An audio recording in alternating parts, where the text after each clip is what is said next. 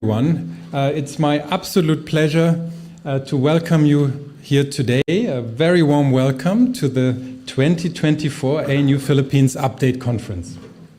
Before we begin, I would like to respectfully acknowledge the Nanawal and Nambri people, the traditional custodians of the land on which we gather today, and I pay my respect to their elders, past, present, emerging, and I extend that respect to all First Nations people present. We recognize that this unceded land has been a place of learning and sharing knowledge for tens of thousands of years, and today we are privileged to continue this tradition. My name is Björn Dressel. I'm the director of the ANU Philippines Institute, and on behalf of this year's organizing committee, Maria Tanyag, Paul Hutchcroft, Cleo Kalimbahin, it's my great pleasure to welcome you all. I will leave the formal introduction of our distinguished guest to our College Dean, Helen Sullivan, who will speak shortly. In the meantime, what I would like to do is, very briefly, to take a moment to reflect on today's significance. The last ANU Philippines update was in 2018, and in fact, later today, during the book reception hosted for Veronica Taylor and Steve Root, we will hear a bit more about the insights from that conference. Thanks to the generous support from our friends at the Department of Foreign Affairs and its Philippines project, we are thrilled now to relaunch this important tradition. We are already planning next year's Philippines Update Conference in the Philippines, most likely in Manila. We will be back here in 2026, and we will go back to the Philippines in 2027. And I promise you, we are not going to go back to Manila. We will be finding a nice place outside metropolitan Manila. Hold me accountable. Country updates and country update conferences have a very proud tradition in our College of Asia in the Pacific. And we are delighted to continue this today with the ANU Philippines Update. Even more exciting, this year marks the first time that we have the full support of the newly established ANU Philippines Institute, which with your support and engagement over the years will be a permanent fixture in the decades to come. So I want to extend at this point my sincere thanks once more to our Dean Helen Sullivan for her continued support and the vote of confidence in this initiative.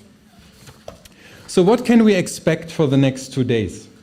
As already experienced by some yesterday during the energizing postgraduate conference, and our ambassador Helen can talk to that a bit later, this conference will offer an opportunity, really a unique opportunity, to immerse ourselves in debates, in discussions, in networkings on key issues facing the Philippines. The update serves as a central platform for scholars, policymakers, and practitioners to come together and explore the pressing issues, political, economic, social, shaping the future of the Philippines. We are honored today to welcome over 15 leading scholars from the Philippines and Australia, covering a diverse range of topics that reflect both the challenges and opportunities ahead for the Philippines and the broader region. This year's conference could not come at a more opportune time.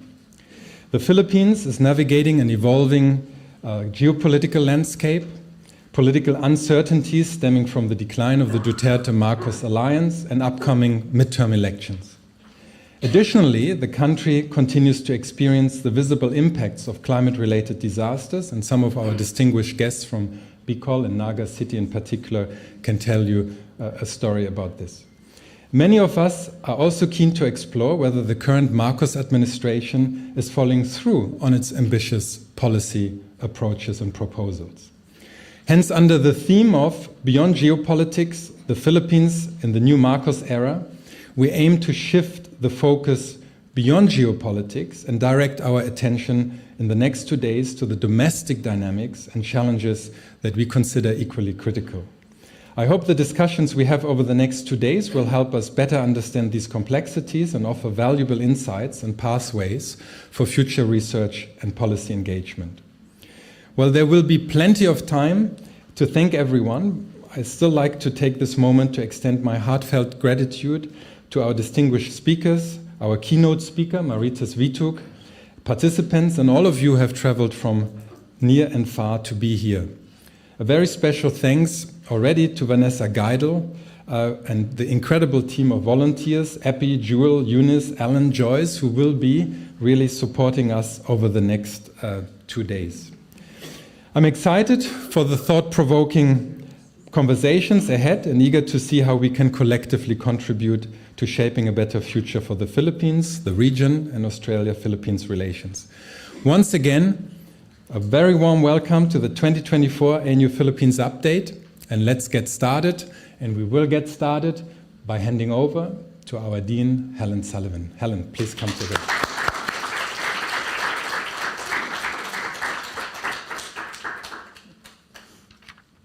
Thank you, Bjorn, and good morning, everyone. And I have a confession to make. I'm the reason we're starting late, and I do apologise. So please blame me. It's wonderful to see you all here, particularly some very good friends from the Embassy as well as DFAT. I'll say a bit more about that in a moment. As we begin, I would also like to acknowledge the first Australians on whose traditional lands we meet and pay my respects to elders past and present and acknowledge that this land was never ceded. So as Dean of the College of Asia and the Pacific, a unique institution unlike anything else in the world, it is my absolute pleasure to welcome you all to the ANU campus and to the 2024 Philippines Update. I would like to extend a special welcome to our keynote speaker, Maritas Vitug, who will be speaking later this afternoon, and also a very, very special welcome to the Philippines Ambassador to Australia, Her Excellency Helen de la Vega. It is an absolute honour to have you with us. Helen has been such a supporter of the work, the ongoing work, and the fight, the struggle, the pain, the suffering that so many people have been through to re-establish this wonderful institute. And it's safe to say that without Helen's support, there was a very great opportunity that we might have given up at some point. So we really, really appreciate you being here, Helen. And also to the colleagues from Australian Department of Foreign Affairs and Trade, including Jane Duke, who's the Assistant Secretary of the Southeast Asia Maritime Branch of DFAT. I can never say that. We couldn't be doing any of this without DFAT's support, and we thank them for both their generosity, but also their ability and their willingness to engage with us in collaboration as genuine partners. It makes a huge amount of difference, and we really appreciate it. I know, and Bjorn's indicated, that there are many distinguished speakers here today who've travelled all the way from the Philippines. We thank you for coming, and we look forward to hearing your insights throughout the afternoon. The event is also being live streamed for as long as ANU's creaky technology can manage it. So there are also many people listening from the Philippines and elsewhere. Thank you all for joining us, and I hope that you have a great experience. As Bjorn says, there was a very successful graduate day yesterday, and I think that those successful graduate days always set the tone for the update proper, and so the agenda certainly looks like you've got a packed 2 days coming up. As you all know, and Bjorn tells me regularly, organising a conference like this takes a lot of hard work, and I would really like to sincerely thank Associate Professor Bjorn Dressel, the Director of the ANU Philippines Institute, for his leadership. It's a collective effort. They're always very keen to indicate that they work collectively, but somebody has to be in the lead, and Bjorn has added this to his many other duties, and we're very grateful to you, Bjorn. And also to acknowledge and thank Vanessa Geidel from the CAP Partnerships team, who works tirelessly to make this event happen and to assure everything runs smoothly, all the while doing a million other things. The College of Asia and the Pacific plays a critical role in advancing Australia's engagement and understanding of our region. As some of you may know, and Bjorn's indicated, we host 11 regional and country institutes and centres, now including the Philippines Institute. The role of these institutes is to foster greater collaboration through the research and engagement activities. Most of these institutes hold regular updates like this one, And these are flagship events for our university. They bring together scholars, practitioners, together to analyse, debate and better understand contemporary developments in our region. For more than 3/4 of a century, Australia has been honoured to count the Philippines as a close friend. Our friendship is underpinned by trust and respect, as well as a shared vision for the region. Just last year, as you know, Australia's Prime Minister Anthony Albanese visited the region and announced the elevation of the Australia-Philippines relationship from a comprehensive partnership to a strategic partnership. And in February this year, the President of the Philippines, Ferdinand Marcos Jr., visited Australia and delivered a speech to Parliament, which I was very lucky to be at, where he highlighted the importance of coming together as partners to face the common challenges confronting the region.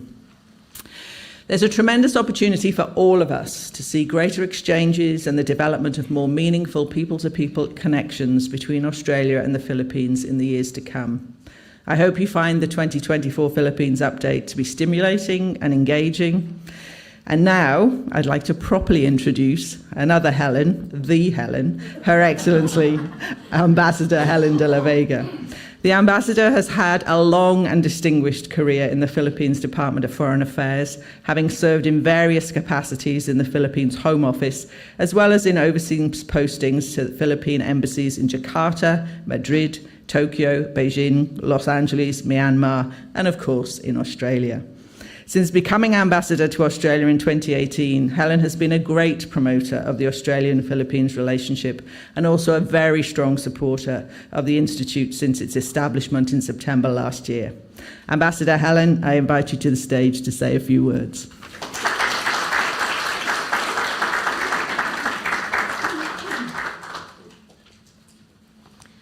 Thank you, dear Helen. Mine is with 2 L's, yours is 1 L. Honorable Jane Duke, Assistant Secretary for the Southeast Asia Maritime Branch, Department of Foreign Affairs and Trade, Australia. Dear Professor Helen Sullivan, Dean of the College of Asia and the Pacific, ANU. Associate Professor Bjorn Dressel, Director of the ANU Philippines Institute. Distinguished professors, visiting fellows, scholars, ladies and gentlemen, good morning. I'd like to also begin today by acknowledging the traditional owners of the land where we gather today and pay my respects to the traditional elders past and present and their continuing connection to land, waters, and communities. I also wish to recognize the pivotal role that the First Nations peoples play in caring for the environment across the country. It has been more than a year since the Philippines and Australia marked a significant milestone with the elevation of relations to a strategic partnership, which was referred to earlier by Professor Helen during the visit of Prime Minister Anthony Albanese to Manila, where he announced the establishment of the ANU Philippine Institute. Since its inception, the Institute has served as a platform for dialogue and scholarly exchange, and the Philippine Embassy has been a steadfast partner to help cultivate strong partnerships and linkages towards the shared goal of enriching perspectives and deepening mutual understanding on the contemporary topics affecting the Philippines, Australia, and the broader region. Today's event is called the Update Conference, and so allow me to recap some of the recent collaborations we have had with the Institute. The formal launch of the Institute was graced by Justice Antonio Carpio, who delivered an insightful lecture on the South China Sea, the history and complex geopolitics of the region, and more importantly, the essence of upholding international law in the peaceful resolution of maritime disputes. Earlier in 2024, Philippine Foreign Affairs Secretary Enrique Manalo was a guest in this building. He engaged in a roundtable discussion at the Institute to explore and build on pathways for deepening bilateral cooperation. The Embassy also participated in the Institute's hosting of the screening of Dr. Alvin Yapan's documentary highlighting indigenous Philippine languages and the preservation of our cultural heritage. The Institute also organized a dialogue with former Vice President Attorney Leni Robredo on her experiences as a female leader and harnessing the potentials of grassroots communities. We also celebrated the Philippines-Australia Friendship Day in May this year through a turnover ceremony with the Institute for the Philippine Embassy's donation of 71 books to ANU Library to help enrich resources for research and learning for those interested in Philippine studies. I was very delighted when Professor Bjorn shared with me a list compiled by the ANU Library of ANU PhD and master's thesis on the Philippines from 1964 to 2024, an impressive, indeed impressive collection of 136 scholarly works that reflect the depth and breadth of research on the Philippines over the past 6 decades. Topics of the collection range from agriculture to public health, environment, culture, politics, and economy. The same topics which were affirmed yesterday by the scholars during their workshops. As I was browsing through the compendium, I found it very interesting that the very first entry was published by a Belgian academic, Mr. Jean-Luc Vallée, entitled Asian Policy of the Philippines, 1935 to 1963. The dissertation was undertaken with the desire to gain a greater understanding of the relations between the emerging states of Asia, and it is with that in mind that he studied the foreign policy of the Philippines, the first state in Southeast Asia to have acceded to independence from colonial tutelage. The theme of today's conference is about the Philippines in the new era. Indeed, a lot has happened since Mr. Vallée's thesis was written, and the foreign policy of the Philippines has evolved through the years. We are navigating rapid technological advancements, economic transformations, and shifts in geopolitical dynamics. As Philippine ambassador to Australia, tasked to advance foreign policy for our national security, economic security, and the welfare of overseas Filipinos, I can confidently affirm that the strengthening of our relationship with Australia is a priority of the Philippine government, demonstrated no less than the elevation of our relations to a strategic partnership in September 2023. In a demonstration of our resolve and commitment to collaboration, cooperation, and shared responsibility to address risks, threats, and challenges for a region that is open, stable, resilient, and prosperous. Our joint work towards this significant development and the realities we face in recent years showed us the following. First, Australia and the Philippines are long-standing partners committed to the defense and preservation of the rules-based international order.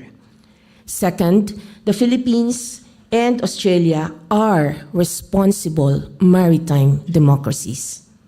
And third, the Philippines and Australia are both treaty allies of the United States that share significant economic and people-to-people ties with China. The Philippines, as a middle-income country, looks at Australia as a middle power, well-placed to steer and reinforce the rules-based order that has benefited us all, and a trusted partner, the first dialogue partner of ASEAN and our first comprehensive strategic partner. Guided by the bilateral joint plan of action, we are committed to working closely together across key areas including political and strategic engagement, defense and security, which is the bedrock of our relationship, law and justice, maritime security and biodiversity, trade and investment, development cooperation, health science and innovation, environment, climate change and disaster management, education and skills development, tourism, and people-to-people connections. These efforts are aligned with the Philippines Development Plan, and at this point, I would like to acknowledge the presence of Undersecretary Joseph Capuno. Where is he? There, sir. Hello. And our socio-economic agenda, supporting the call for transformative change in our economy and our society to foster an environment that allows for equal opportunities and inclusive growth for all. We are very pleased with the positive trajectory of the strategic partnership, and the Embassy is a witness to the numerous inbound and outbound delegations that have kept this momentum going. We conducted the first bilateral amphibious exercise Alon in Zambales and the Indo-Pacific Endeavor in 2023. In November 2023, we held our inaugural maritime cooperative activity in the exclusive economic zone of the Philippines that involved assets from our respective navies and air force. The Philippine Army and its Australian Army counterparts held a month-long exercise Karabaru 2024 in July in Darwin. The Philippine Air Force also deployed its air assets, the first ever participation in the exercise Pitch Black warfare exercise in Darwin in August.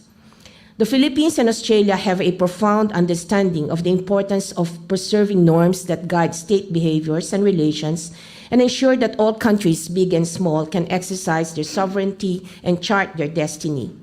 Both our countries are founding members of the UN, earliest US allies, and original UNCLOS signatories.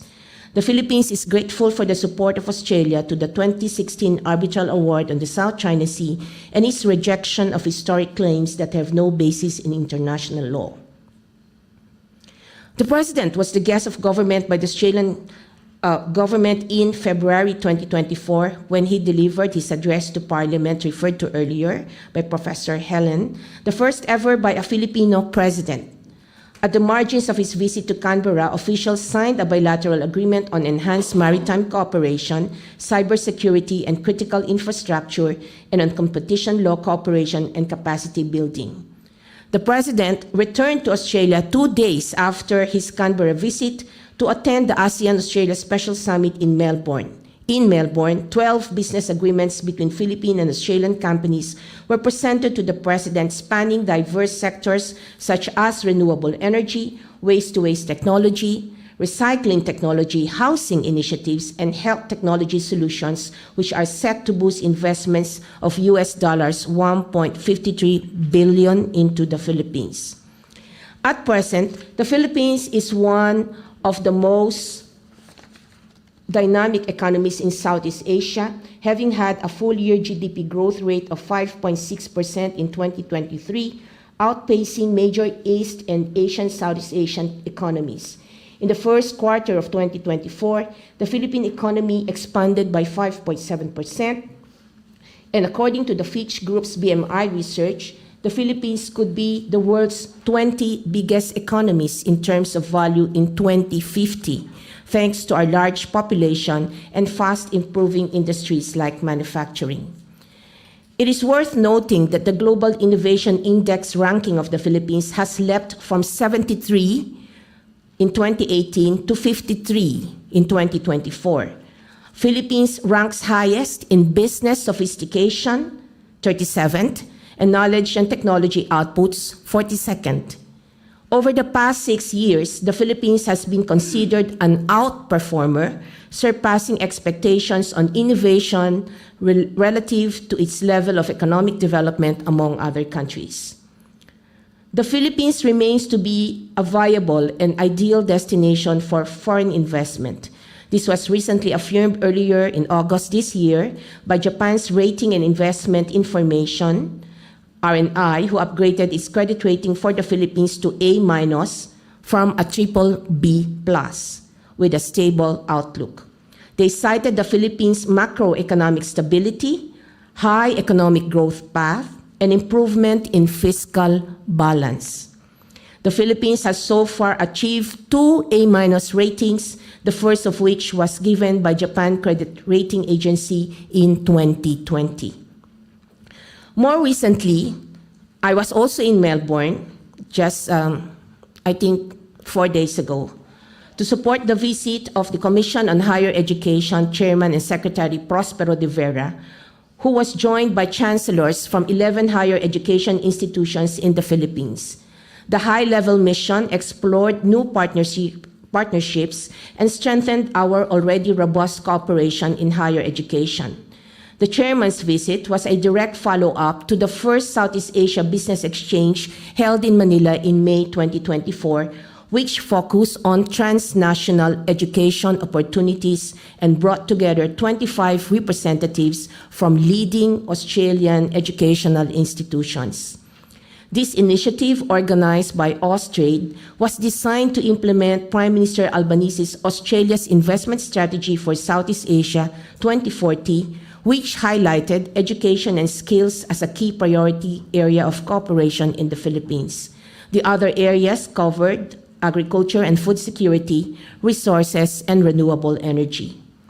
Education cooperation between Australia and the Philippines has taken a significant step forward through initiatives like today's update conference.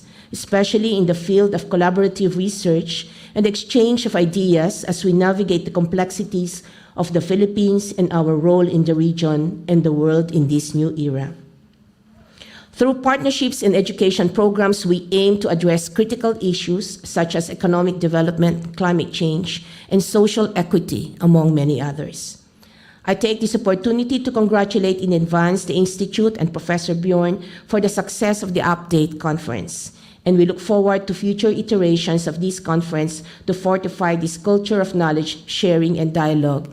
And I hear you loud, Professor, you don't want Manila. We're going to the province next year.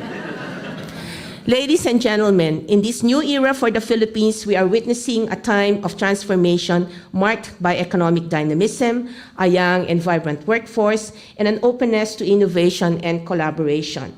We're not just looking at the progress made, but envisioning the opportunities ahead, and we make change happen as we generate innovative solutions that address contemporary challenges and contribute to the sustainable growth and resilience of the new Filipino and the new Philippines. Thank you so much for your kind attention. Maraming salamat. Mabuhay po tayong lahat.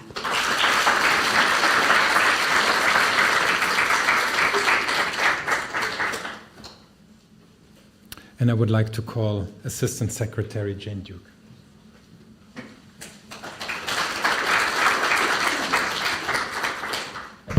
Good morning, everyone. I'd also like to acknowledge the traditional custodians of the land on which we meet and pay my respects to elders past, present and emerging.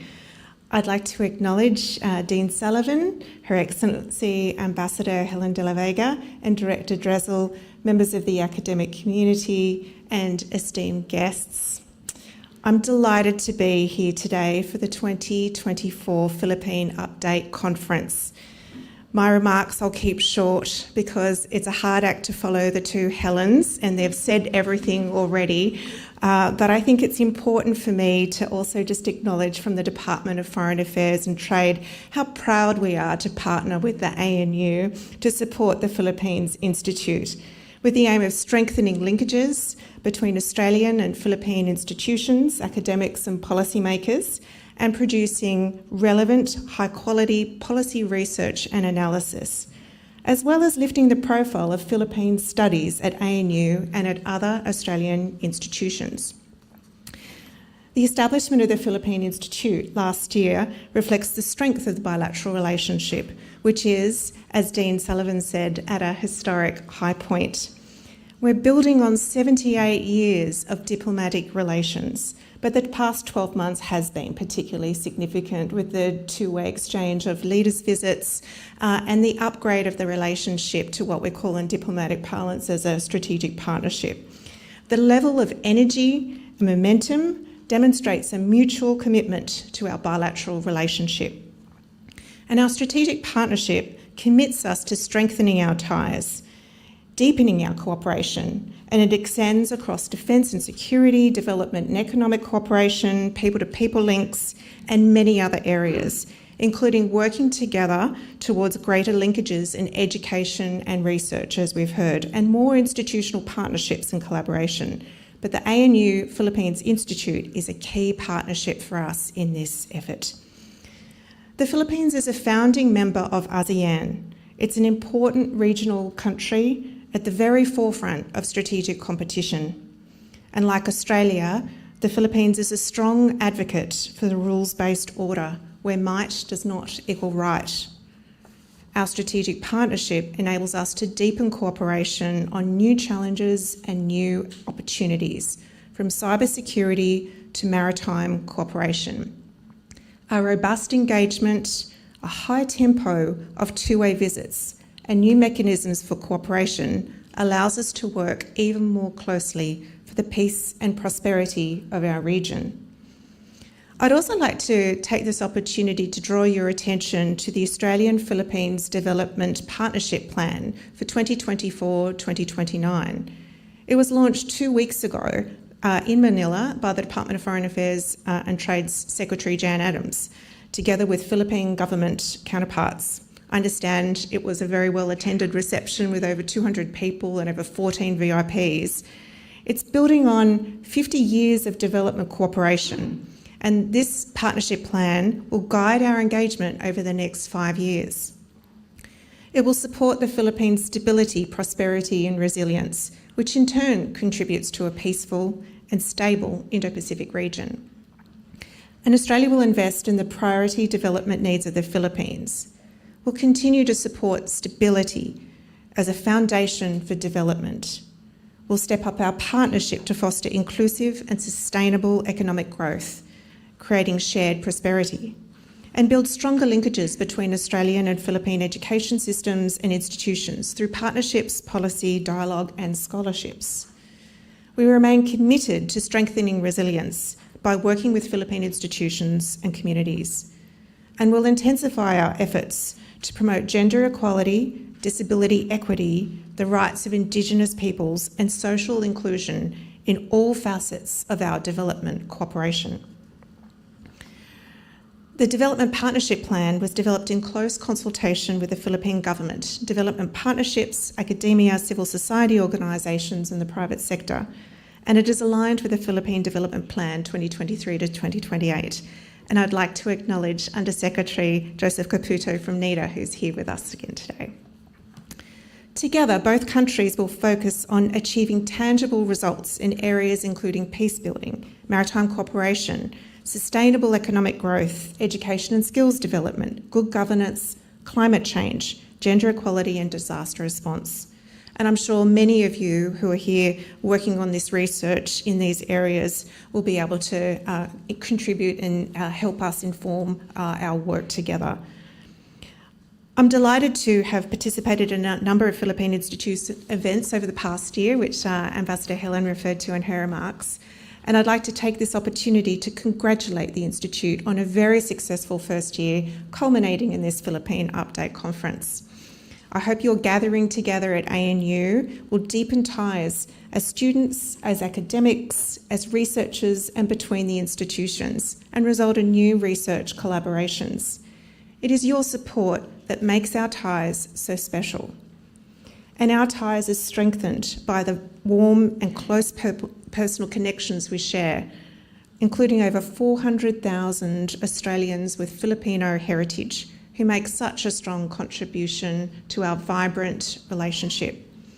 I wish you all the best for the conference and give a special welcome for those of you who've travelled to be here. Thank you very much.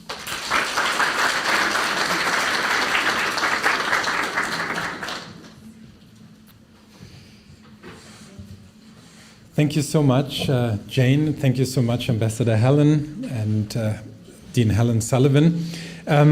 We will be moving straight into the program. So Vanessa just asked me to say a few things about housekeeping. I don't think you need a lot of coaching in this respect, but just as a reminder, our toilets are outside on the right-hand side. If there's a pressing need and a long queue, you might even go to the building opposite the cafe. There are more toilets to be found there. I would also like all of you maybe to switch your phones to silent mode. I think that's generally encouraged, and if you need to leave the room, please do so in a manner that won't interrupt the program. For those of you who are online, you're encouraged to pose questions in the online forum, and we will make sure we will read out these questions. And for those of you who are in the room, maybe if you could briefly introduce yourself when it's your turn or you're the one asking a question. So let's move straight to the first part of our program. You might have realized that there is a slight separation in days. The first day is really our outward-facing day. We have a political update, we have an economic update, we have a social, environmental update. Our second day is more a closer academic roundtable discussion. And so I'm particularly delighted to start the day with our political update, focusing on the Marcos Jr. administration from populism to reformism. And I will invite Melai and Cleo to come and have a seat here already in front. Everyone is probably glued currently to the congressional hearings that are playing out in the Philippines, and so this could not be a more timely topic, and we are absolutely honored to have today with us Professor Carmel Melai Abao from Ateneo University, a leading voice on governance and political reform in the Philippines. Melai is an associate professor and current department chair of the Department of Political Science at Ateneo Manila University. She completed a master's degree in politics and governance at the Institute of Development Studies of the University of Sussex and a PhD in development studies at De La Salle University. She specializes in social movement studies, labor and migration, and international political economy.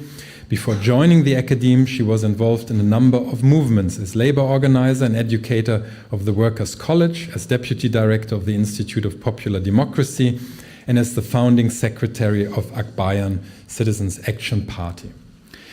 Joining her as a discussant is Professor Clio Kalimbahin, the Philippines Institute's newest senior fellow. She will stay with us for 18 months and she will make, I believe me, a lasting impression on our work, and I'm absolutely delighted to have her here today and around for the next 18 months. Clio is a professor of political science specializing in elections, corruptions and democracy studies in the Department of Political Science and Development Studies at De La Salle. She completed her PhD at the University of Wisconsin-Madison. Guess with whom? And among her many publications is Mapping the Philippines' Defective Democracy with Julio Tihanki. And she is an award-winning book author, and we will probably hear more about that as the day goes by.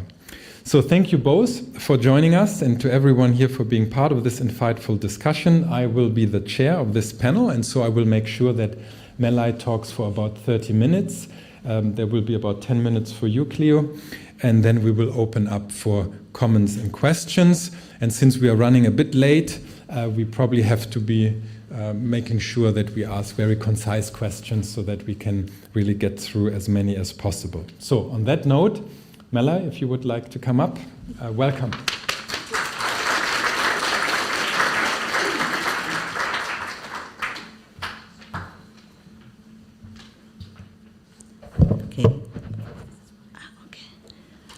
Magandang umaga po sa ating lahat. Maayong buntag. First of all, thank you very much to ANU Philippines Institute for this invitation. I was asked to give a political update on the Marcos Jr. or Bongbong Marcos or BBM administration, and I have organized my presentation around this theme, which is really a question for everyone in the room. Is the Marcos administration moving away from populism towards reformism? Is BBM a populist or a reformist? The landslide victory of the tandem of President BBM and Vice President Sara Duterte in 2022 is often attributed to the coming together of the Solid North, the Marcos bailiwick, and Fortress Mindanao, Duterte's stronghold. Very early into BBM's term, cracks within team unity became visible. The first sign of a crack was BBM's appointment of Sara Duterte as Secretary of DepEd, the Department of Education, instead of DND, the Department of National Defense, touted to be Sara Duterte's preference. Another early sign was the release of Leila de Lima, a senator and a staunch critic of the former President Rodrigo Duterte. De Lima's release from prison after 6 years was a product of judicial processes, but the fact that it happened under BBM's watch ignited suspicions that not all was well with the Marcos-Duterte alliance. There were also several news reports of Sara Duterte snubbing BBM at public events. The photo that you see on the screen was taken on January 25, 2024, at the DepEd event, where President BBM lauded VP Sara's work at DepEd. Just 3 days later, in the Duterte hometown of Davao City, Sara's father, former President Rodrigo Duterte, declared during a public rally that President BBM was and is a drug addict. This declaration was followed by a release of a video showing BBM snorting cocaine. Okay. National security forces subsequently showed proof that the video was fake, and so Duterte's narrative about BBM as addict never gained traction. Since then, the tables have been turned against the Dutertes, with Philippine Congress as a battleground. Both the Senate and the lower house of Congress have been relentless in questioning Sara Duterte's budget for the office of the Vice President and the DepEd, which included 500 million and 150 million for confidential funds, respectively. There are, in fact, moves in the House to impeach Sara as Vice President. Moreover, Duterte's allies, such as Pastor Kibuloy of the Kingdom of Jesus Church and Harry Roque, Duterte's former press secretary, have had to endure Senate and Congress inquiries and now court cases for their alleged involvement in cases of sexual harassment, rape, human trafficking, and illegal Chinese-led POGO operations. Running a unity ticket with the Dutertes meant that BBM shared, or at least approved of, the Duterte brand of governance, which has been characterized by many scholars and political analysts as populist. Now that Team Unity has collapsed, we see BBM not just moving away from Duterte's populism, but actively criticizing the former president's populist policies, such as the war on drugs. So, is BBM a reformer and not a populist? This presentation borrows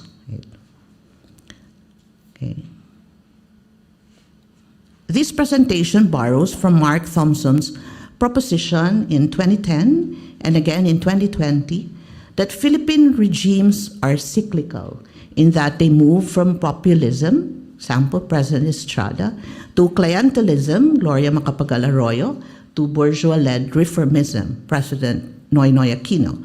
Once reformism fails, the cycle begins again with populism. Example, President Duterte. The framework suggests that if BBM were indeed like the populist Duterte, what is likely to follow is a clientelist or reformist regime. Now that BBM has separated from Duterte, an examination is in order. Is BBM moving away from populism towards either clientelism or reformism? BBM has already been dubbed an unlikely reformer, especially for his West Philippine Sea positioning. Are policy shifts under the BBM administration indicative of a reform agenda, or is BBM merely trying to differentiate himself from the Duterte brand? What are the limits and possibilities of reform under the BBM administration?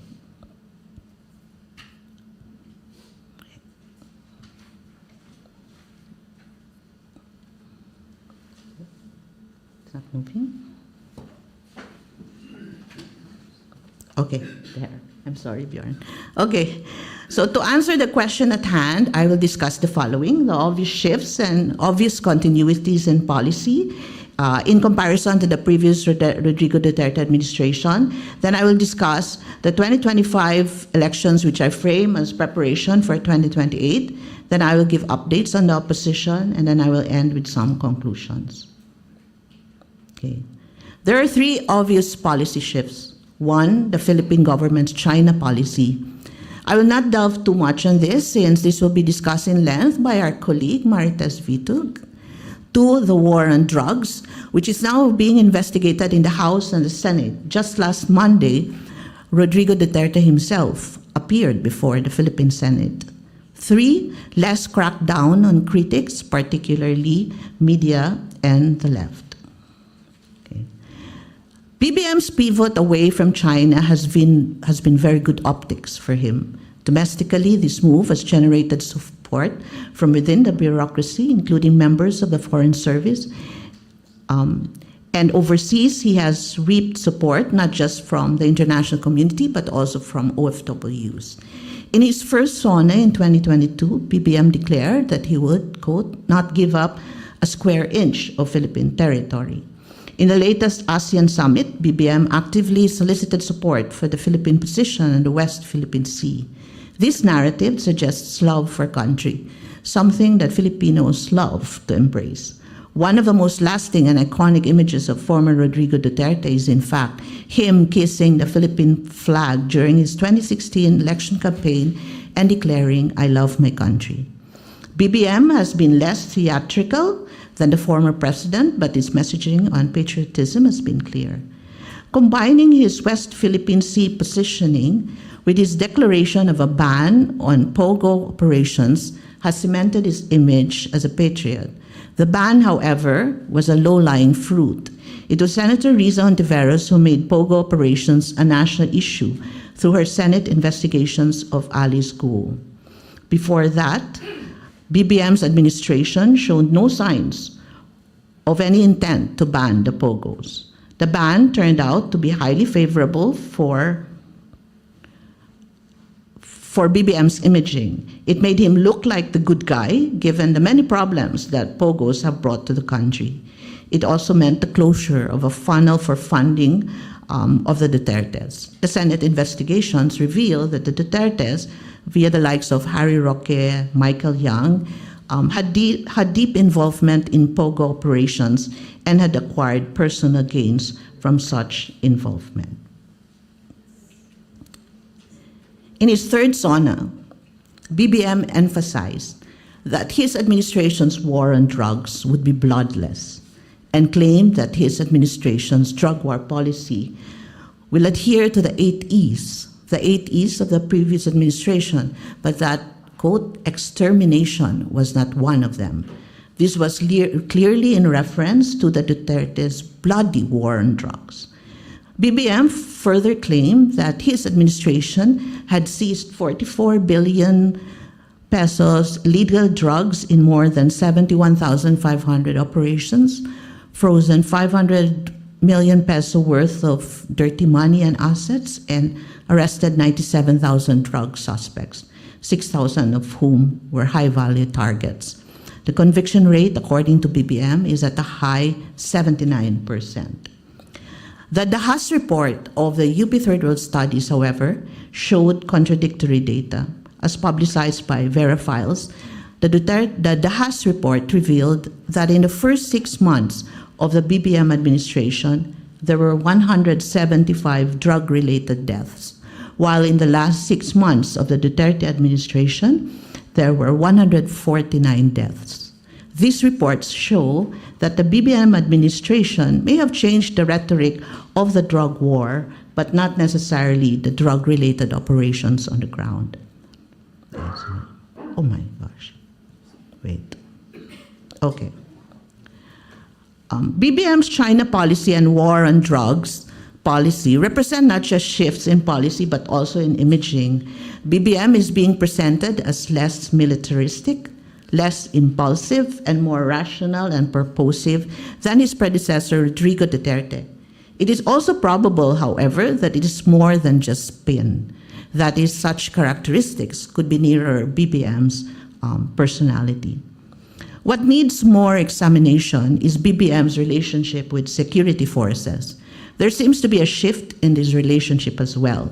When it comes to the military, BBM seems to be keeping a distance, and there is no evidence that he is courting the military in the way that Duterte actively did. BBM, in fact, has insisted on mandatory contributions of military personnel to the GSIS pension fund. This insistence is controversial because for many years, not paying any contribution was a privilege accorded to the military. Meanwhile, BBM's relationship with the police needs even further examination, since the police has always been within the clutches of the Dutertes. However, the BBM administration's capacity to mobilize the police was visible during the arrest of Pastor Kibuloy, a Duterte ally. Some 2,000 police were mobilized to search for and arrest Kibuloy in his Kingdom of Jesus Church compound in Davao City.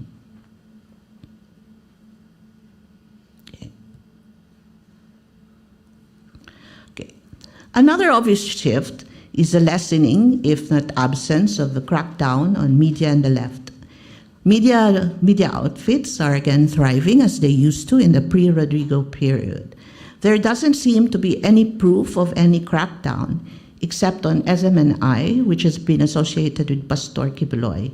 In a move similar to the congressional revocation of the ABS-CBN franchise, BBM's supermajority in the House of Representatives voted to revoke the franchise granted to Suara Sug Media Corporation, which operates the SMNI. Apart from that, BBM seems to be taking on a laissez-faire attitude towards media. Most likely, this is because BBM and his camp understand that in the skirmish with the Dutertes, they need the media. The peace process seems to have halted, despite the November 2023 Oslo joint statement of the Philippine government and the National Democratic Front to explore talks to come up with an agreed framework for peace negotiations. There have been no formal talks. There continue to be reports of desaparecidos, especially among leftist activists from environmental movements, but Malacanang seems to have distanced itself from these disappearances.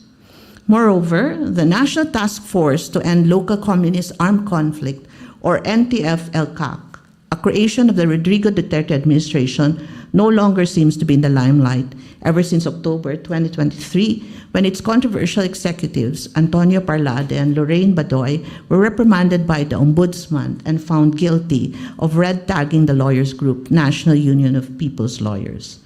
The NTF-LCAC budget of 2023 was slashed by 3.7 billion pesos. There was no official explanation for this budget cut, but for 2025, the proposed NTF-LCAC budget has been increased to 7.8 billion, particularly for items related to its barangay development program. This allocation means that there could be peace, or there will be peace-building efforts at the local level. At the national level, peace negotiations could be happening, but outside of the public radar. The relationship between Malacanang and the NDF-CPP-NPA is likely to be shaped as well by the 2025 and 2028 elections.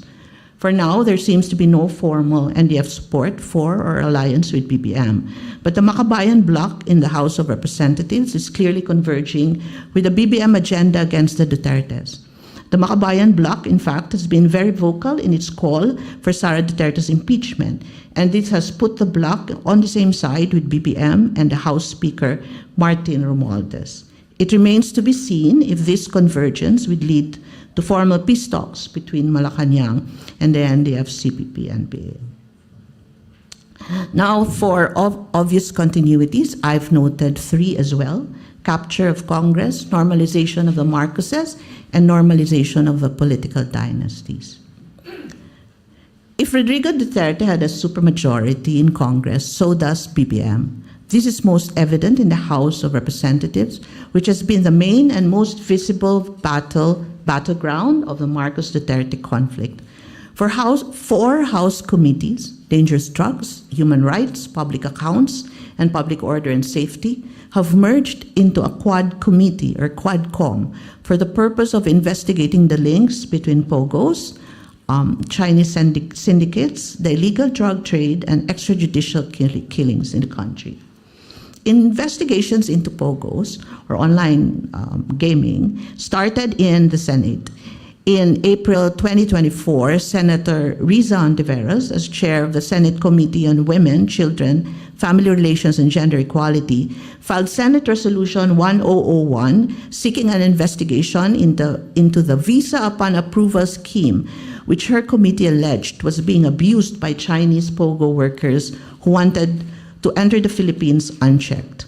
Ontiveros then called for an immediate ban on POGOs, claiming that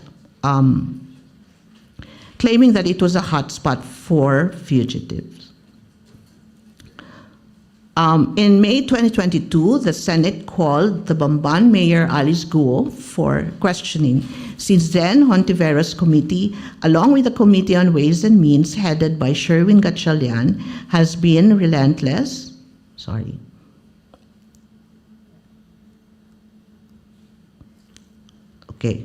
Has been relentless in gathering evidence regarding Alice Guo's false nationality and her links to POGO exchanges. Normalization of the Marcoses. BBM is turning out to be less militaristic and less toxic than his predecessor, Rodrigo Duterte. He has successfully differentiated himself from Duterte, and in his very public conflict with the Dutertes, this has been a clear advantage. In his first 100 days and the first year of his presidency, BBM was actually depicted as being mostly fun and games. He was often seen at concerts and those car racing games with his family and close allies. Unlike Duterte, who started strong with flagship programs like the drug war, BBM had no centerpiece or self-defining agenda. Instead, he just muddled through the presidency. His purposes and objectives and values were quite vague. Criticisms against BBM, however, were quickly overshadowed by criticisms against the Dutertes. Beside Rodrigo Duterte, BBM looked like the good guy, and beside Sara Duterte, he seemed like the more honest guy. All these have contributed to BBM's positive imaging. He is a normal politician now, not the dreaded son of a former dictator. His choice of cabinet members also showed that he was somehow different from Duterte. There was obviously some level of vetting, and he threw in some technocrats and progressives in the mix. Example, Balisacan for NEDA, Kakdak for DMW. It must be noted, however, that the more crucial posts, crucial in terms of gatekeeping, were given to traditional politicians. Example, Teodoro for DND, Angara for DepEd, Remulla for DILG. The best thing that has happened to BBM in terms of positive imaging is a fragmentation of team unity. This has enabled him to consolidate around a common enemy. Even erstwhile critics like Senator Riza Ontiveros and the Makapayan Bloc are now viewed to be on his side. With his recent shaking of hands with former opponent Leni Robredo, BBM is now positioning himself as a real unifier, more unifying than the Dutertes. Sara Duterte, meanwhile, is positioning herself as a victim of the Marcoses' betrayal. Her messaging is clear. The Filipino people love her, and BBM and Speaker Romualdez are doing everything in their power to stop people from loving her in time for the 2025 and the 2028 elections. Thus far, BBM's response has been silence. In this case, non-response is clearly a response. It is sending the message that Sara Duterte is inconsequential, not even worthy of a rebuttal. Meanwhile, BBM's allies, especially in the House of Representatives, have been taking the cudgels for him on this issue. At the very first SONA, it was clear that BBM's administration would be shaped by strong political dynasties, not a strong man. The Marcos family was overrepresented. BBM as president, cousin Martin Romualdez as Speaker of the House, son Sandro Marcos as member of Congress, and sister Amy Marcos as member of the Senate. There were also 2 Villars, 2 Cayetanos, 2 Estrada Ejercitos, and the usual family names, Tulfo, Ortega, D, Adyong, De Maporo, Co, and many more dominating public posts at both the national and local level. Political dynasties are a long-standing feature of Philippine politics. This time around, what's new is the intensified defense of dynasties by dynasts themselves, thereby normalizing the phenomenon. Here are some examples of intensified defense of dynasties. Brian Poe Llamanzares, the son of Senator Grace Poe, he said, "I served government for 10 years under my mother. I studied sustainability, national security." Camille Villar, daughter of Manny and Cynthia Villar, "I am the only millennial candidate. My values are rooted in sipag at tiyaga, which I learned from my parents." Vilma Santos, whose 2 sons are also now running for local posts in Batangas. She says, "That's not new. There have always been dynasties. As for our family, we serve. We're here willing to serve. We give more." And finally, Paulo Ortega, of the Ortega dynasty that's been around since the early 1900s. It is not a direct political dynasty because we elect them, the public officials. That is political democracy. Okay? So these arguments for dynasties are now reinforcing the notion that one, dynasties are here to stay, and two, they're not all that bad. Okay. Now for the 2025 elections, the factionalism of the Marcoses and the Dutertes will likely continue, even intensify, in the lead up towards the May 2025 elections. Whoever fields and wins the most allies in the 2025 elections will have greater chances of winning in the 2028 elections. At the moment, the Marcos camp has a clear advantage. With a supermajority in Congress and an entire bureaucracy behind it, it is likely to generate more wins than the Duterte camp. For the Senate race, only BBM has a full slate. The Dutertes, meanwhile, are fielding only re-electionists Bato de la Rosa, Bongo, and actor Philip Salvador. Okay, this is for the Senate, as PDP candidates. Although former President Duterte was originally set to run for the Senate, he backed out last minute to continue his bid for the mayoral race in his hometown, Davao City. It remains to be seen if and how many local candidates, especially in Mindanao, will flock to the Duterte camp.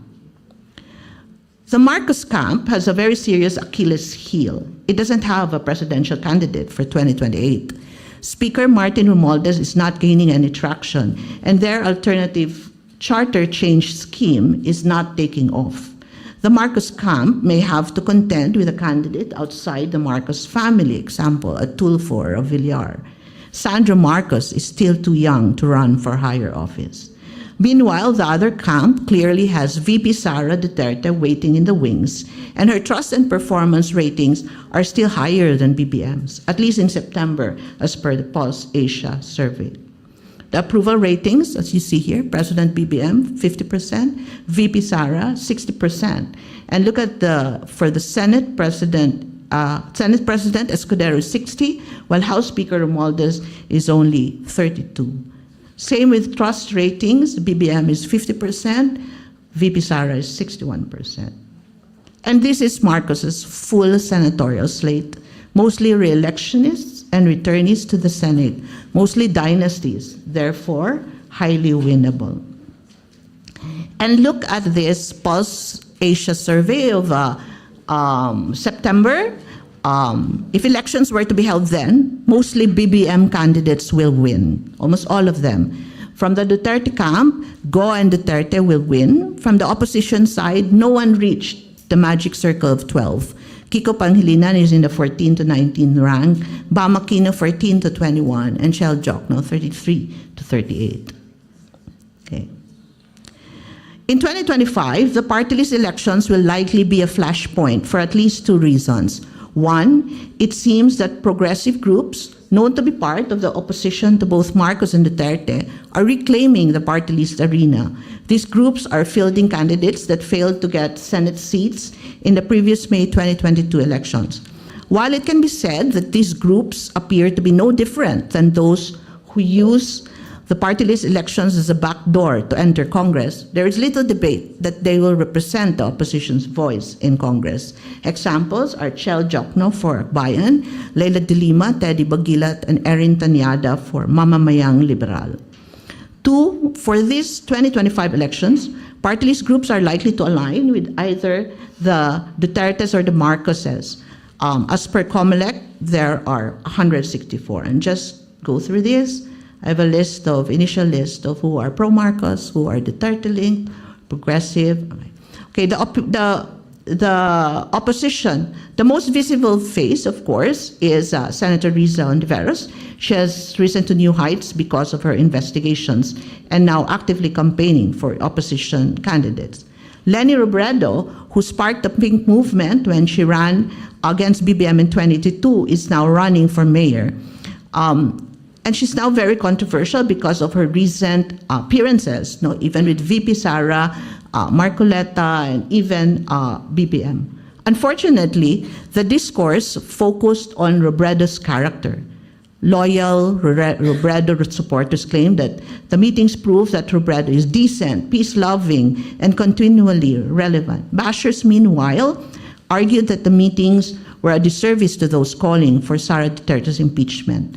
The issue at hand, however, is not about Robredo's character or integrity, since that has already been established, but about the political moment. There is no better opportune time for a consolidated opposition to emerge as an alternative to both Marcos and Duterte and their brand of traditional politics. Unfortunately, the opposition is making moralistic appeals instead of practical ones. The Makabayan bloc is fielding its own Senate slate. Laban ng Masa is also fielding, again, Luke Espiritu. For the conclusions, while there are positive changes, there is no evidence that BBM is a reformer or that BBM is moving towards reformism. While BBM is not populist in the Duterte way, the changes under his watch are not embedded in a larger national development purpose, no? And his reform agenda is not very clear. BBM also continues to rely on political dynasties as his base of support, thereby reinforcing fundamental structural inequalities. In his second year, BBM has been mainly successful in differentiating himself from Duterte and normalizing the Marcoses. So the discourse in 2025 and 2028 will not be about populism or reformism. It will be about who is the lesser evil. Is it Duterte or is it Marcos? Unfortunately, these are the choices at the moment. Darkness or evil. Hopefully this will change in 2025 or 2028. My personal view is it will not. And it will take more than a few generations to break away from this lesser evil discourse. And probably it will take more than elections. Let me just end with a video, Bjorn. This is one of the most iconic of Harry Roque about the lesser evil framework. Okay. Wait, let me just... sorry. I don't know how to put it on. Bjorn? Supposed to. Vanessa? So, it's over there. There. Hindi lang po ito laban ng Duterte at Marcos. Ang laban po ngayon ay puwersa ng kadiliman laban sa puwersa ng kasamaan. Okay. Thank you very much. Maraming salamat.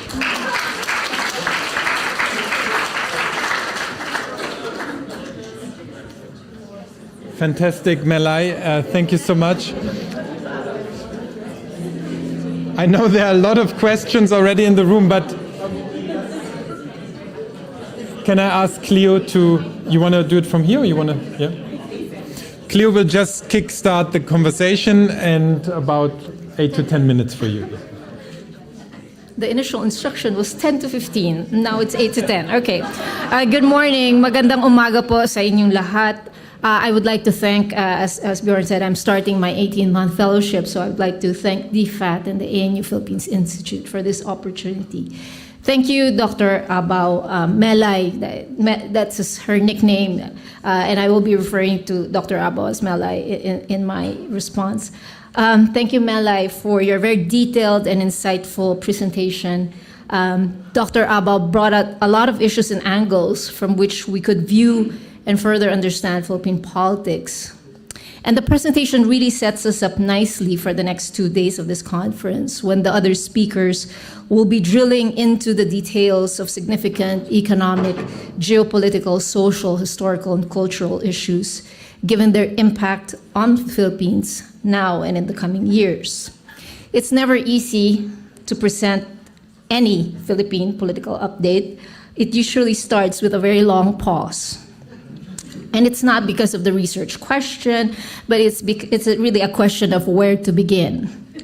When talking about Philippine politics, there are almost always too many moving parts, hidden and not so hidden agendas, multiple players, and competing interests. All these factors contribute to the shifts that Melai discussed in her presentation. In Philippine politics, these shifts can also run in parallel with more of the same problems we've had for a very long time. Today's presentation reinforces what we know about the Philippines. The Philippine state has little autonomy due to elite interests. There is a resilient oligarchical state that manages to control the to control the state, economy, and society by constantly adapting and shifting along political contours. We are seeing more personality politics and the fragmentation of political parties, coupled with uncontrolled campaign money flows. Consolidating democracy requires building strong democratic institutions, such as a fair electoral system, functioning political parties, judicial independence, and accountability institutions. We are one of the oldest democracies in the region, yet with democratic institutions being weakened over time, the Philippines is a state and society burning through its democratic reserves. Melay rightfully began with the initial strength of the UNITEAM, the United Team. UNITEAM was about harnessing the votes from the North and South, reminiscent of a classic move by Marcos Sr. in the 1965 elections. Ferdinand Marcos and Imelda Marcos' combined base of support consolidated votes from North to South as well. Marcos Sr. won in the 1965 elections with 52% of the total votes. Fast forward to 2022, two powerhouse dynasties merged as the United Team. The Marcos dynasty is a force to be reckoned with in the North, while the Duterte dynasty remains strong in the South. The United Team of Marcos and Duterte is reminiscent of 1965, a political move, but with a significant difference this time.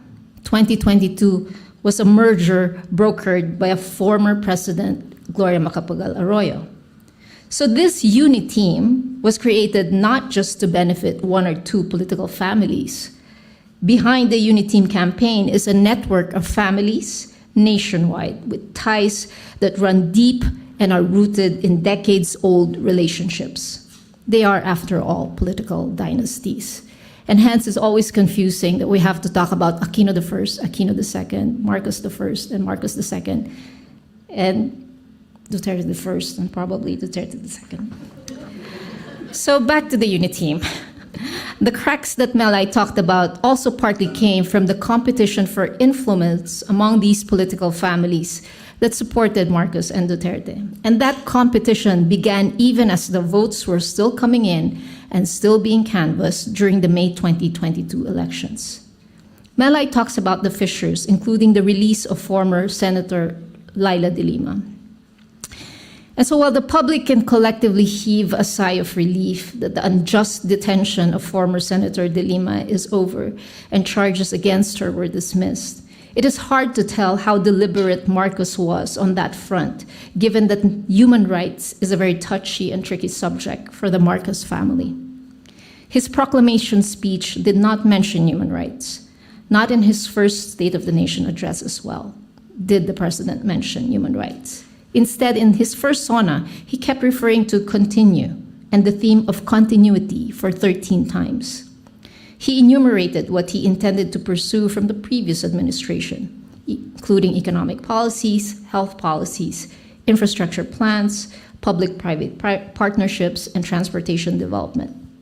There was no mention of human rights and justice for victims of extrajudicial killings. Melay also talked about the use of social media for misinformation and disinformation. Both families, the Marcos and the Dutertes, have successfully used social media for their respective campaigns. And so we should observe closely the digital space for the 2025 elections. Who will have a more successful narrative in the social media space in the run-up to the 2025 and possibly 2028 elections? More importantly, what kind of initiatives can citizens do to counter the mis and disinformation adequately? In the 2022 elections, fact-checking was a big thing, but it had no traction nor broad support. Melay talked about how the tables have turned against the Dutertes when it comes to budget and disbursement. This time there was scrutiny when there was before, and I'm quoting one of the allies of Sara Duterte, a tradition of courtesy, as allies put it in Congress. Accountability suddenly comes to the fore when it politically makes sense for those in power.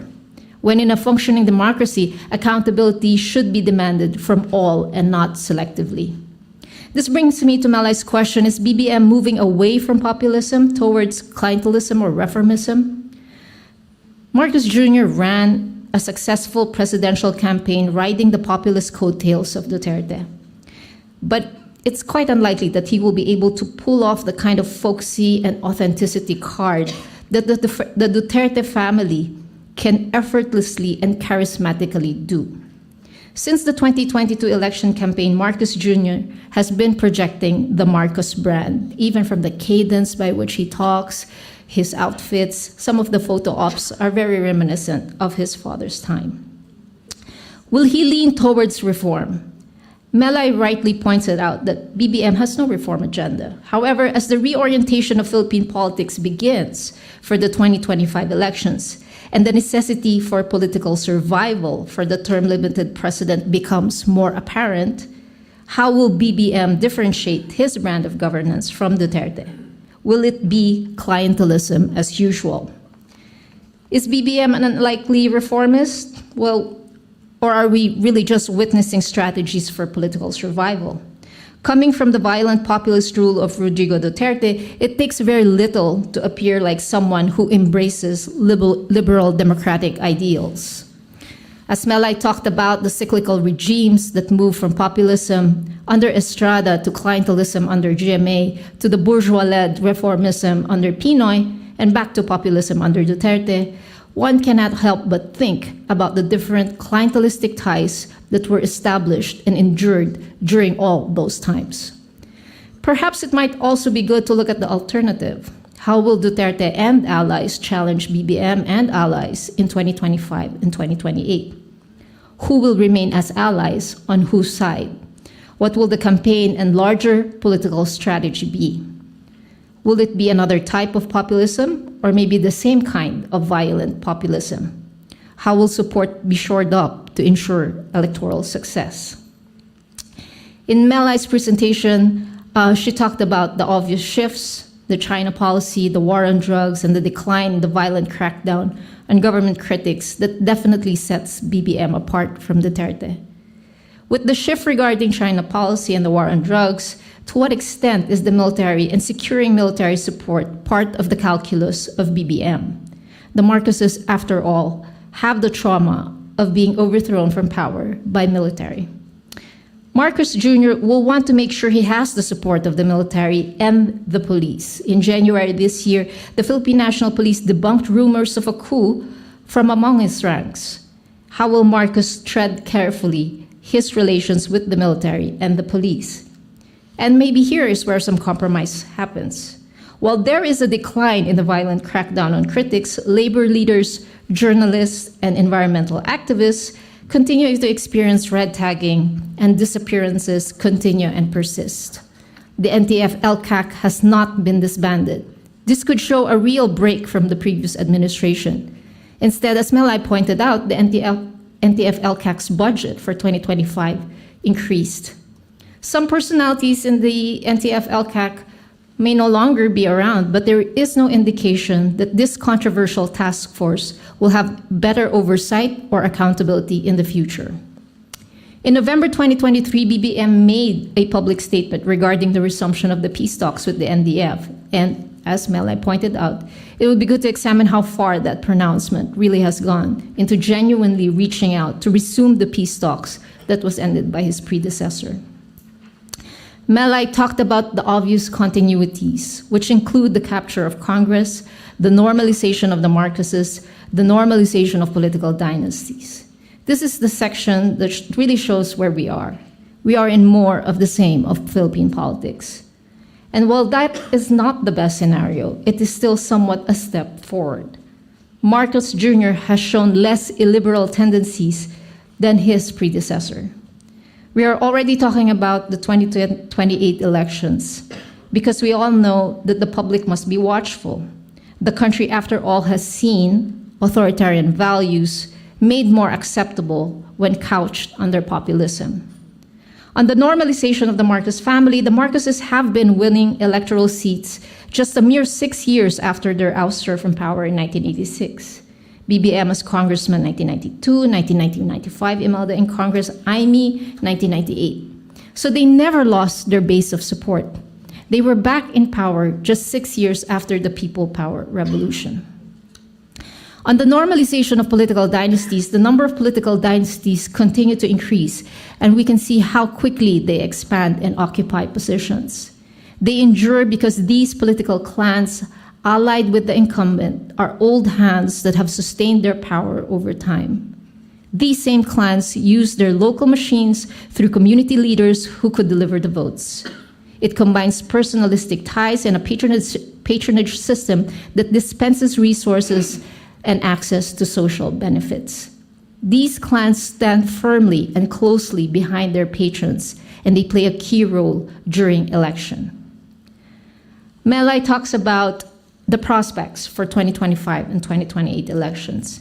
And I agree that the fight between Marcos and the Dutertes will continue. It will be a fight for dynastic dominance, for the top national positions, but also between and among clans at the local level. The Duterte family still has the populist appeal, while the Marcoses and Romualduses are effective in patronage disbursement. But let's also remember that these houses, these clans, can also be divided. Conflict exists within these dynastic families, and these are opportunities that can be explored. What are the prospects for the opposition? It's interesting because key opposition figures are also running under the party list, and this really speaks volumes about the high cost of running for public office in the country. It is never going to be a level playing field, with incumbents having long-term access to state resources. The high cost of campaign finance in the Philippines limits running for public office to a very, very few people. Estimates of campaign expenditure to run for president in the Philippines run in the billions. And candidates submit a statement of contribution and expenses, or SOSE, to the Election Commission. But many candidates are suspected to under-declare their expenditures to keep to the maximum required by law, and also not to divulge their campaign strategy and costs. So based on their SOSE in 2022, one senatorial candidate spent 245 million pesos. That's $4.4 million US. These are staggering amounts of money that starkly contrast with the Filipino family's average annual income. The rising cost of election campaigns favors incumbents, and that patronage flows will continue from national political elites down to significant local elite players. So Melai concludes that the lesser evil discourse will dominate the 2025 and 2028 elections. So if judged against the alternative, that might be so. The end of the normalization of violence under Duterte was a big step forward and a relief. But given the high stakes involved for both Marcos and Duterte, reforming politics will be the least of their concern, either to stay in power or to get to power. So perhaps we're not yet out of the populist woods. Thank you.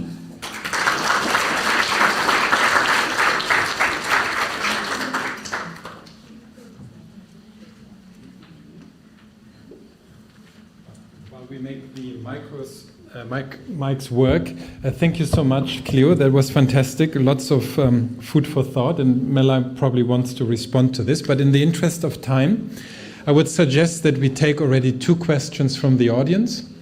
And I will also be looking out to Eunice, who's monitoring our online space. And I understand there are also questions there. So first question maybe to Paul. Do we have a roving mic? Yeah, can we? And Paul, if you could briefly introduce yourself and stick to maybe one question. Questions have generally a question mark at the end. I just repeat this for everyone. Seems to be. A question mark is on the way. Paul Hutchcroft from the Coral Bell School of Asia Pacific Affairs here at ANU. Thank you both for those really keen insights. And I want to pick up quickly on the sliver of optimism that you had, Melai, in your presentation.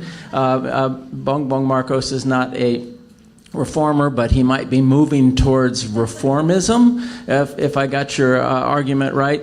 And I'd like to ask specifically about the types of reforms we might expect, and pick up on something you said early on in your talk about the POGOs, and how banning POGOs was low-hanging fruit. And it seems to me that Bongbong hasn't, or that President Marcos hasn't done much beyond low-hanging fruit. Even in the sphere of foreign policy, where he has made extraordinary shift in policy. In many ways, that's not all that difficult, because he's just putting the Philippines back in its traditional geopolitical foreign policy grooves.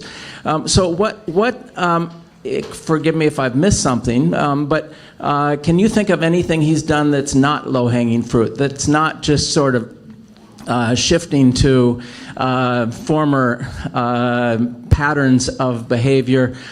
Consider what he didn't do in agriculture when he was taking on agriculture secretary. And consider what he hasn't done along the lines of his father. First presidential decree, if I'm not mistaken, had to do with government reorganization and moving towards the very positive development of the regions, deconcentration of national government offices. So in sum, with a question mark at the end, can you think of anything he's done that's not low-hanging fruit? And I'm sure there's something out there. I'm just asking for your thoughts on what that might be. Okay, there's a lot in there. Okay, maybe Melai, why don't you stay? Yeah. Yes. Paul, I can't think of anything, Paul. No, honestly, I can't. Because even the POGOs, for example, the problem is that he actually just stopped at declaring the ban. And then he goes and appoints John Vic Remulla as DILG, whose family owns a facility in Cavite that is alleged to be a POGO operations hub. So how is he exactly going to ban POGOs with this kind of arrangement? So I really can't think, and as you said, the West Philippine Sea positioning is a bit like the previous positioning. Agriculture, I don't know, maybe JC will have something to say about agriculture and the economy, but we see no, in fact, I think self-rated poverty has also risen. So, wala jud, Paul. I cannot, wala jud. I don't know if Cleo can Why don't we use this as an opportunity to take another question? Fairman, if you...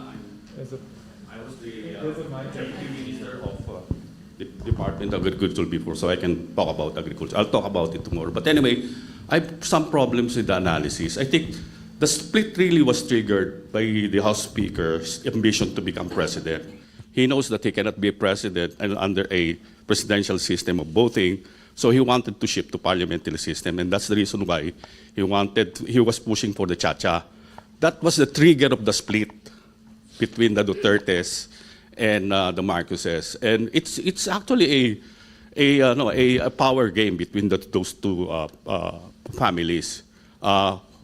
Because we all know that Sara Duterte wants to become the president. The father wanted him to become the president. So that was it's basically a power struggle between the two. It has nothing to do with the welfare good of the Philippines. So I think, and then the second issue that you're talking about reform, because you talk about the politics, but you didn't talk about the economics, you will see a lot of retrogression in the economic policy. I think JC will talk about that. And you will see that in agriculture. In fact, the self-rated poverty, involuntary hunger, SW's latest survey, actually, the hunger actually rose to 23%. This is the highest, after the COVID. And involuntary hunger in Mindanao and Visayas practically doubled. And that's the reason why there's still so much support for the Duterte administration, for the Duterte, because of this problem of hunger and malnutrition, which relates to your agriculture, because we're going to see a decline in productivity this year. But anyway, I'll talk about that tomorrow. Bit of pushback. Eunice, do you want to bring in one question from the online audience? Can we have a mic for Eunice? Yeah, there are actually two questions, but okay, then I'll have to decide. The person was asking what are the predictions, whether Marcos will shift his attitude to the ICC investigation, and what are we to make of the evidence from De Lima and others before the congressional hearings? Thank you. Let me just talk about the ICC. He's been very neutral. He has never, I think,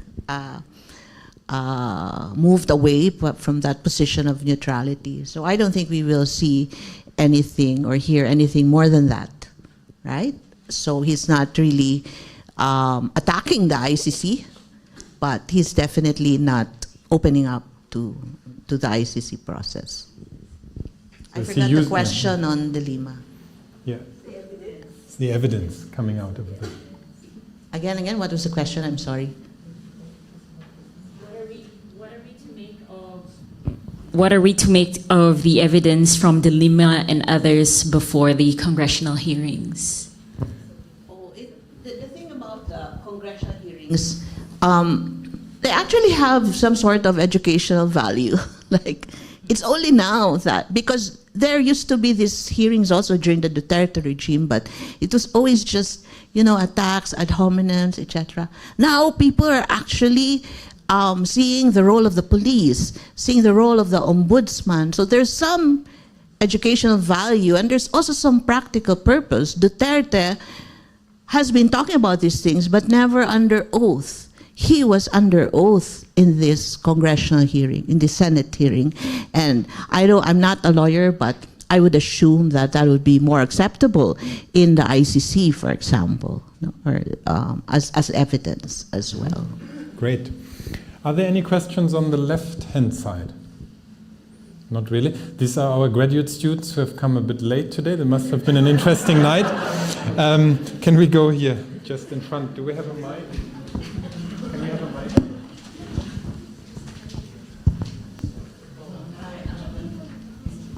I'm Corina Bautista from University of the Philippines.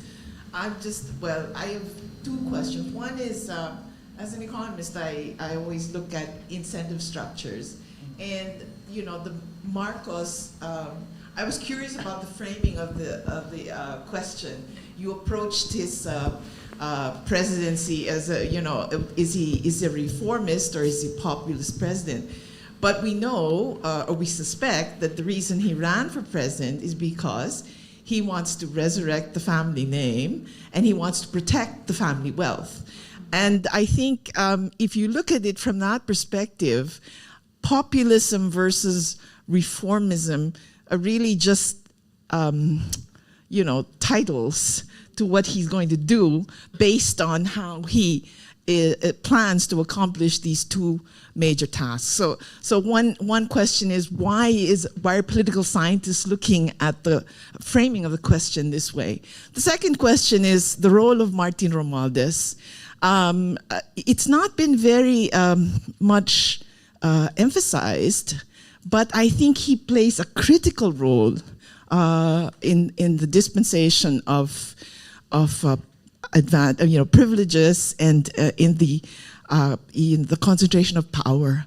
I don't think Bongbong himself is a very much in a power-hungry mode, but a lot of the key appointments and appropriations in Congress and all these oligopolistic kinds of continuity in politics very much centered in the House. And I think it's not been emphasized enough in the discussions about political power and how the system works. So those are just my observations and questions. And in the interest of time, I will take one more question. Akram. Sorry, Mark. Just a brief comment, because this has been going on like a rumors. Is it true that President BBM's only aim is to sort of vindicate the Marcos name, and the actual person running the country is none other than Attorney Lisa Araneta? Okay, first about the question on reformism.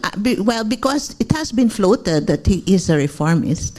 So I just wanted to explore that. And, well, political scientists, we like characterizing regimes. So it's like we always, we usually start with that framework, no, of character, because it helps us to look at what to examine. There's the other one, the Lisa? Oh, that's why it's families, right? And we don't know to what extent she is influential, but families, they make choices as families, not just as individuals. So I guess, right, it's blood is thicker than anything else. So. I think Cleo wanted to. Yeah, I just wanted to link the earlier question about the congressional hearings and the clans that are really running the country, right? The congressional hearings expose about the drug war and how names were added to the list of political families and who was listed in the assassination list and all that. It was very educational, as Melai said, but it also really sent a signal to everyone about what the strategy was really during the Duterte period and how these clans need to prepare for the next one should it ever happen. So I think in that way, yeah, definitely it's Martin Romualdez and all the other clans behind them are definitely the ones who are also behind the power. I mean, BBM is not a grand strategist. But these clans and dynasties behind him know that for their political survival, and they don't just want to survive, they want to thrive. They have stacked up the generational competition amongst their children too, right? So they know that they don't stand a chance. Looking at the generation of their children and the generation of the other dominant dynasties, they know they need to start making adjustments and disperse patronage in a certain way.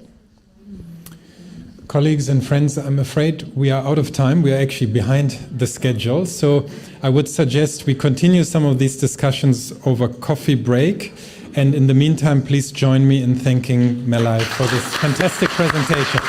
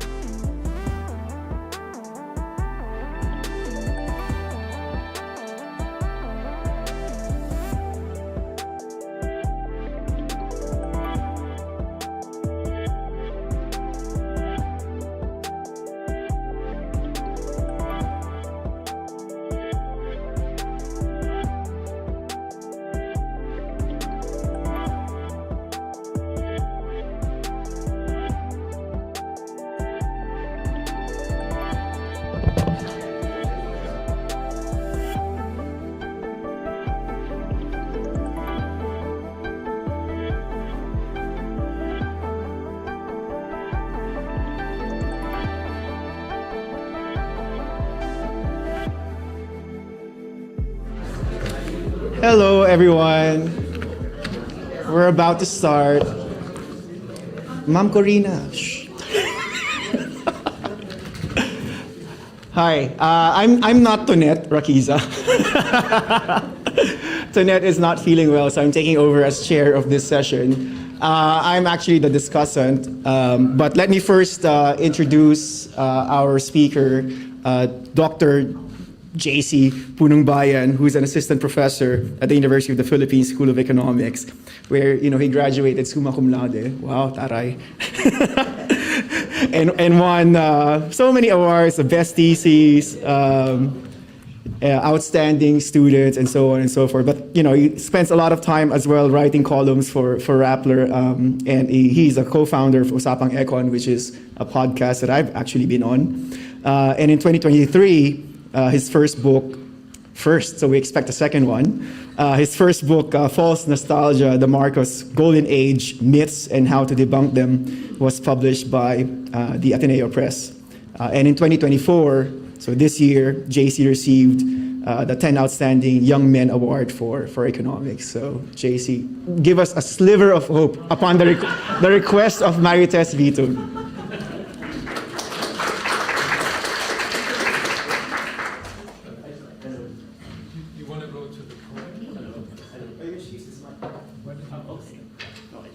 So I can walk around. Hello, good. Oh yeah. Okay. Okay. Thank you so much. Good morning, everyone, and thank you to the ANU Philippines Institute for inviting me. It's an absolute honor to be giving an update about the Philippine economy, and I'm not sure if I can give that sliver of hope, but let's try. Okay. So I'll start with an economic situationer.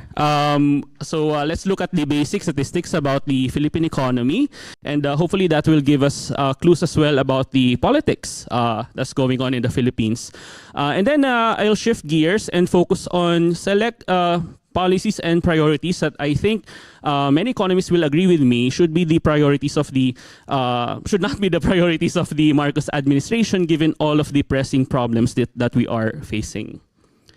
So first, an economic situationer. This graph here shows you the GDP growth rate of the Philippines in the past couple of years, before and during and after the pandemic.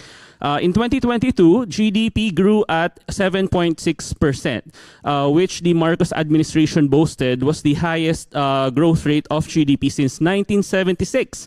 However, that needs a bit more context because it hides or masks many of the scars that have been left behind by the COVID-19 pandemic. And in 2023, GDP grew by 5.6%, whereas they were targeting 6 to 7%. So clearly, they were not able to meet the target. And you can see as well just how drastic the decline of GDP was in 2020 when the economy collapsed by almost 10%. That is the worst economic crisis in ASEAN, even comparing it to all 9 other ASEAN economies. These are those economies, and the blue lines you can see would be GDP. And you can see the declines marked by the dashed lines. For the Philippines, there was a drastic decline in 2020. That's the deepest recession in ASEAN. So the task now is for many or most ASEAN countries to recover or go back to the pre-pandemic trend that they were expecting had the pandemic not happened. Now, if you do a simple statistical analysis, so you can see that before the pandemic, from 2010 to up until 2019, GDP was increasing rather smoothly and steadily. And then it was disrupted by the COVID-19 pandemic, the green line here. The blue line shows you the path of GDP had the pandemic not happened. So clearly, we were, of course, and we need to get back to the pre-pandemic trajectory as soon as possible. However, as you can notice here, we seem to be now on a parallel trend compared to the pre-pandemic trend, and they don't seem to be converging at any time soon. So what that tells you is that the income that the Philippines would be earning in the next couple of years or even decades would be already lower than what you would expect had the pandemic not happened. So that tells you that the scars left behind by COVID-19 are now seem to be now permanent, And if you want to go back to the pre-pandemic trajectory by 2028, GDP will have to grow in excess of 10% annually. And that is clearly impossible, laughable even, if you compare it to the actual growth rate of less than 6%. Now, if you compare the trend of incomes in the Philippines compared to all 9 other ASEAN countries, from 1990 all the way up to 2019, you can see that the Philippines would be the red trend right here. The rise of incomes in the Philippines seems to be a lot slower compared to the rise of incomes in all 9 ASEAN economies. Even if you include Myanmar, Laos, PDR, and Vietnam, they used to be a lot poorer than us just a few decades back. But you can see the very steep increase in incomes. They seem to be converging to the Philippines or reaching the Philippine level at a very quick pace. The Marcos administration keeps promising, in fact, the Duterte administration also kept promising that the Philippines would soon become an upper middle income economy. The problem is that they have been promising the exact same thing since 2017, and every year they keep promising that. But we never seem to be reaching that level. You can see that we want to cross the purple dashed line there to be called an upper middle income economy. But in fact, Indonesia was able to achieve that last year, and Vietnam is in fact richer than us already, richer than the Philippines during the pandemic. So you can see just how far the Philippines has lagged behind ASEAN in the past couple of decades. So we need to be asking what policies can we put in place to accelerate the pace of economic development in the Philippines now that we are lagging behind. Now, if you drill into the numbers and parse GDP growth, you will see that, of course, from the expenditure side of GDP, if you can understand it as total spending, you can see the green bars here show you that the Philippines is really a consumption-driven economy. So consumption spending by the private sector in contrast to investment spending, blue. So we're a consumption-driven economy. But you can see that after the pandemic, around 2022-2023, the green bars seem to be becoming smaller. So that kind of signifies that consumption spending seems to be weaker, and economists are coming to the conclusion that it has something to do with the high rate of inflation in the past couple of years. So of course, if prices are accelerating, then Filipino consumers would think twice before spending, and therefore consumption spending seems to be a lot slower. So the main driver of the Philippine economy seems to be weakening in the past couple of years.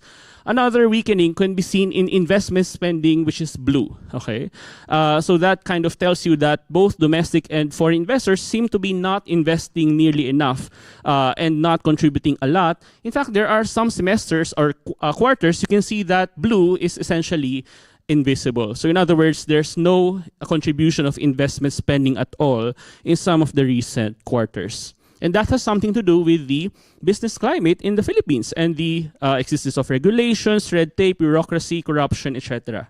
So that needs to be solved. Now, from the other side of the coin, you can also understand GDP as the sum total of production across the main sectors, agriculture, industry, and services. And you can see as well here that the Philippines has been a service-driven economy. Services contribute the vast majority of total output, followed by industry, yellow, and then blue. Can you see the blue bars here? That's supposed to be agriculture. But as you can see, the contribution of agriculture is almost negligible. And I expect Dr. Adriano will be talking a lot about that. Tomorrow, gigil si Sir Fermin when it comes to agriculture. So let's listen to him, tomorrow. This one shows you the contribution of those three sectors to the Philippine economy going as far back as 1950.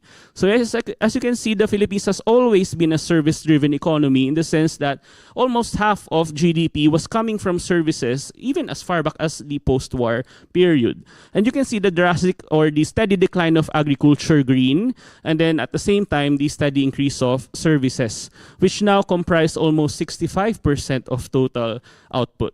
Now, you can see as well that industry, there was a short burst of industry in the 60s and 70s, but that was not sustained, and it essentially plateaued since then. Now, when that structural transformation is also reflected in the labor market in the Philippines. So what kinds of jobs do Filipinos have? So back in 1970, you can see here that more than half of Filipinos who were employed were in agriculture.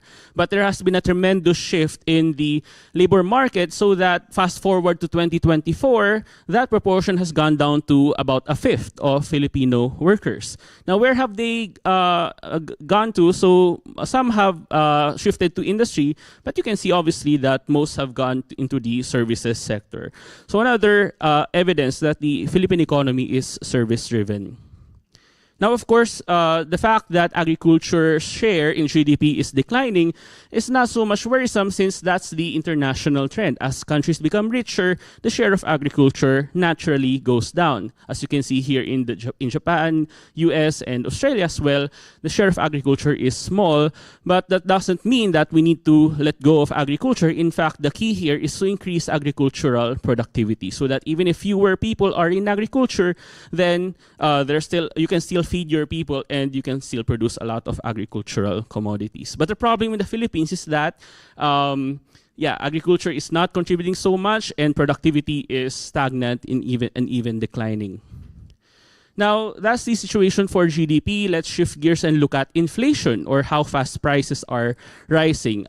Key indicator as well, and you can see that in a 2023 survey of Pulse Asia, controlling inflation turned out to be the most urgent national concern if you ask Filipinos.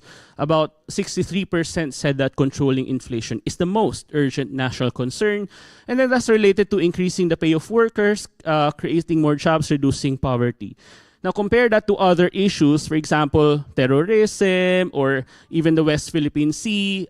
These are low on the priority list of Filipinos. The predominant concern would be economic issues.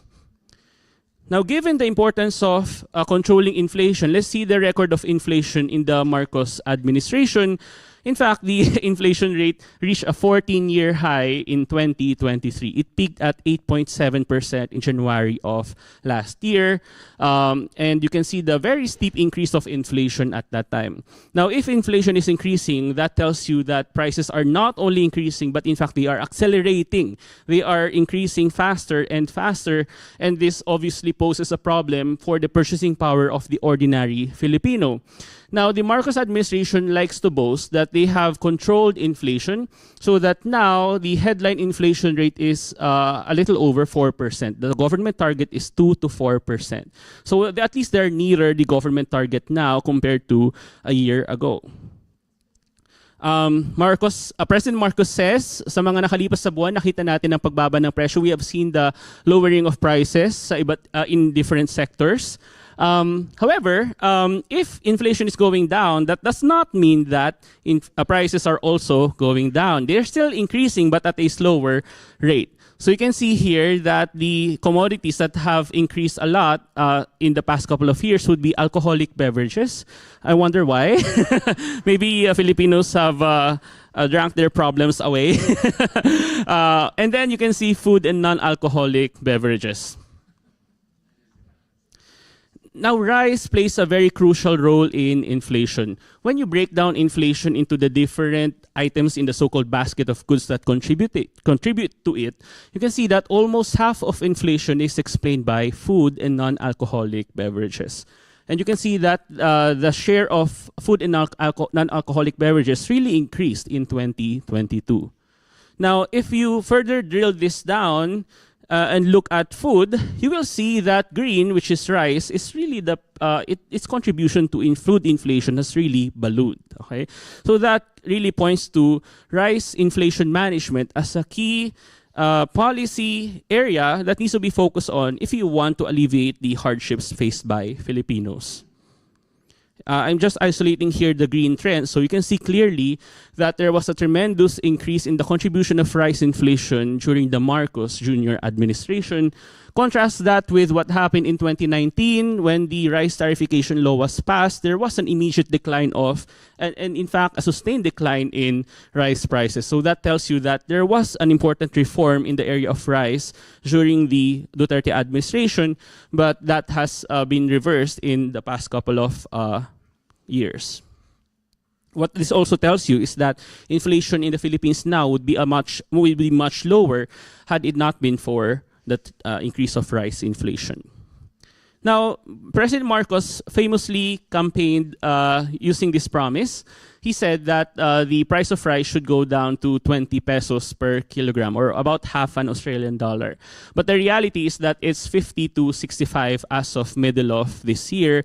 And you can see that there was a steady increase in retail prices of rice during the early Marcos Jr. administration, which is double the farm gate price of palay.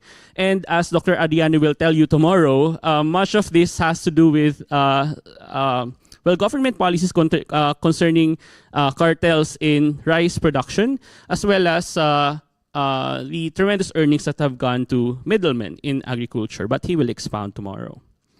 Another picture of the drastic decrease of rice prices following the rice tariffication law. So this is one of the bright spots, I think, in terms of the Duterte administration. Reformers were able to push for this, even if Duterte hardly cared for it at all, or I'm not even sure he knew about this. But at least this got to pass. He didn't understand it. Okay. So the tremendous increase in inflation has somehow spilled over to the popularity ratings of Marcos Jr. Pulse Asia found that 3 in 4 Filipinos were dissatisfied with how the Marcos administration addressed inflation. And this deserves more analysis, but you can see that maybe that has something, or that contributed to the tremendous decrease of the net satisfaction rating of Marcos Jr. since the start of his term. You will notice that across all of the past presidents, the net satisfaction rating tends to decline over time. But the exception is Duterte, who had a record high net satisfaction rating at the very last survey that he had in June 2022. Of course, that has something to do with the pandemic. People tend to be more favorable or look more favorably to leaders during times of crisis. But I think that really underscores the enduring popularity of the Dutertes even until now. Another important problem in the Philippines is that real wages, or wages adjusted for inflation, have remained stagnant. And this is something that the World Bank has reported on in the past couple of years. So even if the Philippine economy is growing, if you ask the ordinary Filipino on the street, he or she would really not say that he or she feels it. And the reason is that real wages have really become stagnant, even as the economy increased or became more productive. So there's a disconnect. You would expect that real wages also increase at the same time that there's tremendous growth happening, as they like to boast, is the highest in ASEAN, blah, blah, blah. But it's not really manifesting in real wages. So there's a problem there. When it comes to the labor situation, the Marcos administration also likes to boast that the unemployment rate has reached a record low of about 3.1% in June, translating to about 1.6 million Filipinos. And you can see here the downward and gradual trend of unemployment. But the problem is that economists at UPSC and elsewhere have underscored the fact that in countries like the Philippines, the bigger problem is underemployment, not so much unemployment. So the poor are likely to have jobs, but we need to ask, what kinds of jobs are they? Are these high-quality jobs or low-quality jobs? So the bigger problem we need to address would be the underemployment rate. Now, when you break down the labor force in the Philippines, you can see that more than half are wage and salary workers, and the government has been pushing to increase this proportion. But the problem is that a sizable proportion of the labor force are still unpaid workers in their own family farm or business. So there's an urgent need to reduce that proportion even more. Now, when you look at the occupations of Filipinos, what kinds of jobs do they have, you will see that there's, in fact, a growing proportion of Filipinos in low value-added elementary occupations. So and then you can see as well that about a fifth of Filipinos are in service and sales. So insofar as these kinds of occupations have low-paying jobs or low-value-added jobs, then you couldn't really expect Filipinos' incomes to increase a lot if so many Filipinos are in these low-value-added jobs or occupations. Another important statistic I want to share is that economists are finding out, based on data, that the Philippines is now in fact a predominantly middle-class society. So you can see here that in 2018, almost half of Filipino families can be considered as middle class. And at the same time, the proportion of poor Filipino households has drastically gone down in more recent decades. So I think we need to update our beliefs or priors when it comes to the Philippine economy in this way. But you notice as well the rising proportion of vulnerable households. So they're not technically poor, but if they have or encounter any shocks to their household, like natural disasters or catastrophic health shocks, then they're very near the poverty line, and they will most likely become poor in the event of those shocks. So we need to craft policies to take care not just of the growing middle class, but also the growing vulnerable class in the Philippines. In terms of poverty, there has been a decline of poverty since 2021 to 2023. Of course, during the pandemic, there was an increase in the number and proportion of poor Filipino households and individuals. But this is still a lot compared to other ASEAN economies. And there's again a disconnect between the economy, the growing economy, as well as the very slow decline of poverty in the Philippines. Now, the NEDA, we have Yusek Kapuno here of NEDA. Yeah. By the way, Dokoy was my former advisor in my master's before. So I'll toe the line. But this is factual naman, sir. So no, I'm not inventing things naman here. So NEDA was bashed because of the poverty threshold. There was a claim that Filipino households need an individual would need at least 64 pesos in order to survive or meet the basic food and nutrition intake. Of course, that comes, and that was heavily criticized, but I think what that only tells you is that there needs to be an updating of the methodology. And in fact, NEDA has admitted that there needs to be changes in the way that poverty is measured in the Philippines. I think, just to give an example, the 64 peso number came from one of the assumptions behind that is that an average Filipino needs 2,000 kilocalories a day in order to survive or do basic activities. But in other countries, for example, the assumption is, I think, 2,100. It's not as low as 2,000 kilocalories per day. So small adjustments like that, if the methodology, maybe Sir Dokoy can push for it or someone else. But yeah, I think that's one way to avoid the criticisms. So in summary, of those basic statistics, the scars of the pandemic have now become permanent based on the data we have. Growth is faltering because of slow consumption investment. We're a service-driven economy, agriculture is left behind, prices remain too high, even with lower inflation. Underemployment is still about twice the unemployment rate, and poverty is declining but not fast enough. So I'm not sure, again, if I can provide the silver lining that Marites was asking for. But let me focus on some key sectors or key areas of reform that I think would bring us out of this rut, economic rut. So one of the things, I specialize in education economics, and one of the most disturbing statistics in the Philippines now is that we have a 90% learning poverty rate. What that means is that 9 out of 10 grade 5 students in the Philippines cannot even understand basic texts. They would read simple sentences by the letter, by syllable, but they cannot understand it. And this is the worst learning poverty rate in ASEAN and one of the lowest in the world, if not the lowest. Okay? So if this persists, 90% learning poverty 90% learning poverty rate, what kind of labor force are we talking about in the decades to come when these children grow up? So if you don't address the education crisis, then the quality of the labor force and the jobs that they will get will also be questionable in the decades to come. Agriculture and hunger, another disturbing statistic, 1 out of 3 or a third of children under 5 in the Philippines are stunted based on pre-pandemic studies. So children are hungry and stunted, and how can you expect them to learn in school if they are hungry and stunted? So the problems are really interlocking, and you need, it will take decades to solve these problems, needless to say.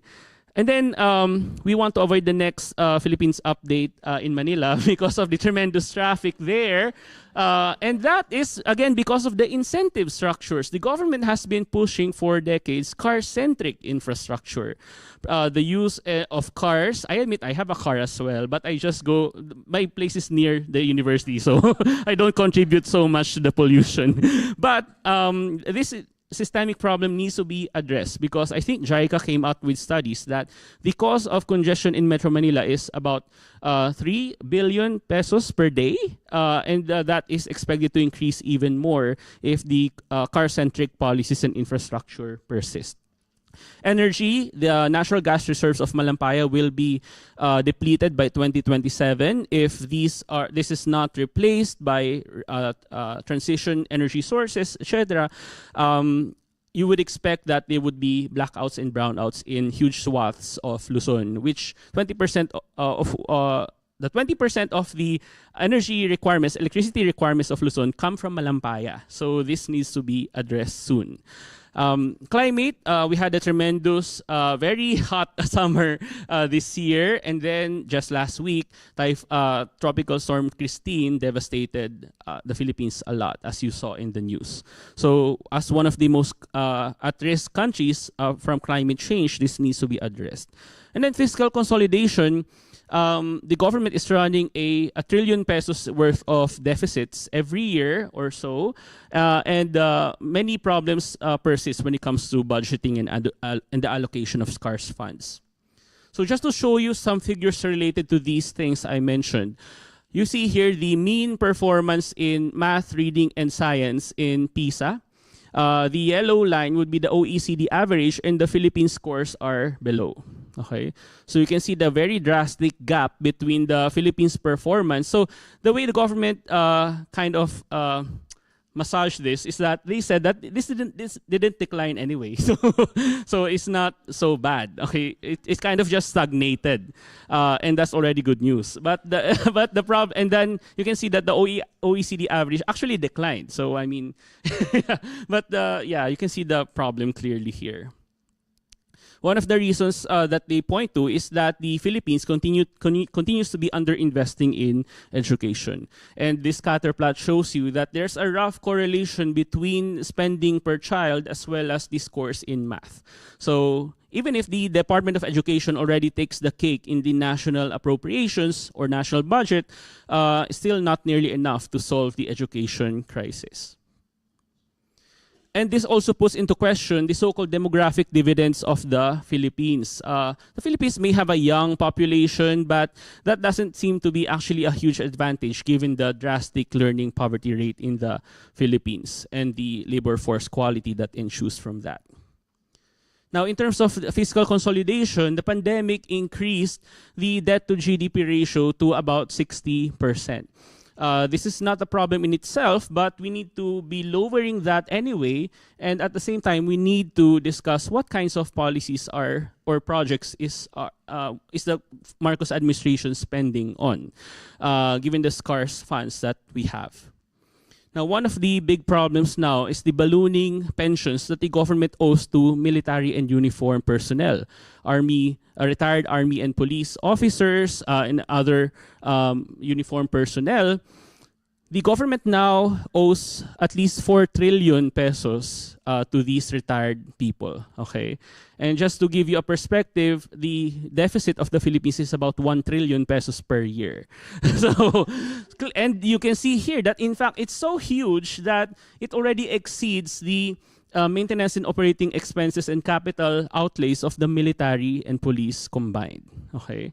So where will we get this money? If we don't solve this, if the Marcos administration fails to implement key reforms and persuades MUPs to pay up and contribute to their own pensions, because ordinary Filipinos are in effect paying for the pensions of military and uniformed personnel. And this will definitely eat up on important education and health investments that we need to be making to solve the education and health crisis that we have. Okay, no silver lining so far. But let me now focus. So those are the problems. So those are the economic statistics. Let me focus now on some of the priorities of the Marcos administration.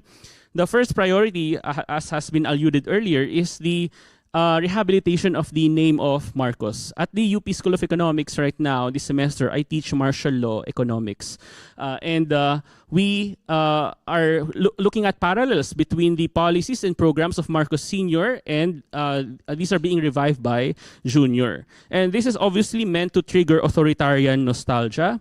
Back in martial law, there were these kadiwa rolling stores where Filipinos can buy cheap products, food items. This has been revived. Even the font, they didn't even change the font beside the trucks.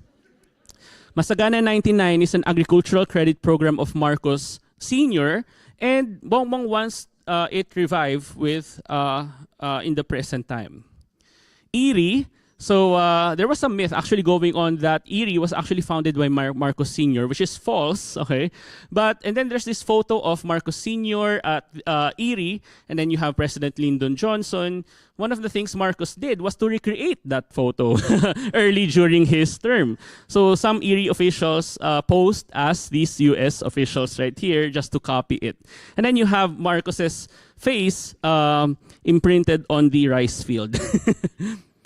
Agrarian emancipation, Marcos also signed this law about forgiving the debts of beneficiaries of agricultural reform. Notice this picture right here of Marcos Sr. Signing a similar measure during martial law. And that's right beside. So clearly they are triggering authoritarian nostalgia. Philippine Sugar Corporation, which played a role in the sugar monopolies back in the 70s and 80s, Marcos wants to revive that. Last year, Marcos Jr.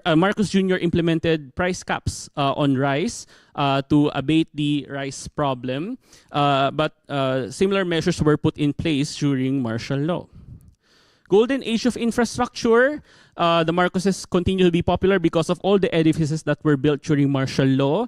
Marcos Jr. wants to revive or continue the Golden Age of Infrastructure. Specialty hospitals, the Heart Center, Lung Center, Kidney Institute, now they are putting up big hospitals in the regions because the criticism is that these are too Manila-centric, we need to spread them out. And now, Lisa Araneta Marcos and Speaker Martin Romualdez are spearheading the construction of regional hospitals. And then you have Bagong Pilipinas, before we had Bagong Lipunan.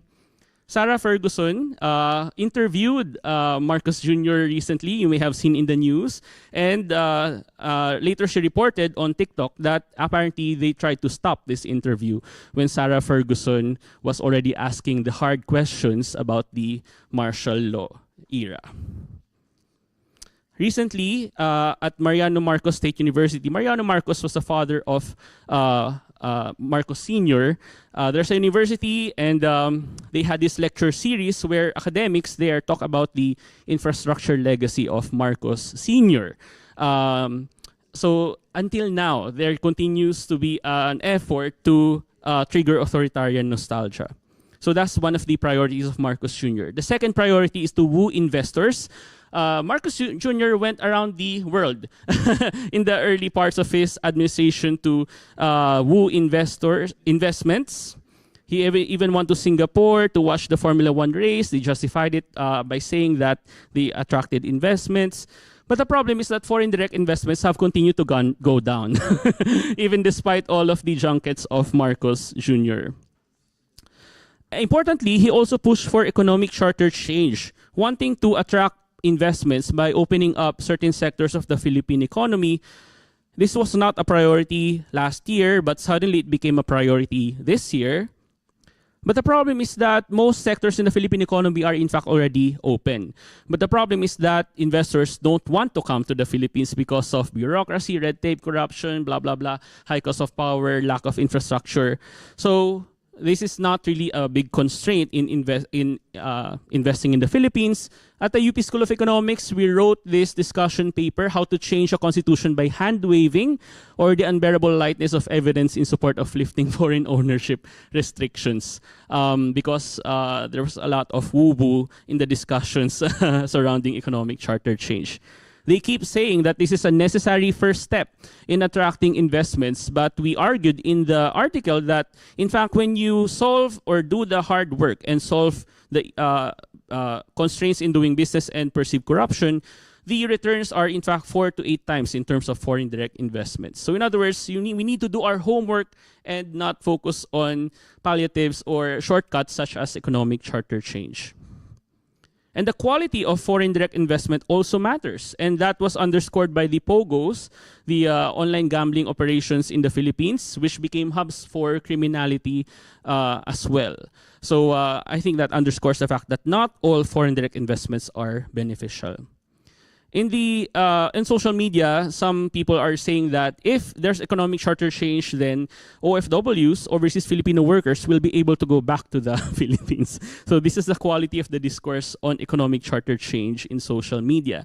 And Senator Robin Hood Padilla floated the idea that maybe we should change the political provisions as well while we're at it. Bakit utay-utay pa? Why do it piecemeal? Let's also tinker with the political provisions. So that's a red flag as well. And then lastly, I just want to talk about the misallocation of public funds with the Maharlika Investment Fund, as well as the ballooning of unprogrammed funds in the national budget. Last year, Marcos Jr. signed a law establishing a pseudo-sovereign wealth fund.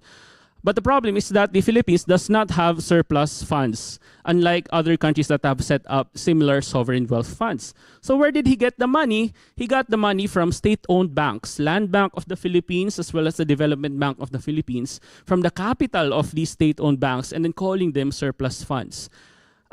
Disturbingly, he also got money from the Bangko Sentral ng Pilipinas. So the Bangko Sentral ng Pilipinas earns some profits every year, and now for the next 2 years, the BSP is obligated to remit all of their net profits for the Maharlika Investment Fund. But the problem is that the Maharlika Investment Fund, as we wrote as well among us UP School of Economics professors, will crowd out important loanable funds for farmers and fisher folk, insofar as Land Bank and DBP, part of their mandate, in fact their mandate is to promote rural development and support farmers and fisher folk. But they won't be able to do that since so much of their capital was obtained and transferred to the Maharlika Investment Fund. All of these questions were not addressed until the law was passed. And until now, the Maharlika Investment Fund has not made any investments. Okay? One constraint is that the organizational structure is taking some time to be approved because the head of the Maharlika Investment Fund is asking for a salary per month of 2.5 million pesos, which is so much. And then lastly, I just want to talk about the ballooning of unprogrammed appropriations. Some of my colleagues, economist colleagues here, will be talking about this more. But for example, funds from PhilHealth, social insurance in the Philippines, have already been remitted to the Treasury at the behest of Congress, which passed the national budget, as well as the Department of Finance, headed by Secretary Recto. So much that 60 billion pesos have already been remitted so far. And of course, this poses a problem because Filipinos rely on the subsidies to PhilHealth in terms of paying for their hospital bills, some part of it. However, the ability of PhilHealth to fund that would be constrained because of the misallocation of public funds. Just to show you the ballooning of unprogrammed appropriations in the national budget, what this means is that politicians have prioritized their own projects, infrastructure projects in the national budget. They will be funded first before we fund the important projects, infrastructure projects that are funded by foreigners, for example. So there's a worry as well that maybe the infrastructure projects that they are funding will be used for the upcoming 2025 elections to improve their chances of winning. The budget magic happens at the Bicameral Conference Committee meetings, where they insert many of these dubious provisions at the very last step of the budget process. And then just to note that the co-opting of government financial institutions was also a highlight or a key factor characterizing the martial law regime. In fact, just yesterday, the Supreme Court of the Philippines released a temporary restraining order on these transfers. So advocates, including our colleague Shelo Magno here, were pushing for the to stop this policy, and in fact, the TRO was granted just yesterday. Let's see where that will lead us. Conclusion, so there's a disconnect between the urgent national economic concerns of the Philippines right now, as well as the priorities of the Marcos administration. They have prioritized on rehabilitating the name of Marcos and to portray the strength of the Philippine economy and kind of sweeping under the rug many developmental constraints like the education crisis and the poor business environment. There's also an emerging trend of taking money from the public coffers to fund dubious projects and programs. Just to plug a bit my book, False Nostalgia, The Marcos Golden Age Myths and How to Debunk Them. I in fact brought with me one copy that I hope the ANU can have, or maybe there's space for my small book here in ANU. I think that's it. Ends it. Thank you.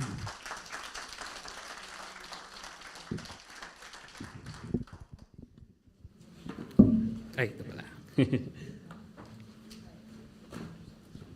Right, thanks, JC. Do I need to move these, or you do it? Yeah. How's that, Marites? Are you hopeful? Well, because I took over Tonette's role as chair, I have now the privilege of introducing myself. I am Alfredo Paloyo, and I am an associate professor and department chair of economics at the University of Wollongong, which is about 2.5 hours away by car, so basically from Merville to Commonwealth. But before I begin, I'd also like to acknowledge the traditional custodians of the land that we meet. University of Wollongong is situated in the Darawal Nation, home of the Wadi Wadi people. And at the University of Wollongong, we commit ourselves to truth-telling and acknowledge the devastating impact of colonization on the indigenous population of this country. And I would also like to pay my respects to any Aboriginal or Torres Strait Islander peoples joining us here today in person or online. And then I have to apologize to Marites and to everyone actually, because I have to leave immediately after my discussion because I have another event in Wollongong. But I'll be coming back tomorrow, so we'll have more opportunities to have conversations. So JC sent me the slides maybe 2 weeks ago, I think, but I only took a look at them like over the weekend. But the good thing is that the slides are very comprehensive. You saw a lot of facts and figures, very well prepared, great color scheme, you know, which puts me in a very difficult position because he did such a good job. Now I have like nothing to say, but I'll do my best. I picked three things that I wanted to talk about, which I think will, if we take them seriously, will put the country in a very good trajectory moving forward. So these three things are, the point of the rising middle class and the declining poverty rate in the Philippines. And then the second one is a policy realignment, I think, that we can undertake within the spheres of education and health. I'm an education and health economist, so that's kind of like what I do. And then finally, in this day and age, it would be kind of like moral dereliction of duty if you don't talk about climate change, which is, of course, an existential threat to everyone. Now, with respect to the rising middle class, I think it's important to acknowledge that this is a significant milestone for the Philippine economy. Don't take that lightly. It's a huge, tremendous improvement that we have uplifted millions of households out of poverty. Silver lining. It doesn't mean to say that there are no poor households in the Philippines. As JC pointed out, there are several households that are in a vulnerable position. Several households are chronically poor. But the poverty rate is declining, right? Now, of course, you can question whether our measure of poverty is fit for purpose, which I think JC alluded to, that we perhaps need to update some of our measures of poverty. We certainly need to do a better job of explaining our poverty measures, and I think that is a failure of economists in general, that we are not very good at explaining what we mean exactly by this poverty threshold. We're not saying that if you are above this threshold, you are happy. We're just saying, look, you're not extremely poor, right? And that, we fail, I think, to communicate that to society. And I think that's something that perhaps, academic economists can contribute to in the national conversation. But of course, when we look at an expanding middle class, we can also certainly ask the question, it's a very relevant question, how inclusive is this expansion of the middle class? Where is it occurring? Is it just occurring in urban centers? What is happening to rural areas? Which occupations are generating these increases in household wealth, right? That's unclear and not very obvious from a statistic that says 50% are now middle class, right? Where is that happening? And is it occurring intergenerationally, right? Because the important question for us is, sure, now there's like 50% middle class. Is it just, middle class households getting bigger? Or what is more relevant is, are there poor households from previous generations having now children entering the middle class, right? And that speaks to the question of intergenerational economic mobility, which I think, if there are any Australians here, this is basically what you would mean when you say, is there a fair go, right? Can I expect my child, I'm a poor household, can I expect my child to be middle class in the next generation, right? What is the probability of me being a middle class household in the future? And that creates, of course, certain demands to the government, right? Because now you have a large middle class, and the middle class are educated, so they think they deserve more, right? So their needs for public service will change. Their needs for infrastructure will change, right? And the question is, can the government now provide for the expanded and the change in quality of the demands of the middle class, right? The demands of poor household will be very different from the demands of a household with a UP graduate, for example, right? And the next thing is policy realignment with respect to education and health. Now, when you say that the national learning poverty rate is 90%, you should be up in arms. My God, that is a national crisis that deserves urgent action. Can you imagine? Grade 5 students cannot read. Forget it, right? That requires massive reallocation of funds, right? Everybody knows this. The economists will tell you this, right? That the highest social returns to education spending occurs not in tertiary education. We don't need more JCs. He's smart enough, right? What we need is a massive reallocation of educational expenditure to secondary and primary education, where we have the highest social returns, right? And that is low-hanging fruit because it's very cheap. $1 in a primary school will serve you so much more than $1 to, I don't know, Tacloban, whatever, with no offense to people from Tacloban, right? It's the state universities and colleges, right? Now, the problem is, that's very obvious to an economist, right? The first lesson of economics is that resources are scarce. The first lesson of politics is ignore the economists, right? And so even if they try to tell that to the politicians, I don't know whether they will be listening, right? But there is clear opportunity here for policy realignment. The story is the same with health, obviously, right? Because these are both, in a broad sense, investments in human capital, right? The problem, of course, is that when you look at the national budget, these are budget line items, these are expense items. But I contend that these are actually investment items, right? And that's what we need to do. And then finally, climate change. Our trajectory on climate change has been described, not by me, I'm not gonna, but I don't know who said it, but the trajectory on climate change is that we are either going to a catastrophe or an apocalypse. And then the catastrophe is the good side of the spectrum, right? But there is, of course, now a better idea of the demands on nations to contribute to achieving net zero, right? Net zero emissions. And for the Philippines, it is a global target, yes, but it is a local necessity because the Philippines is at the front lines of the impacts of climate change. The country is poor, right? So households will be unable to mitigate or adapt to climate change, right? But also, we are directly in the, if you pull up Wikipedia and look at the paths of typhoons, you cannot see the Philippines because it is covered by all these lines showing the paths of typhoons. So we are screwed, right? If we do not tackle climate change head on and seriously, right?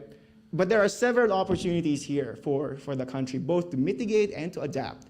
And in fact, several opportunities to become a regional leader in sustainability, right? We must transition the economy to a low carbon economy. There is no way that we will survive, or the next generation will survive, without a global commitment to transitioning away from a carbon dominant economy. Now, the best time to do these things was yesterday. But the second best time to do it is today. So it is indeed a call to action. Somebody here is from the government. I'm not going to say who. But it is, there's a lot of challenges. And that's one way to look at the issue. But the way I like to look at it is that there are several opportunities here that we can seize and put the Philippines on a much better trajectory. And I will just end on one note.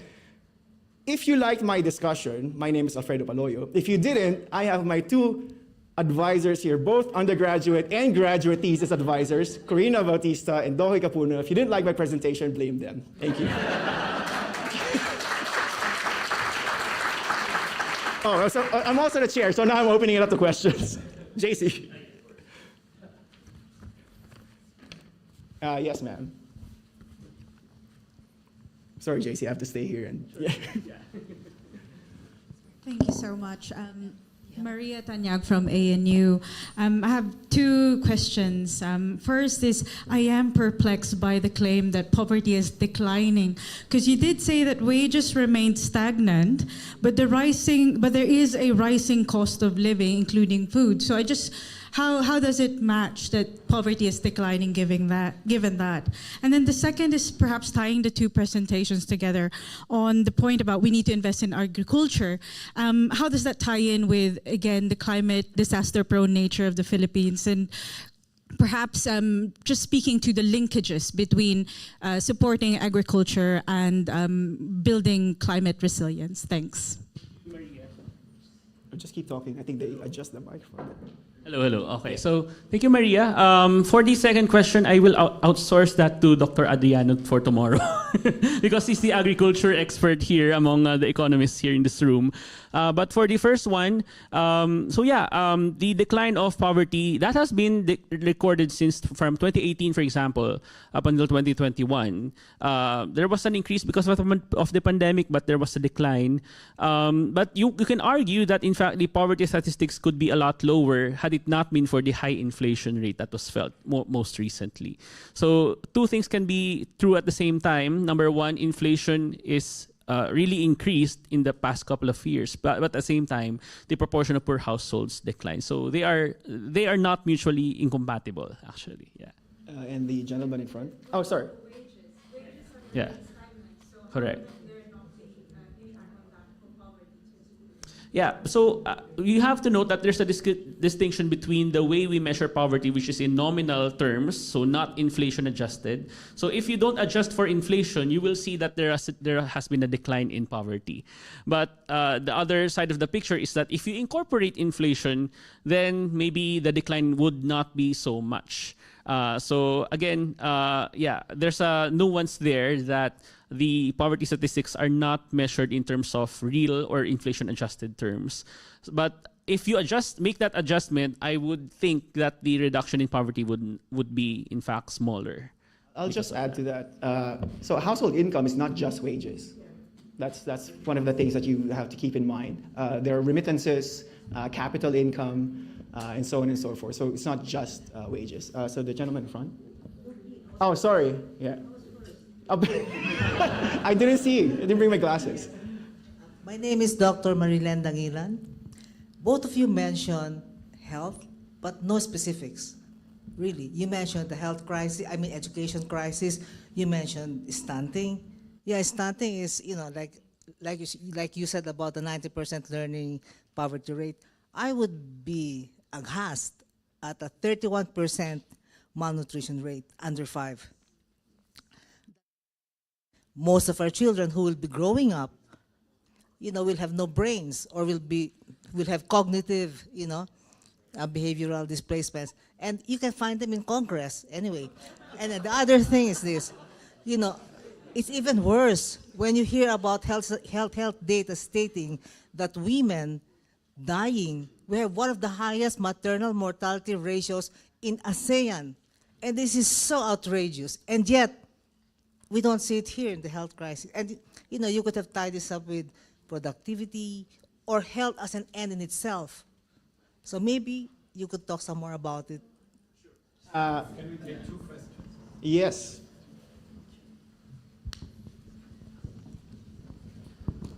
Thank you. 46% in the middle class is an interesting stat. Whatever happened to the working class? And 2, the middle class is a fairly broad church. Can you break that up, please, into salary earners versus rentier class versus the super rich that are owning off profits and shares and so on? Second set of questions relate to no discussion on the capacity of government regimes to raise taxes. What's happening on the taxation reform front nationally and regionally, please? Thank you. Let me start with Marilen's comment. Maybe I can just, obviously we couldn't squeeze in everything, but I agree totally that health is another important development constraint right now. The figures would be so disturbing as well. Maybe in the next Philippines update, we need to have a special session on health. Or tomorrow, Corina will talk about that. So she'll cover that tomorrow. As for the question on the middle class, so right now, based on latest statistics, you need at about 25,000. If your monthly income is about between 25,000 pesos to about 145,000 pesos, then you are already considered middle class. And then I need to look at the breakdown of that. I don't have it with me. But for example, the super rich, they're just 1%, less than 1%. And the middle class is definitely ballooning, but again, there's so many ways you can cut it up. You have the middle, upper middle, lower middle income class. But just to say that we also need to look at how Filipino families perceive themselves. I only showed you the income poverty statistics, but I think the self-rated poverty statistics are also quite disturbing. That's about half of Filipino households, but I don't think they also ask about the middle class. But maybe you can check out some studies from the Philippine Institute for Development Studies. There are very recent studies breaking down the middle class, the proportions based on latest data. Did you want to address that tax question? The tax question as well. Do you want to answer? As I mentioned, the government budget deficit is about 1 trillion pesos a year, and there have been some tax reform measures, but they have focused a lot on, for example, sin taxes. So I think the solution in the past couple of years is just to increase sin taxes even more. Duterte was able to push for some tax reform measures, such as the train law, which reduced personal income taxes for most working Filipinos. But it was not revenue positive in the sense that it was not really meant to increase government revenues, but to fix underlying problems in the tax system.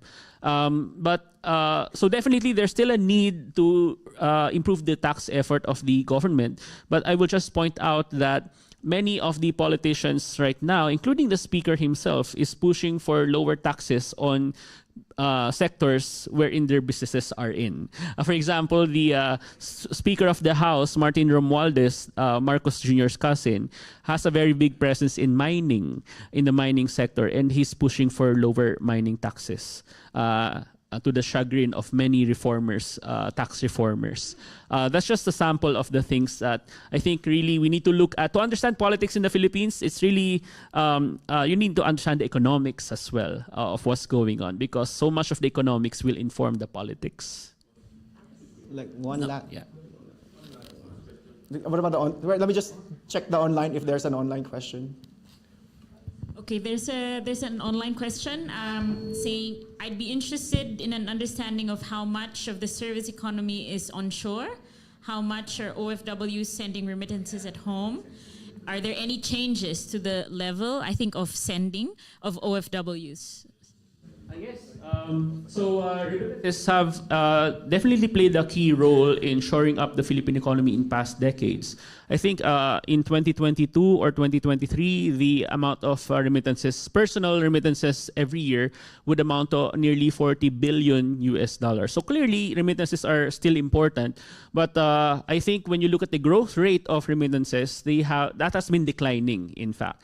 Before it was in the double digits, but now it's in the single digits. So as a source of additional income for Filipinos, it doesn't seem to be as robust as it was maybe a decade ago. So maybe we need to rethink our relationship with remittances as well, our reliance on remittances. And also, you need to take into account that remittances plus earnings in the BPO sector, the call centers, etc. Before, there was so much of it that we had a current account surplus in the early 2000s. But now we are in a situation with a current account deficit. So that's another major shift in the past decade or so. So yeah, the remittances thing is important, but yeah, there have been important changes. Take one last question from Fermin. Fermin, you're stopping people from lunch, by the way. Question is there a correlation between remittances and the increasing rank of the middle class? I would suspect that it's really coming. That's the one that it's really propelling the increase in the size of the middle class. The second question is that if there's an increase in the middle class, why is that reflected in terms of the educational quality? Because most of the middle class actually depend on the private schools, which has a better standard. The second. And the third one, how much of the ayuda or subsidies can account for the reduction in poverty, just bringing those poor people to a level at poverty threshold that they will survive, but not really improve their plight? Those are 3 questions. Thank you. Oh, that's enough for a thesis already. There's so much there. Okay, one at a time. So remittances and the middle class, each of those could be a thesis. I'll suggest them to my students. Remittances and the middle class. So definitely, the poor, if you look at the statistics, it's not the poor benefiting from the remittances. It's really the middle class. So I would suspect that if you look at the correlations, there's a strong correlation there. Private schools, so you have to note that I think there's a question as well as to the methodology of measuring the poverty or learning poverty statistics. It's going to be certainly a sample of total students in the Philippines. I don't think they have, but I think there's an interesting statistic that if you break it down across socioeconomic classes, the scores in math, reading, and science of the wealthy are really a lot significantly higher compared to the scores of the poor. But I don't think that there's enough link between the scores of children of the middle class. I don't think that will make a dent on the national statistics. And then lastly, ayuda and poverty. As mentioned earlier, during the pandemic, there was a huge boost in ayuda. We have a strong ayuda culture in the Philippines that permeates our politics. People demand ayuda. So therefore, that kind of makes it dangerous for politicians to include ayuda because you can't really revoke it or take it back once you have already given the people that. For example, there are concerns among poor NGOs that I talked to that there seems to be a reduction in the ayuda in 4Ps, the Pantawid Pamilyang Pilipino program. But you note as well that important politicians or prominent politicians like Amy Marcos have co-opted AICS, assistance for people in emerging crisis situations. So yeah, I mean, they're gaming the ayuda system. Of course, the context is that the 2025 polls are coming up. And you can see that as well, by the way, in the statistics in unprogrammed appropriations. You can see that there's a ballooning of the national budget appropriated for ayuda and other forms of financial assistance. All right, so we're going to have to end it there and thank JC and me. and buy JC's book. You can order it online. Thank you.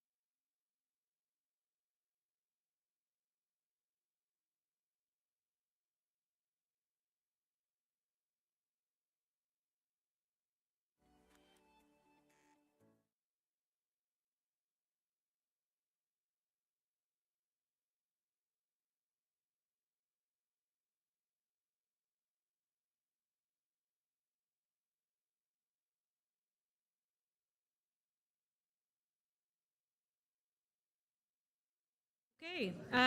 Welcome back, everyone. Magandang tanghali po. I think we all have had already informative sessions this morning, and we promise that we'll have an even more informative session in this social and environmental update. So my task as chair is to introduce our speaker and responder, and also to moderate the Q&A. Allow me to begin by also acknowledging the traditional owners and custodians of the lands that we are in, and extend our respect to the Ngunnawal and Ngambri peoples for their care of the land. Our speaker for today is Christian Carlos Sagin, an associate professor of geography at the University of the Philippines, Diliman, who has engaged with the various political, ecological dimensions of urban and environmental change in the Philippines. He is the author of Urban Ecologies on the Edge, Making Manila's Resource Frontier, which of course received 2 book prizes, the Harry J. Benda Prize from the Association of Asian Studies and the Meridian Book Award from the American Association of Geographers. The responder for this panel is Emerson Sanchez, who is an ARC Linkage Project Research Fellow at the Institute for Infrastructure in Society at the ANU Crawford School of Public Policy. He completed his PhD at the Center for Deliberative Democracy and Global Governance at the University of Canberra, where he studied environmental discourses surrounding Philippine mining disasters. He published works on Philippine mining disasters, social movements, particularly under the term of former President Rodrigo Duterte, and sovereign wealth funds for Philippine offshore energy resources. And we cannot stress the importance of this panel precisely because of the last few days have seen another disaster that has claimed significant devastation and deaths in several parts of the Philippines, and particularly Bicol. So we are thinking of them especially in this panel. So without further ado, I turn over to Christian. Thank you.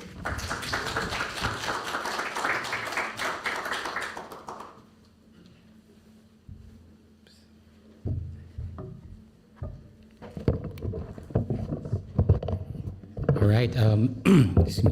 Good afternoon, everyone. So I hope we still have energy, because I'm going to talk about energy today, and provide a bit of an update on the environmental front in the Philippines under the new administration of Ferdinand Marcos Jr. So I would like to thank the Philippines Institute for inviting me, and Bjorn.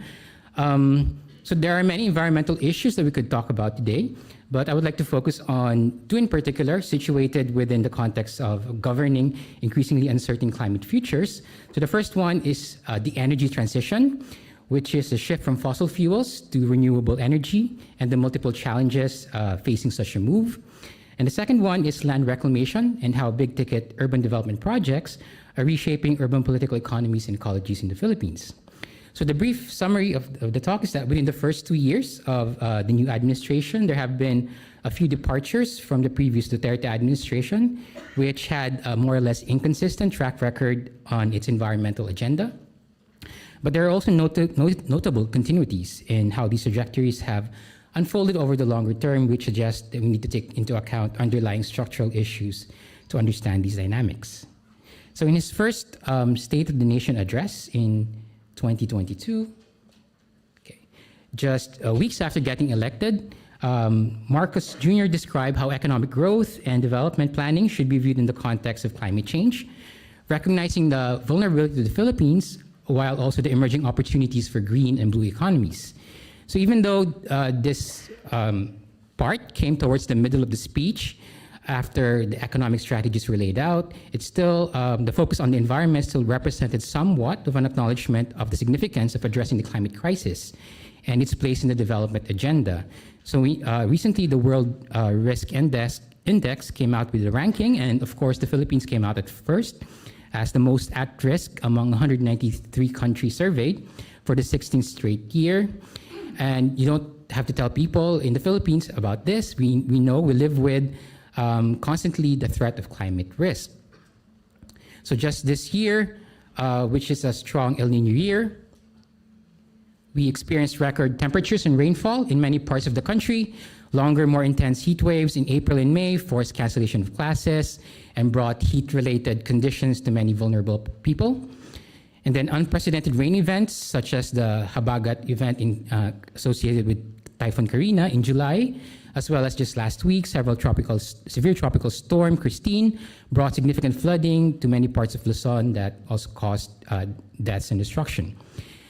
And the government's climate change adaptation strategies and programs continue, such as disaster preparedness, risk reduction, as well as the construction of more flood control infrastructure. So for example, in the 2024 SONA, Marcos mentioned that they have completed 500 flood control projects in the Philippines, many of which are, of course, being asked in terms of their effectivity with the recent flooding.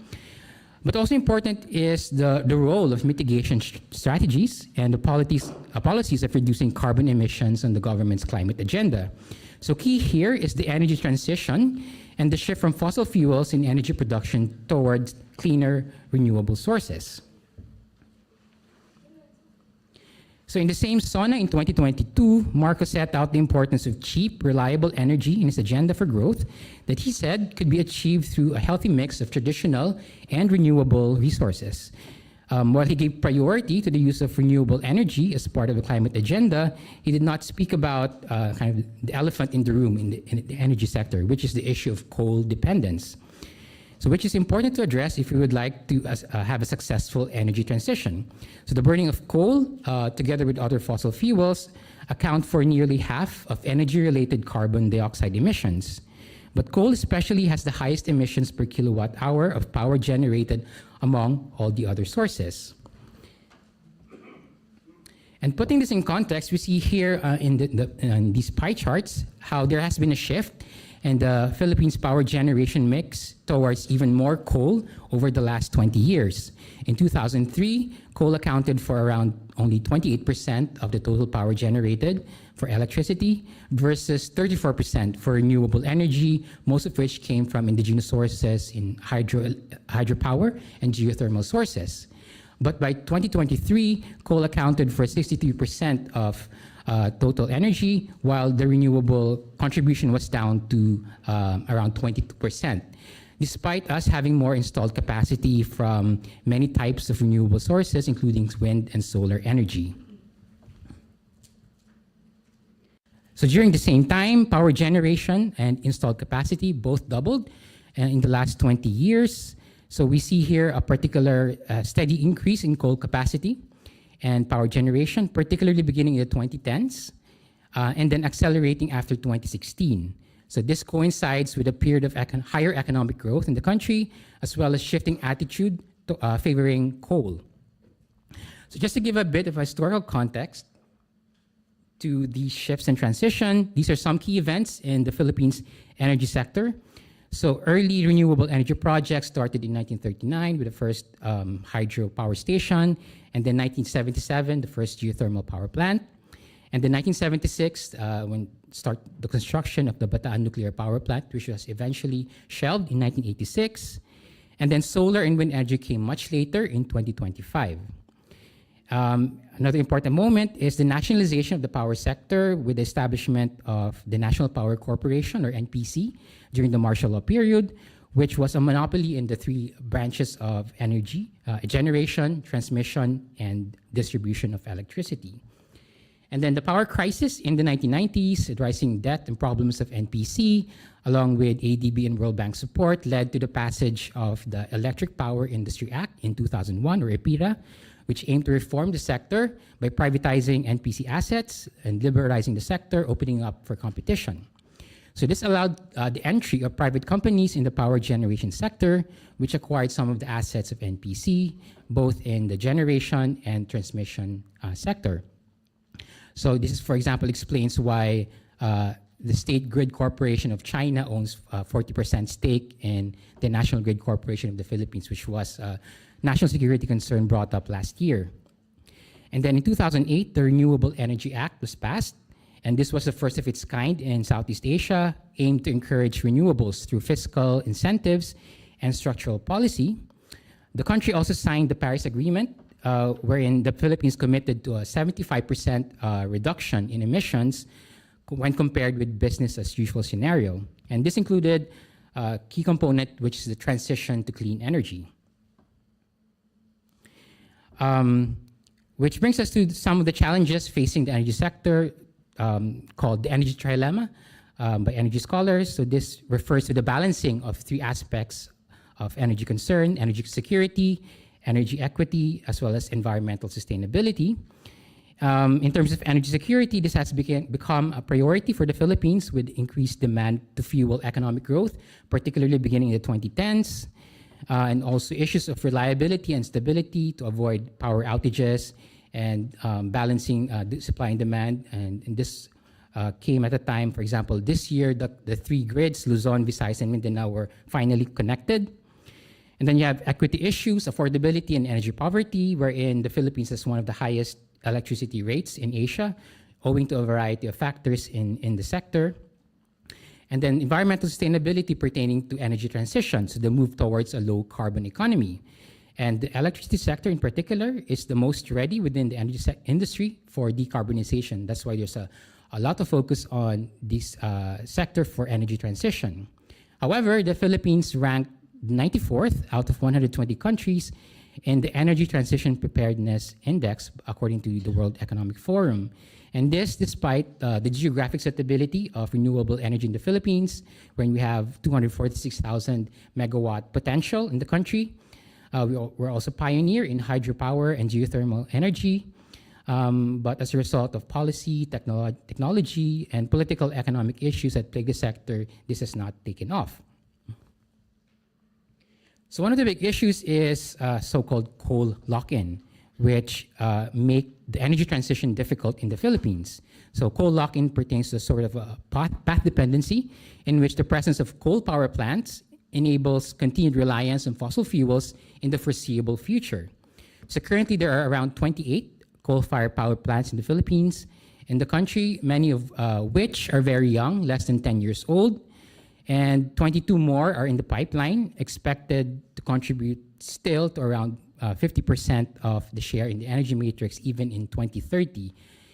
There was a moratorium on development of coal in 2020, but we still see coal continuing to occupy the most share in the energy mix in the foreseeable future. And this is because coal has a long lifespan, which locks in energy for decades. And in a way, it also counts for already committed future carbon emissions. But why coal in particular? So first, it is perceived as affordable, accessible, and reliable energy source. Affordable in the sense that we have lower power supply agreement rates in the coal industry. Reliable because it can serve as a baseload energy resource, a cost-effective source at providing constant stream of power to avoid outages. But most of the coal in the Philippines used for energy generation is actually imported from overseas, around 70%, mostly from Indonesia and Australia, which undermines the energy security of the country. And third, in terms of environmental sustainability, you have efforts to develop technologies to make it cleaner, such as clean coal technology, which aims to reduce emissions by burning more efficiently, as well as removing pollutants. However, only three coal power plants in the Philippines employ such technology. And this coal lock-in is shaped by the broader political economy of the energy industry in the Philippines.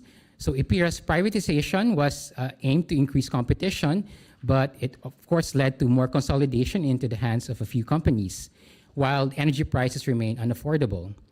So power generation markets in the Philippines are oligopolistic, with market share for generation controlled by a handful of companies, accounting for more than or less than half of total market. This despite the limits posed by EPIRA, which mandates not more than 25% market share for one company. So for example, San Miguel Corporation of Ramon Ang accounts for 21% of the market share in the national grid in the Philippines. And the SMC acquired many of the assets of the NPC when it privatized. Aboitiz accounts for 18% of the market share, and together these two top energy generation companies fundamentally rely on coal-fired power plants. They, along with Consunhis, DMCI, also operate coal mining projects in the Philippines. So financing from domestic and international banks, including Ayala's BPI, often see coal projects as less risky and than smaller and more uncertain wind and solar projects. So they tend to finance coal power plants more than renewable energy. And together, these oligopolies can generate bigger margins with their size and market power, and also their ability to influence policymaking in favor of coal. Therefore, coal is lucrative and profitable and will be so for many more years to come.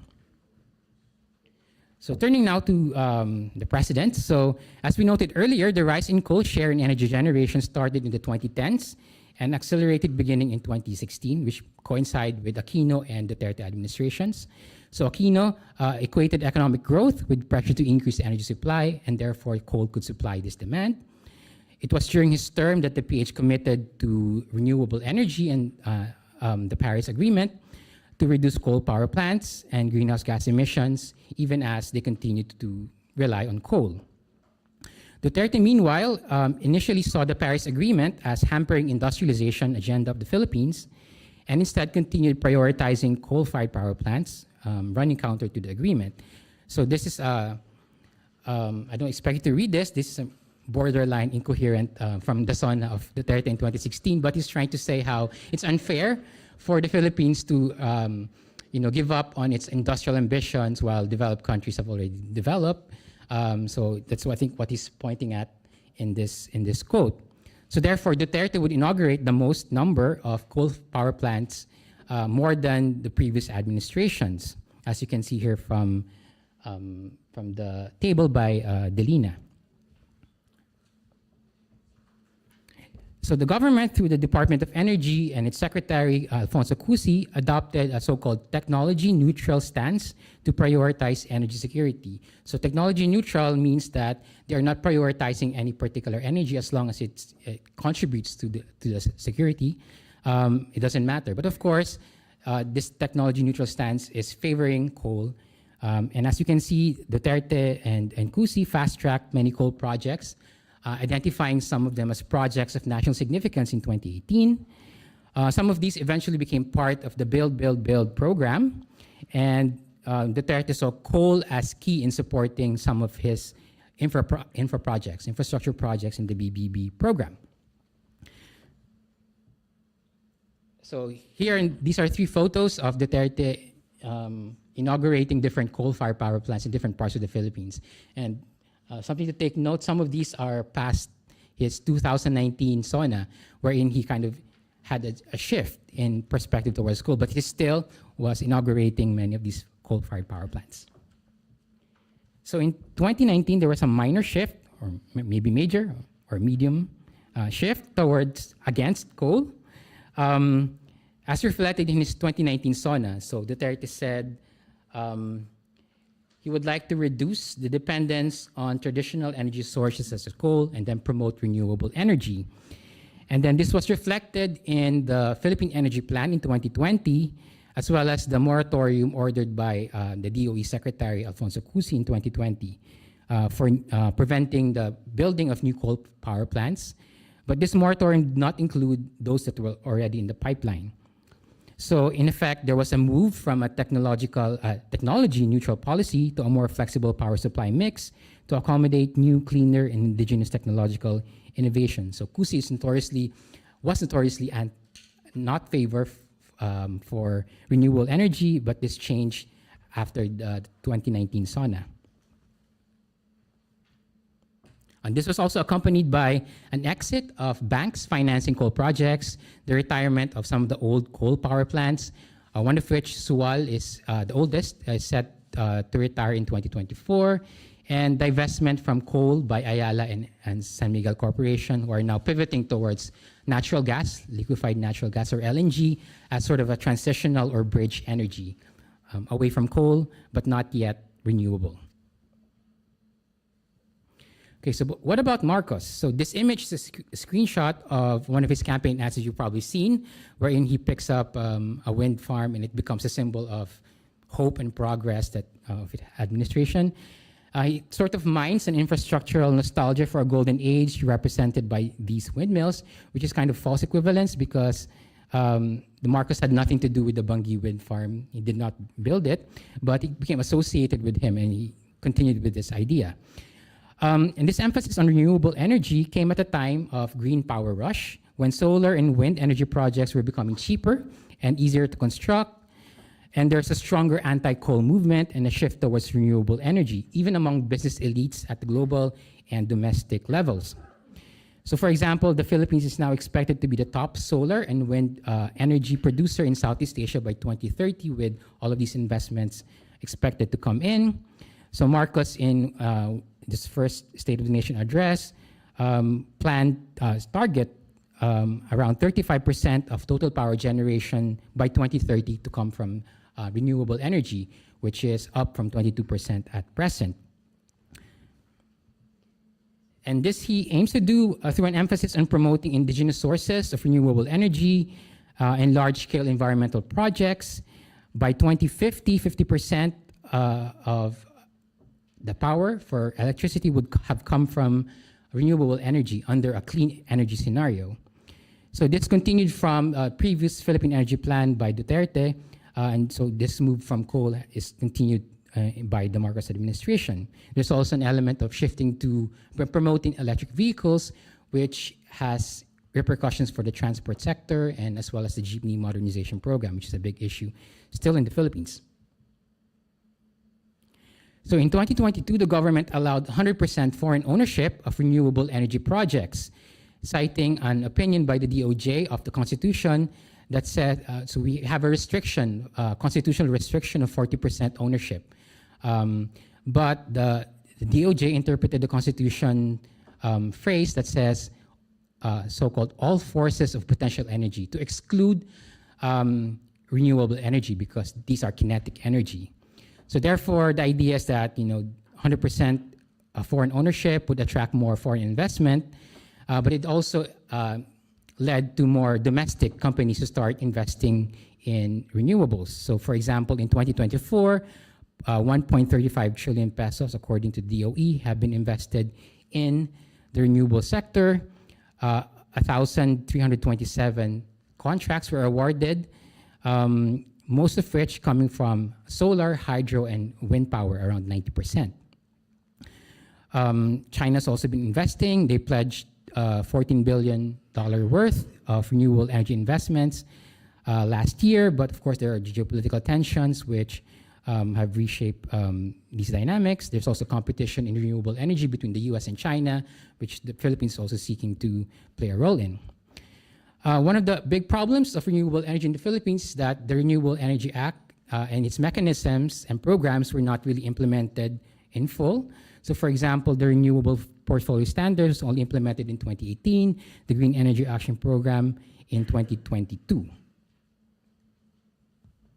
So just to give a recent example of domestic investment in emerging renewable technologies, so these are floating solar photovoltaic installations in Laguna Lake, so the largest lake in the Philippines to the south of Metro Manila.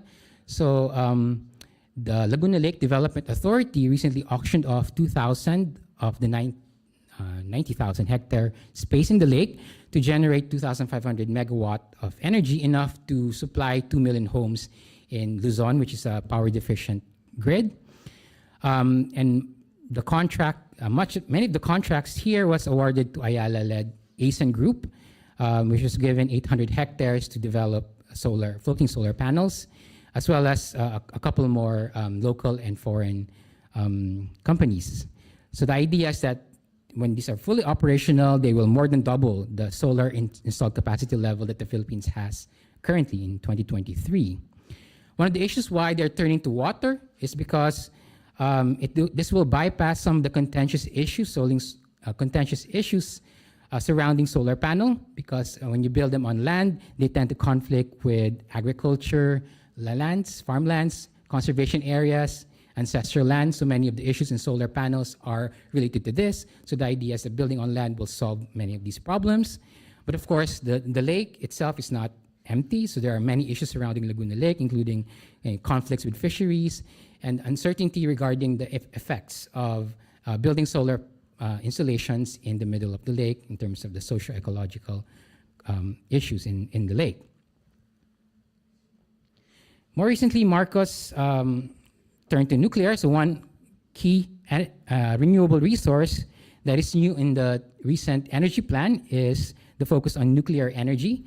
So the government expects to increase its capacity to 1,200 megawatts by 2032 and 4,800 megawatts by 2050. And of course, there's the whole issue of the Bataan nuclear power plant, which was shelved in 1986 with the People Power Revolution. And maybe perhaps Marcos will resuscitate his father's infrastructure legacy, which is reflected in this nuclear power plant. But Marcos seems more intent on smaller scale modular nuclear power plants, as he mentioned in the 22 SONA, which are cheaper, easier to build, and more flexible. In November 2023, the Philippines struck an agreement with US providers for these smaller scale nuclear energy plants to be constructed soon. This year, a nuclear energy roadmap was published by the DOE, which sets out plans and goals for a so-called nuclear era in the Philippines. And of course, there are alternative imaginaries beyond the national ideal of the energy transition. We have, of course, a long history of mobilization against coal that has been framed in terms of energy transition, energy justice, energy democracy. Several coalitions have fought against this, framed against more emissions, against pollution, and towards human rights. Some groups advocate for zero coal combustion. Some LGUs are even playing an independent role in banning coal power plants within their jurisdictions.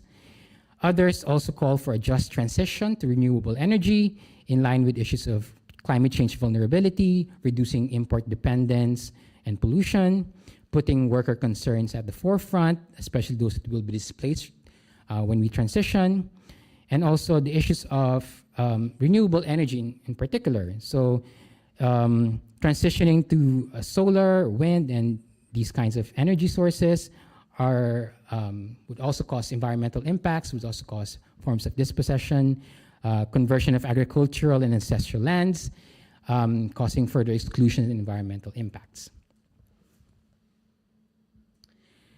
Okay, so let me turn now to another issue, which is land reclamation. So this is relatively dramatic and relatively recent. So if you've ever flown in and out of NAIA, you've probably seen these weird islands near Manila Bay. And if you've ever planned on having a Sofitel beachside wedding, it's not possible anymore because first, Sofitel closed down, and second, you won't have a beachside anymore because that area has been reclaimed. If you go to MOA, you would also see the Manila Bay sunset is not going to be beautiful anymore because you have construction site going on. So throughout the Philippines, there has been a recent rush to reclaim land from the sea, tied to urban development, from larger cities like Davao and Cebu to smaller ones like Dumaguete and Coron.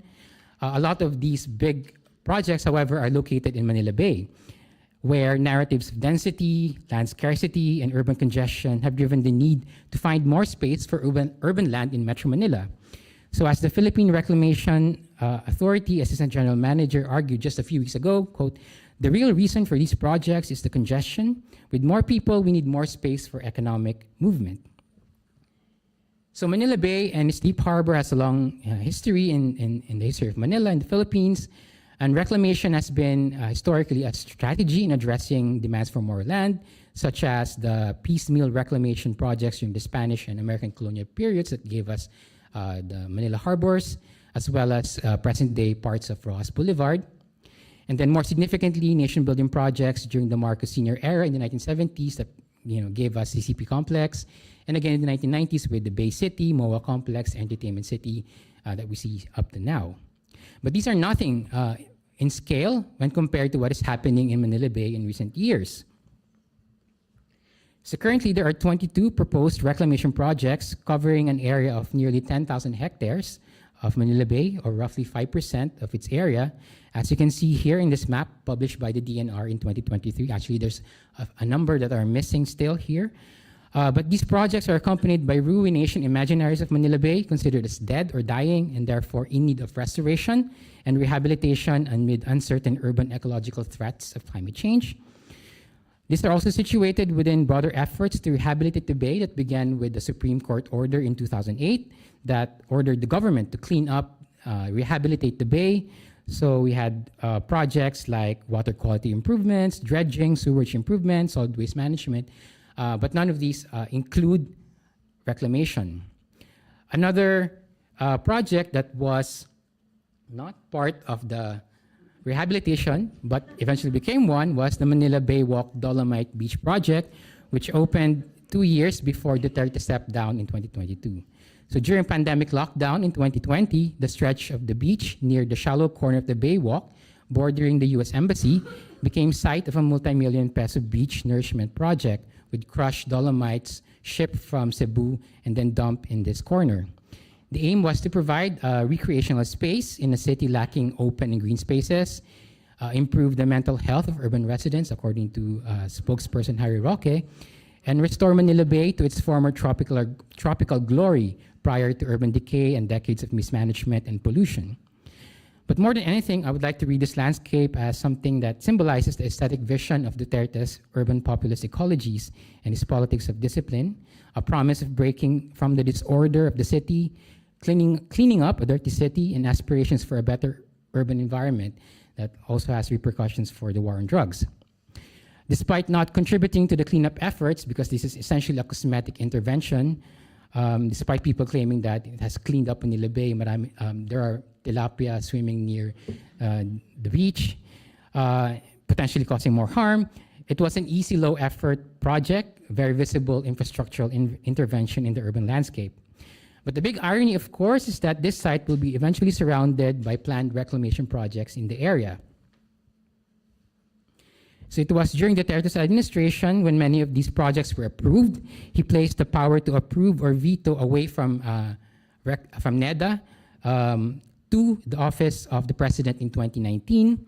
16 of the 17 approved projects with permits were issued with a notice to proceed during Duterte's term. Even actually before he stepped down from being mayor of Davao, he approved one last project, which was the Mega Harbor project in Davao, which eventually was canceled by his ocean-loving daughter, Sara Duterte. But at the same time, Duterte explicitly expresses opposition to reclamation due to its environmental impacts on Manila and the scale of these reclamation projects. So there was kind of this contradiction. So as a speculative act, land reclamation requires making new land from the sea, creating a new financial asset by dumping and filling. This process takes time, usually around 30 years, including 4 years to develop raw land in a process called land development, 3 years for horizontal development, and 23 years for vertical development. The promise of future profits mobilize investments in reclamation and justify them despite their potential environmental impacts. Financial calculations, for example, have identified total investments worth nearly 23 trillion pesos, or $500 billion US. And reclamation is a very cheap activity. It's an activity that would probably have huge returns in the future. They estimate 50 times the cost of reclamation. And there's, of course, interreferencing with other successful projects in other cities, such as in Singapore, Hong Kong, Tokyo, highlighting how these are inevitable for economic growth in cities bound by the sea.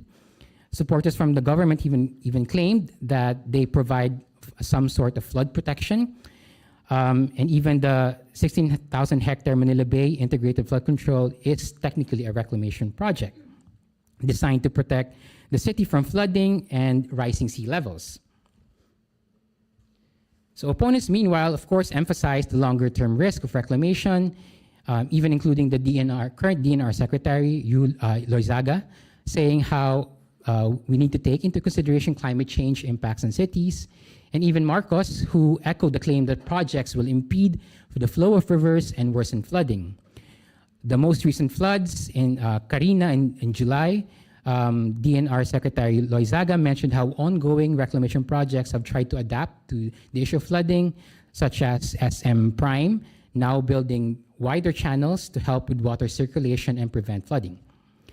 There are also, of course, issues of environmental damage in areas where you source the materials for your dumping, the dredging sites.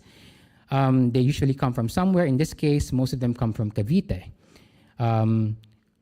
Dredged by local and foreign construction companies also involved in the dumping process, including the Dutch company Royal Boskalis and the China Harbor Engineering. So while land reclamation in Manila Bay is often referred to a coherent whole, there are actually many different projects with many interesting stories on their own. The reclamation process begins with a proponent, usually a local government unit, partnering with corporations or joint ventures, and then they seek approval from the national government via the Philippine Reclamation Authority, and then they would undergo an environmental impact assessment before they are given area clearance by the DNR. There are currently 187 approved and proposed reclamation projects nationwide, many of which are government-led. A number are also under the public-private partnership scheme. And LGUs take on these projects even if they don't need it or even if it's not part of the development agenda because there's a lot of demand for reclamation. Many companies are also not qualified technically to do reclamation, so they have to outsource the actual dumping and filling work. And some of the process isn't clear as some regulatory steps are often bypassed. Some parts are fast-tracked at the expense of community involvement. And this happened particularly during the pandemic when civil society opposition and oversight was weaker. So many of these projects actually emerged during the pandemic because of this. So these are subject to varying timescapes, shifting individual local government politics, such as differing priorities of mayors of cities like Manila, so Isko and Honey and others would have different priorities. Also shifting national government attitudes to reclamation, like differences between Duterte and Marcos, geopolitical considerations, including tensions with Chinese corporations involved in construction and dredging, and also financial calculations by partner corporations. So in the photo, this is an example of an agreement signed by the Mayor of Manila with for Horizon Manila, which is a mixed-use development covering 419 hectares in the city of Manila. And there are a few Filipino corporations involved, some in multiple projects, including developers such as Frabel Fishing Corporation, the largest seafood corporation in the country, that moved from tuna to real estate, and other ventures. Currently, they have 5 projects, including the Bacoor Reclamation Project of Bacoor. And the current Department of Agriculture Secretary is coincidentally also the company or owner of the company developing Bacoor project. Chu Laurel, Secretary Chu Laurel has said that he had divested from this conglomerate. We also have SM Prime Holdings, one of the largest real estate developers in the country with 4 projects, including the SM Smart City, a 360-hectare development reclamation alongside the Pasay local government. So this would connect to the Mall of Asia complex. So the construction of MOA is SM building more land. A few other interesting examples include the Manila Waterfront City Development Project, a 300-hectare mixed-use reclamation proposed by the Manila City Government, and the Manila Premier Development, which is owned by the Gatchalians. So this faced opposition from the U.S. Embassy on grounds that the project will surround its compound and that there's a security threat with the involvement of a blacklisted Chinese construction company in this project.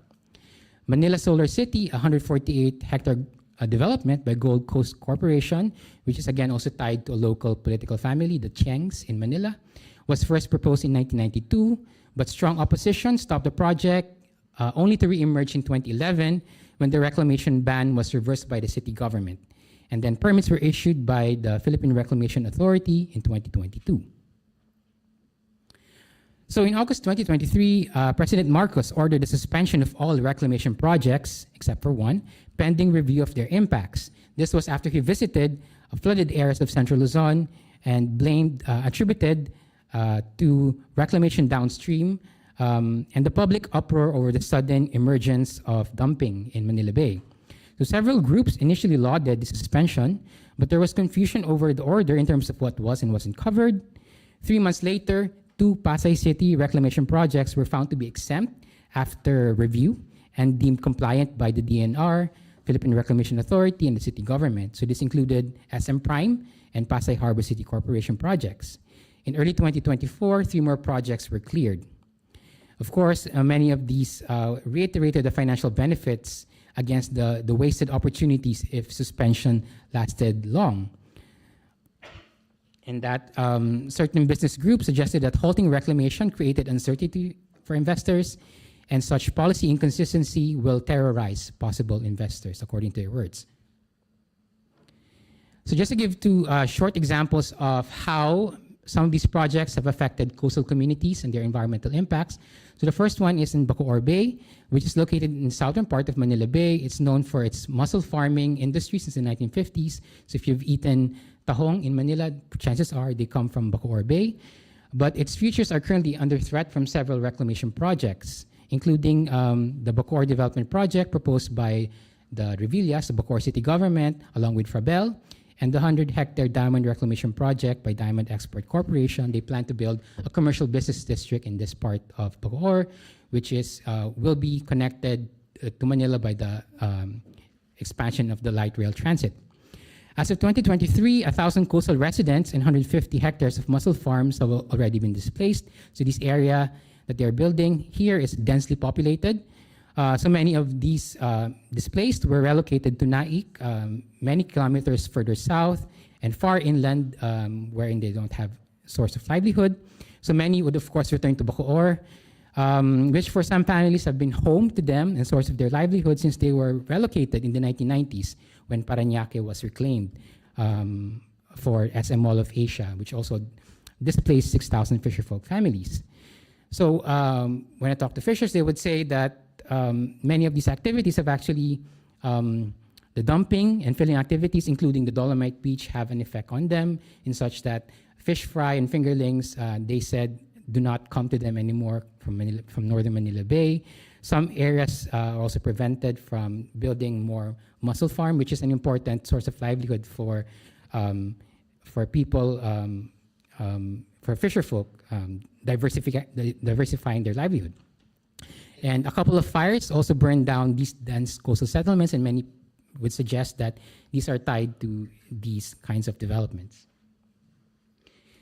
And then the last one is the Bulacan Aerotropolis, or AeroCity in northern Manila Bay, the site of a 2,500-hectare New Manila International Airport, which is a 740 billion public-private partnership project by the San Miguel Corporation through San Miguel Holdings and San Miguel AeroCity. So this was an unsolicited proposal by SMC, submitted to the government in 2016, approved in 2018, a notice of award granted in 2019. So the Department of Transportation granted SMC a 50-year period to run the airport. So coincidentally, SMC is also running the NAIA, current airport. So this will be projected to be one of the largest airports in the world, expected to address many of the congestion problems of NAIA with an annual capacity of 100 million people and 3 passenger terminals. Currently, land development, or the reclamation bit, is 84% completed. But they are expecting delays due to sand shortage as a result of the order to halt reclamation by Marcos. So they're running out of sand because they cannot dredge from Cavite. And they say that this will not be completed until 2027, but they expect or want to operate before the end of Marcos' term. So this is technically not a reclamation project because of some technicalities in land classification. So Ramon Ang, for example, clarified, quote, the project site has existing valid land titles indicating its original status as land. Instead of creating new land, we are redeveloping it to its former state, ensuring its productive and sustainable use for the future. So he was saying how these lands that they're actually building the airport in have titles. So they are actually classified as land restoration instead of land reclamation. And therefore, this will be subject to less bureaucratic process. So the DNR only needs to issue an environment compliance certificate for land development. Construction also continued despite strong opposition from a number of residents, environmentalists, and civil society groups due to their socio-ecological impacts. So the project entailed clearing 600 mangrove trees and relocating hundreds of coastal residents from Bulacan. At some point during the pandemic, a counter-insurgency arm of the military operated in the area, and various residents and environmental groups were red-tagged, fisherfolk organizers were harassed, and 2 student activists were abducted in 2023. Which brings us another issue in the environment in the Philippines that continues up to this day. The Philippines continues to be the deadliest country in Asia for environmental defenders, with 17 killed in 2023 and nearly 300 since 2012. The deadliest administration was, of course, Duterte, with around 195 activists killed by police, military, and private security groups, also intersecting with the drug war. Most of these killings and enforced disappearances were linked to various activities like mining, fishing, logging, plantations, infrastructure, hydropower, and now airports, including things like abductions, forced detention, prosecution, murder, and red tagging, which is designation of critics of the government as state enemies by linking them to armed communist groups. All right, just to wrap up, so while there are a few shifts in policy priorities between the current Marcos Jr. government and the previous administration in environmental matters, we can certainly see several more continuities as projects unfold through time and as alternative movements and coalitions form in response to the socio-ecological impacts that these projects generate. So many of the environmental agendas of the current administration were carried over from the past, but broader technological, political, ecological, and social shifts from various scales, both global to local, will probably shape the trajectories of both energy transition and land reclamation in the next few years. So we can say while there are differences across administrations, it's essentially more of the same in terms of how these kinds of projects unfold. Okay, that's it, man. Thanks.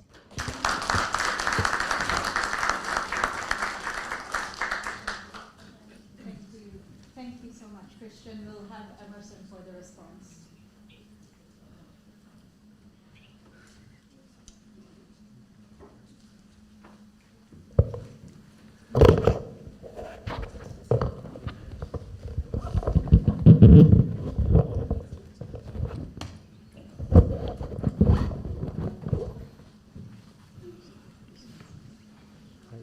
Thanks a lot, Maria, and also, first of all, thanks a lot, Christian, for your presentation. I appreciate the directness coming from the perspective of a critical human geographer.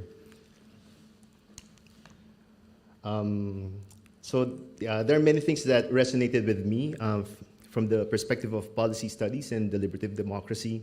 My first observation is that some of the policies presented that constrains further development of coal projects during the Duterte administration or the support for the energy transition. Obviously, this puts the Philippines in the group of states who are supposedly being environmentally responsible, who take action against climate change. This is consistent with the history of environmental policymaking in the Philippines. So this is not something new. So we can look at the Philippines for positive examples of rapid policy transfer or adoption of international environmental norms and discourses. So for instance, when advocates of environmental values were gaining traction in the 1960s, the Philippines was one of the first countries in the 1970s to establish laws on pollution control, on environmental standards or codes, and the environmental impact statement system. Later on, we were also quick to adopt discourses like sustainable development or responsible mining in our policy language. And recent administrations also follow this trend. During the Arroyo administration, as Christian mentioned, the Renewable Energy Act was passed in 2008, and we were the first, it would be the first one of its kind in Southeast Asia at the time. And during the term of Aquino III, the Philippines committed to renewable energy and also signed the Paris Agreement to reduce coal power plant and greenhouse gas emissions. And as mentioned also in the presentation, Duterte had an anti-coal mining position towards the end of his term. Marcos Jr. claimed in his State of the Nation address in 2002 that climate change is now an important criterion in our integral national policies, in planning, decision-making, and in the implementation of various programs. He emphasized the use of renewable energy is at the top of our climate agenda. So BBM's if you look at the current renewable energy projects, so Christian mentioned that the Philippines is expected to be the top solar and wind energy producer in Southeast Asia by 2030. Such an ambitious goal, I would say. However, there's much to be desired in the implementation of these environmental policies and programs. For example, for all the pioneering environmental policies during the regime of Marcos Sr., his cronies and their companies were responsible for the large-scale exploitation of Philippine natural resources. On natural resource extraction, for instance, new laws continually to come up and implementing rules and regulations are regularly updated. But reports on the ground continue about the killings and disappearances of environmental defenders, the militarization of frontier areas, and displacement of peasant and indigenous communities to make way for resource extraction. On the environmental impact assessment front, there are structural and bureaucratic issues that continue to affect the capacity of regulators and the independence of impact assessment practitioners. For example, the reclamation projects discussed by Christian go through environmental and social impact assessments. But the cases he presented would make you question to what extent these practices could ensure the protection of the environment and also to create benefits for poor and vulnerable populations. I will also follow up on the issues of inclusion brought up by Christian from a just transition perspective. So, for example, when BBM or any other politician talks about taking care of our environment for future generations, yes, of course, I would quickly agree with that policy statement. And this view may be shared by many, and maybe including a lot of you in this room. However, this may be a case of quote-unquote presumed benevolence, a term coined by my colleague, Professor Sarah Bice, in her current work to describe the energy transition. She explains presumed benevolence as the unconscious framing bias, commonly related to a good-for-all project, policy, or initiative that responds to a requirement or crisis, and where the requirement, crisis, scientific advice, technological improvement, or socio-environmental need creates a presumption that the project, policy, or initiative is benevolent and will therefore be readily accepted. So I would add that this presumed benevolence is often considered, maybe unconsciously, in light of the powerful and the privileged. So going back to the benefits of the energy transition for current and future generations of Filipinos in Philippine policies, I wonder which Filipinos are they thinking about? So basing it on Christian's presentation today, I am skeptical that the future of Filipino communities directly affected by solar and wind projects, for example, are fully or seriously considered. And the Philippines is not alone in this experience, unfortunately.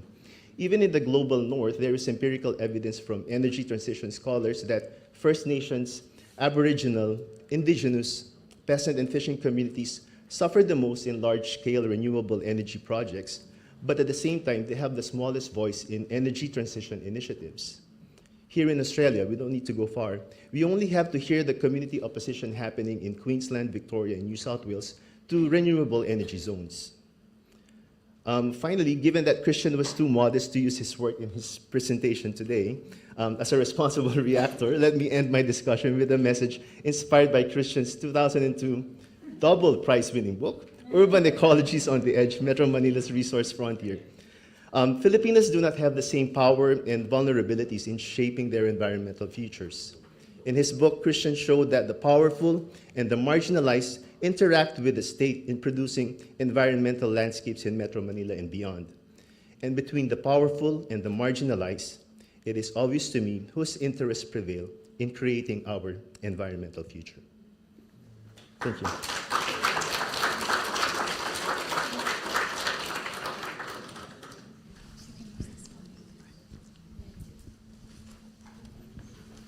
Thank you so much, Christian and Emerson, and again, much appreciate the range of critical perspectives presented. So we'll now turn to our Q&A, and as before, we'll take them perhaps in a first round, and if we have more time, we'll go to our online audience, and perhaps if we have more time, another round. So can I please take for this round? I've got Bjorn, one here, and I'll abuse my role as chair and I'll ask a question too. Thanks. Bjorn. Thank you very much. Christian and Emerson. Let me just quickly go back to your initial statement about policy shifts. And I would like that you explain to us one more time what you think are the drivers of the policy shift from traditional coal-fired power plants to renewables. And what I want really you to answer is that a response to international pressures, or is that a response to domestic actors? And more specifically, I would like to ask, and link it back to our presentation this morning, who are the interests, the business interests, the political interests that are currently pushing into the renewables? And what is the political economy story that you can tell us here? Thanks. We'll turn to Justin next. Yeah.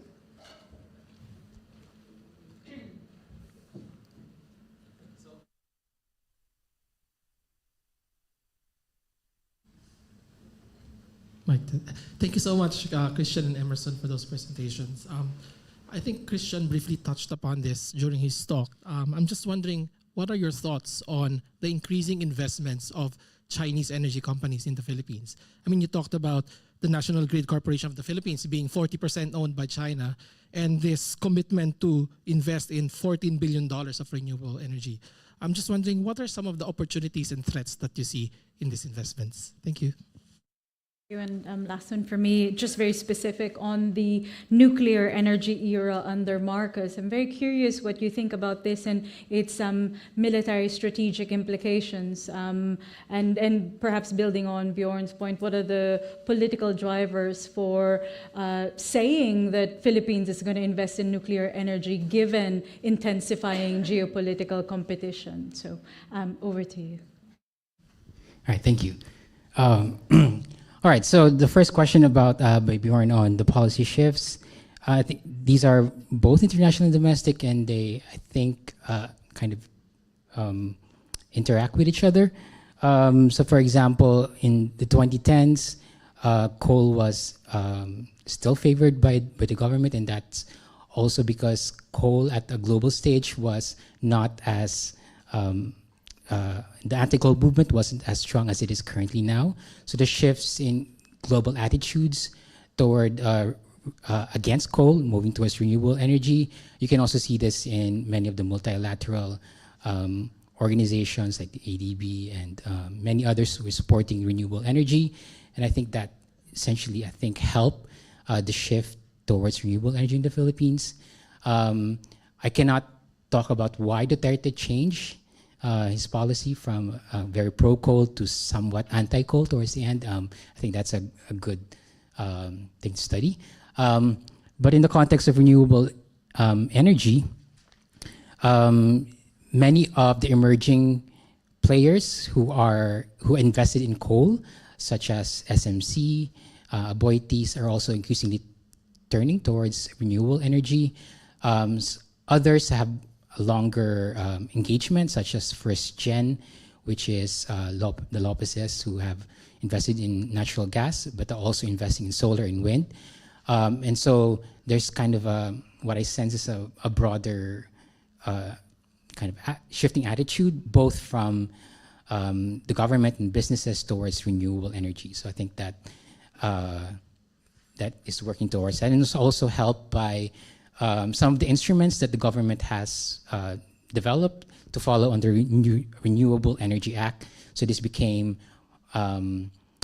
implemented more towards the end of Duterte and start of Marcos. Regarding the investments of China, so this is a very interesting story that I think our next speaker would probably talk more about. So in the case of the State Grid Corporation, China State Grid Corporation investment in the Philippines started during the Arroyo administration, I think with ties to the NBN ZTE kind of project. And so this was carried over during Aquino and then Duterte, and then of course Marcos up until now. And the scrutiny against these kinds of investments became more pronounced as part of the politics of the shift in, or the Duterte versus Marcos factions. So, for example, the investments of renewable energy by Chinese corporations last year is being questioned. It's also tied to scrutiny of other build programs that were sponsored by the Chinese. So these are all tied together, shifting attitudes towards Chinese investments. And regarding the nuclear energy question, I don't know yet a lot about the context of this because this is relatively recent, and I haven't read the roadmap that DOE has published. And one of the key differences here is that it's supposed to be small scale and flexible, which allows it to be moved from one place to the other. So, for example, the power plant is actually likely to be imported from the US and then assembled in the Philippines. So it's kind of that modular look. So it's different from our model of older nuclear power plants like BNPP. So I don't know how that will play out and which providers will be dominant. So, and to the extent that Filipino companies will be involved in this, and this is for now US-based kind of investment. Yeah, so that's it. Thank you. Interesting. Emerson, did you want to build on any of the points raised? Well, for me, just I guess with renewable energy, I think what we're seeing now, especially with the latest update on the 100% foreign ownership allowed. So this is, I think, a bit of difference with mining. So with mining, they had the FTAA, the Financial and Technical Assistance Agreement Scheme, in order to have 100% foreign ownership. But then this one, you just take that away, and it's so easy now. So I think for me, I guess my cynical analysis is that, they just see that there's this opportunity for a lot of foreign money to come in through these investments. Yeah, so I don't know how else to put it. Thank you. We'll turn to the online just to balance. No questions. Excellent. So we can take more from the room. I've got Paul, gentleman at the back, and then Nina. Thanks. Paul, over to you. First, if I may, I want to congratulate you, Christian, on the Benda Prize. That is a really big deal. The Association for Asian Studies has thousands of members, and this is the award for the best first book. So this is really a major honor. Now to my question, which follows up a bit on Bjorn's as well, trying to understand this shift within the Duterte administration. I think about something an old friend of mine at the Asia Foundation says, that a successful business person or conglomerate has certain goals. The goals should not be to make the regulator your friend. The goal should be to make your friend the regulator. And in this case, we have Secretary Kusi, who came out of a full career with Aboitiz, that then landed as the major regulator of all of this. And I'm wondering, not to try to simplify these connections too much, but would his shift away from coal also mirror to a certain extent the Aboitiz shift away from coal into renewables? Just a thought. And the question at the back. The ICC before. And the shift to the coal is really because of the idea then that what we are talking about climate justice. Philippines in terms of contribution to GSG emissions only 0.3. So, and if you look comparative prices, the prices of coal, energy is much lower. But the other thing that I want to point out, it's a big topic, social environmental update. And I think it's so incomplete in the sense that you didn't cover forest areas, which impacts a lot, particularly during typhoons because of the landslide and everything, and the coral reefs that we have. You just focus on renewable, on energy, but the bigger ones are the big ticket items is your land base, your forests, etc., and your coral, because if you look at the fish catch open sea, it's really declining from 2000 now. There's a dwindling catch of of fish, and it has never been tackled. That's a bigger issue. Probably you need to have to devote another discussion about that. This energy is so urban-centric in terms of perspective. It talks about the urban areas, but what about the huge rural sector, the coastal areas that we are talking? And that impacts a lot of the Filipinos, then just the renewable kind of thing. And by the way, they actually privatized the energy sector, but that did not liberalize. The liberalization only pertains to the renewable energy because they allowed foreign competition there, or the foreign investors. I'm part of the Foundation for Economic Freedom. We were the ones who pushed hard for that Renewable Energy Act. And we made sure that the foreign investors will be coming in. So I think that's the point. How do you balance it out with the land-based and coastal areas in terms of your social and environmental update? I think that's more interesting for me. Thank you. Thank you. And just on that point, because you are sitting near, and I'm sorry to put you on the spot, Mike, but Mike Fabini is working on coral reefs, and so if you want to add on to the discussion, please feel free later. He has been working together with Filipino researchers on fishing communities, coastal communities, and so welcome to join. Final question for this round with Nina. Yes, thank you, Emerson and Christian. Do you see the Marcos administration pushing for something beyond renewables, for example, pushing for an emissions trading system or carbon taxes? Is that in the pipeline for the Marcos administration? Right. Yes, I agree, sir. We could devote a lot of time perhaps to talk about other issues. Coastal issues, marine fisheries, for example, is a big issue. Even, food security is tied to things like aquaculture, which is, has various interesting things going on in the Philippines.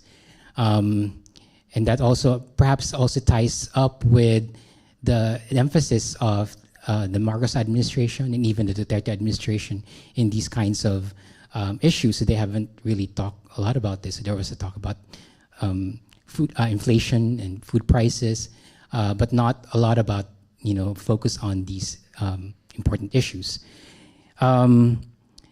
Regarding the question about the shift to coal, I guess I'm pretty sure there are some interesting links between avoid the shift to coal.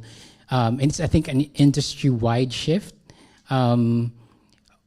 Also tied policy and changing attitudes at the global level, and then also financing.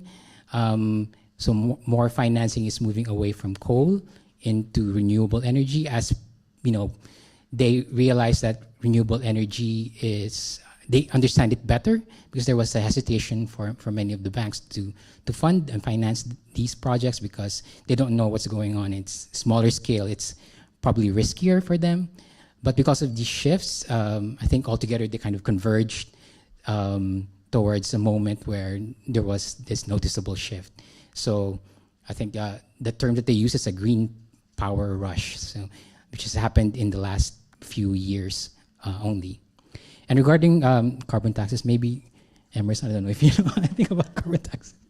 I haven't heard about that update. But maybe just to also add on to the comment about forest resources and marine resources being important, yes, I agree. These are also very important. But also, I'd like to note that, for large-scale renewable energy projects, they also intersect with lakes and also with mountainous areas to put up windmills. So it's not an urban issue per se. Okay, it also affects a lot of our rural communities. Yeah. And I did promise insight from the coastal research. Sorry, Mike, I'll put you on the spot, but I think your insights would be helpful. Sure, thank you. So I guess, yes, certainly coral reefs are facing serious challenges in the country at the moment, as elsewhere in the world, primarily due to coral bleaching from anthropogenic global warming, as well as, in the Philippines, there's a large range of challenges to do with fisheries overcapacity, linking into those social challenges around food security and livelihoods on the coasts. I guess, yeah, just to highlight a couple of things, the Philippines is in an interesting space at the moment in terms of policy and regulation for coral reefs and marine resources. It's had, over the past year or two, in response to a presidential directive on coral reefs, it's been gathering together plans to an executive order and a subsequent new program strengthening coral reefs. The name changes over several times, so I forget the exact name, but it's a very large initiative that's going to determine government direction and programs for coral reefs, everything from international commitments under the Convention on Biological Diversity, specific things such as coral restoration, and new guidelines for marine protected areas and marine spatial planning. So there's certainly a lot of activity in this space at the moment. It's being spearheaded by the DNR, BMB, Biodiversity Management Bureau, as well, with other agencies. And I guess just one quick point on, from a social perspective, I think one really interesting thing that we're seeing in many parts of the rural coastlines is a livelihood transition from increasingly fishing-based livelihoods towards livelihoods that are interacting a lot more with tourism, and so we're getting a large influx of coastal tourism, and that generates a whole range of challenges and opportunities in the coastal space at the moment from a social perspective also. Thank you so much, and really grateful because I just put you on the spot. So we are very good with timekeeping. So we have a final round. So I've got 1, 2, and 3. So we'll start. Tonette Roquisa. So I've been studying also energy but a different slant. The thing is, like with EPIRA, it divided into segments: power generation, transmission, and distribution. And sale. So I was just wondering, like, if we're talking about renewable energy, you can have for instance, Aboitiz doing renewable energy power generation, but not necessarily have the facility to actually distribute it in downstream. So I was wondering if there are studies regarding the segmentation right now of EPIRA that made it a lot cheaper or easier for big companies to come in, right, to divide the power industry. Is this going to be replicated when we go into renewable energy? Because that's going to be a major problem, I think. Thank you. Over here. Yes, I can speak from here now. Yeah, my question is actually regarding the reclamation. Hi, yes. My question is actually on the reclamation projects, especially considering how it's transforming the landscape, especially of areas like Manila, right? Does this sort of like expansion of space within these urban centers, how does it affect discussions on housing, especially among the urban poor? Because that's one of the problems in Manila and in other urban areas in the Philippines, is the fact that there is a housing crisis, especially for the urban poor. Assuming that there are these efforts at expanding the city, so to speak, the land space of the city, is it contributing or possibly negatively affecting as well these discussions of providing houses for those who can't really or who can't find space in the city? Thank you. My question is about that issue of risk that you flagged very early in your talk, Christian. I think you covered the sort of climate change mitigation activities very thoroughly, but I was just wondering, have you got any comments on the preparedness for disasters in the context of this high level of risk in the Philippines? We've got 3 minutes, so brief, direct to the point responses, but please, from you and then Emerson. Yes, sorry, I'll be quick. Yeah, exactly. I think the focus has been on generation because of the issue of the shift to renewable energy requires reducing emissions. So that's the focus. But of course, there are many other issues: transmission and distribution, and of course, at the end, products. So for example, renewable energy is known for, solar panels. Individual households have solar panels, but the question is, how would you connect that to, for example, the grid? So we have a net metering program, for example, that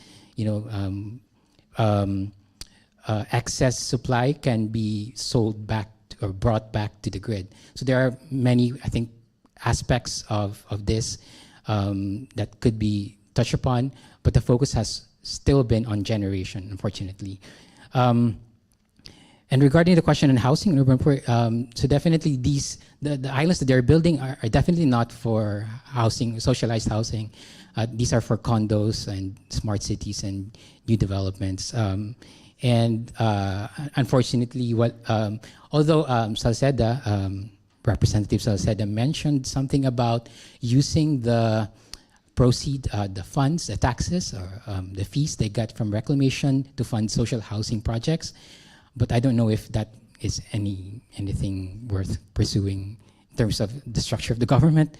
But of course, the big issue is the displacement of people. So many of these areas, just in Bacoor, I mentioned earlier, thousands of people have been displaced. They've been moved to a resettlement housing project, which is very common in the Philippines. So urban development projects, they build resettlement, and these are very, very far from the city. And so people would come back to the city because their livelihood and source of income is there. So the answer is no space for ordinary Filipinos in many of these projects. And then in terms of risk mitigation, certainly the Philippines has a long history. There's a policy, there's a policy shift towards more risk adaptation, climate change risk adaptation strategies, disaster preparedness. So it's something that is have been incorporated in the local government, the level of the barangay, and in multiple levels of the government. But of course, there are many issues in terms of how we frame preparedness. I think Justin will talk more about that tomorrow. So perhaps he can give more on the state of climate change, adaptation strategies, and preparedness in the Philippines. Emerson? Just with the risk mitigation and disaster preparedness, just to respond to Sango's question, I think policies are there, and I think depending on where people live, they have their usual routine ways of coping with floods and heavy rains. But I think there needs to be, I'm not sure, maybe Justin would talk about this tomorrow, I think a mindset shift because of climate change, that the intensity and severity are really different now. So the routine kind of preparations that people used to have, I think may not work anymore, as we've seen recently in Bicol. I think that's quite unprecedented. So I think there has to be a serious rethinking of how we think of disaster and risk reduction strategies and policies. Thank you. Thank you. Please join me in warmly thanking Christian and Emerson.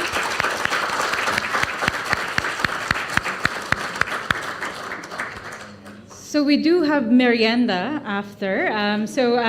Please, however, please promptly come back at 3 o'clock because we do have our keynote speaker, Marites Vidug from Rappler, presenting her book, Unrequited Love, Duterte's China's Embrace. So enjoy the merienda and then come back promptly at 3. Thanks, everyone.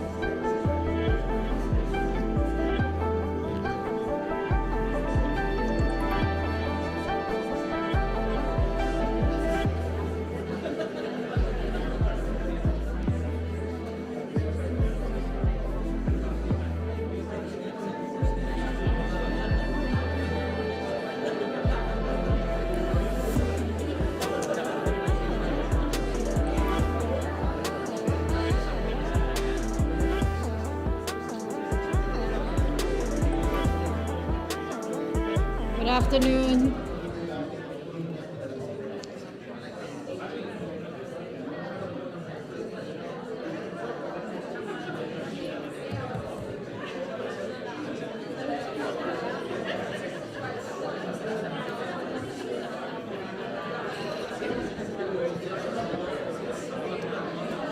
Good afternoon, everyone. Magandang hapon po. Magandang hapon po sa ating lahat. Maari po bang tumahimik na po tayong lahat na makapagsimula na po tayo?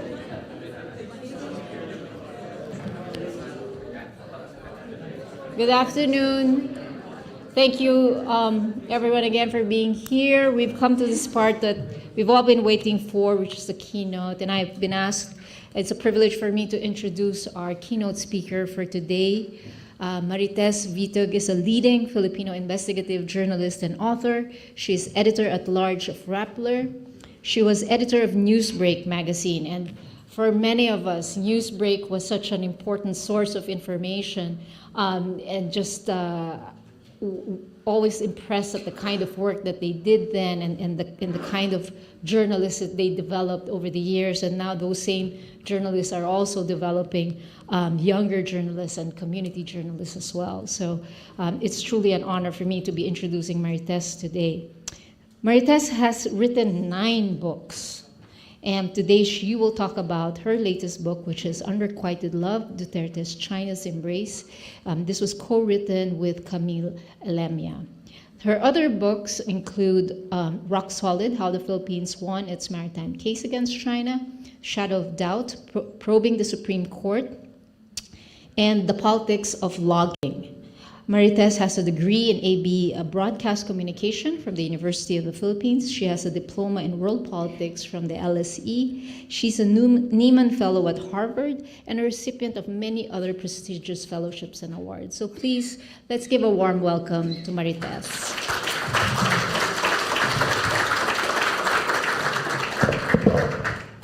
Thank you very much for inviting me. ANU Philippines Institute. I'm really thrilled to speak to you this afternoon, but I feel some trepidation because so many PhDs and academics in this room. For the most part of today, we listen to the Beyond because the title of this conference is Beyond Geopolitics. So this is the geopolitics part of today's conference. And maybe an alternative title could have been Love in the Time of Geopolitics. So this is the title of our book, Unrequited Love, Duterte's China Embrace. And just to give you an idea of how I will tackle this, explain our book, first I'll chronicle the highlights of President Duterte's pivot to China from the day he announced his dependence on China to the last months of his presidency. And then I'll look at why Duterte made this foreign policy shift and talk a bit about his leadership style. And then for some context, I'll also talk briefly about the difference between President Gloria Macapagal Arroyo, because it was during her term when the golden age of relations with China began. Then I'll take you on a helicopter ride over the flashpoints in the West Philippine Sea. There's so much news about tension over this reef or that island, so I'll just give you a brief tour. And fifth, I'll answer briefly the question of what the impact of Duterte's pivot to China is. And the final part is a discussion of the shift of President Marcos Jr. in terms of foreign policy. So since the book has been released in July, some people have asked me, why did you choose the title Unrequited Love? So in jest, I would say, so that the public will take a second look at the book, thinking it's a romantic novel. And maybe, we'd have bigger sales. But seriously speaking, the real reason is that former President Duterte carried a 6-year love affair with China, with open and public declarations of love, not only for China, but for Xi Jinping. Rarely, I've been a journalist for, at the risk of dating myself, 40 years, But rarely do we hear heads of state declare their love for one another. So it was surprising, really, to see Duterte, a macho man and a serial lover in his personal life, woo China so openly.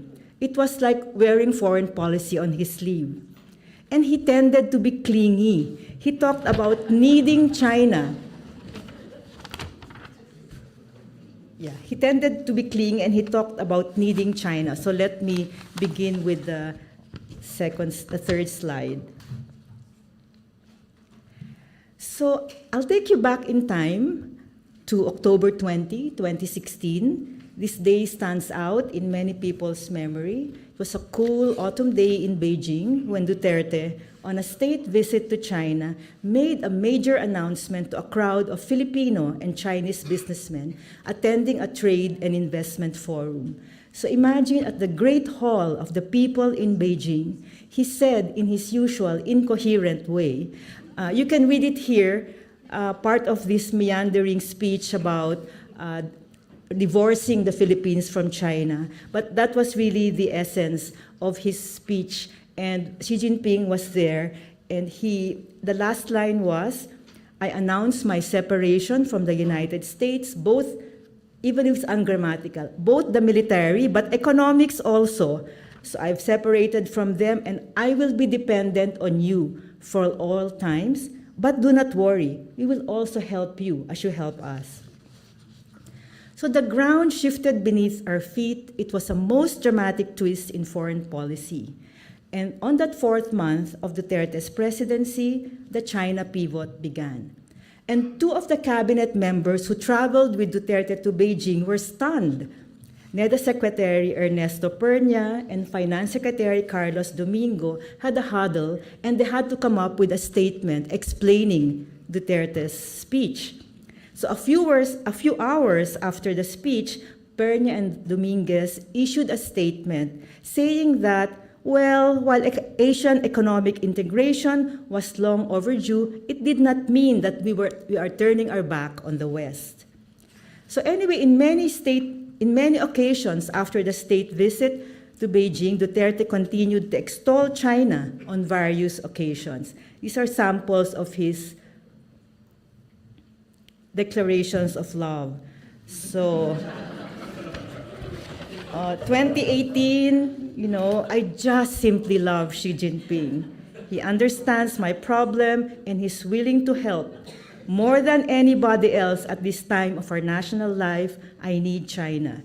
And of course, next year, swept by his fondness for our giant neighbor, simply, I love China.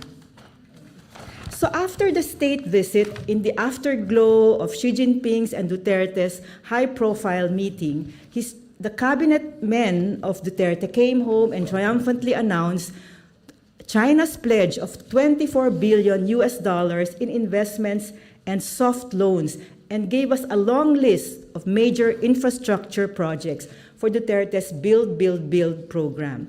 This included railway projects, the biggest of which was to be in Mindanao, and a dam, an irrigation project, and bridges.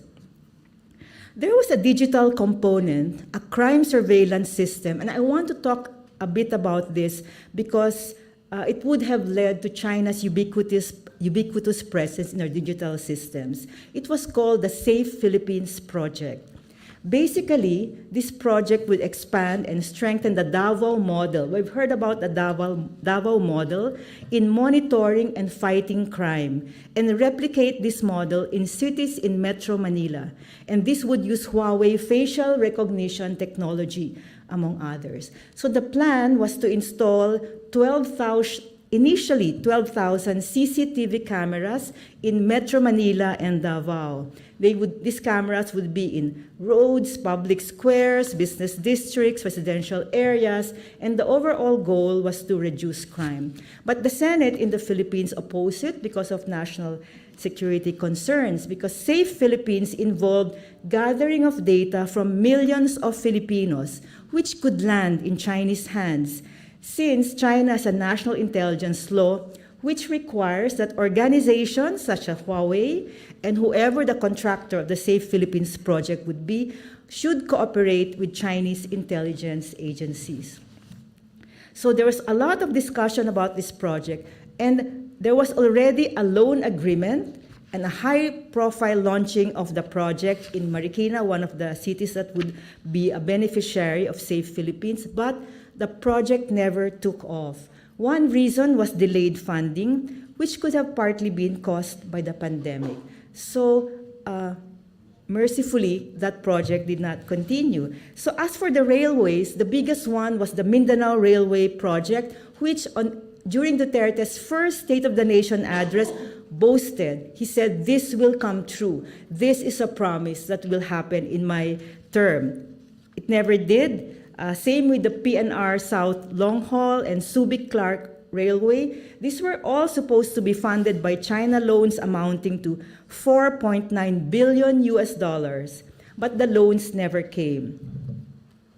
So what accounted for this failure of China to deliver loans? During the pandemic, China's economy had slowed down, and there were questions on the viability of the mega railways project. Also, the different political systems of Beijing and Manila was a factor in the delay. A finance official said in an interview when I talked to him, but he said not to be quoted, he called it a mismatch, comparing the transparent and open processes in the Philippines to China's tight one-party control. And he said we did not also share the values of the lender state. And also, the Philippines has had shorter experience in dealing with Chinese loans. Although we did have a brief experience during Gloria Macapagal Arroyo's time, the Philippines is really more accustomed to dealing with Japan's aid agencies as well as Western countries. So in 2022, the Philippines' debt to China accounted for 4.5% of the total debt, while that of Japan's was twice as large at 9.5% of the total debt. So until the last months of the Duterte regime, China did not act on the loan applications of the Philippines. So Finance Secretary Dominguez then withdrew these loan applications. So fast forward, 6 years later, by the time Duterte stepped down, only 3 projects came to fruition. This is the Kaliwa Dam. The project is ongoing. Construction is ongoing. It's in Rizal and Quezon provinces. We visited this during our field work. This is also, we went to the Chico River Irrigation Project. This was the only project completed. Why was it completed? Because during Noynoy Aquino's time, there was already a complete plan, a proposal, a budget for this irrigation project, and Duterte offered it to China. The initial plan of Noynoy Aquino was to get it from the general appropriations, but when Duterte became president, he offered it to China. It was funded. And the third is the Davao Samar Island Bridge. Construction is still ongoing. This was the last loan of China to the Philippines. It was approved during maybe the last 2 months of Duterte's term, like a thank you to Duterte. But this project has been questioned because of environmental issues, but construction is ongoing. And also China gave the Philippines gifts. Remember, there are 3 bridges in Metro Manila, linking Makati to Intramuros and to Quiapo. These were all free in the early months of the Duterte's term. And at the time, in our interview with Secretary Pernia, he said these gifts were come-ons to entice the Philippines to borrow more from China. So what drove Duterte's pivot to China? In our research, we started first with the milieu in which he grew up in Davao. While in Davao, Duterte developed really close relations with migrant businessmen from mainland China, as well as Chinese Filipino businessmen. They supported him in his local anti-crime projects, as well as development projects. And number 2, he really hates America from the bottom of his heart because of personal and official reasons. He makes a lot of He tells a lot of stories, but he claims that he was supposedly mistreated by an arrogant U.S. immigration officer at the Los Angeles airport when he was a member of Congress. So this stayed with him until his days as president. And when he was mayor, an American treasure hunter who accidentally blew himself up with explosives in a hotel room in Davao was reportedly taken out of Davao by FBI agents. So this angered Duterte, who wanted to question him but when he went to the hospital, the American was no longer there, and he called this an affront to Philippine sovereignty. So this stuck with him until he became president. And also when he was president, the US was critical of his war on drugs and his atrocious human rights record. Third, one of Duterte's claims is that he has socialist leanings. He said he was influenced by the founder of the Communist Party of the Philippines, Jose Maria Sison, who was his teacher in college. And fourth, of course, is the more pragmatic reason that China is a rich country, a source of loans and investments, and Beijing kept quiet about his violent war on drugs. So China, in the first months of his presidency, supported Duterte's anti-drug campaign by building drug rehabilitation centers in Central Luzon and Mindanao.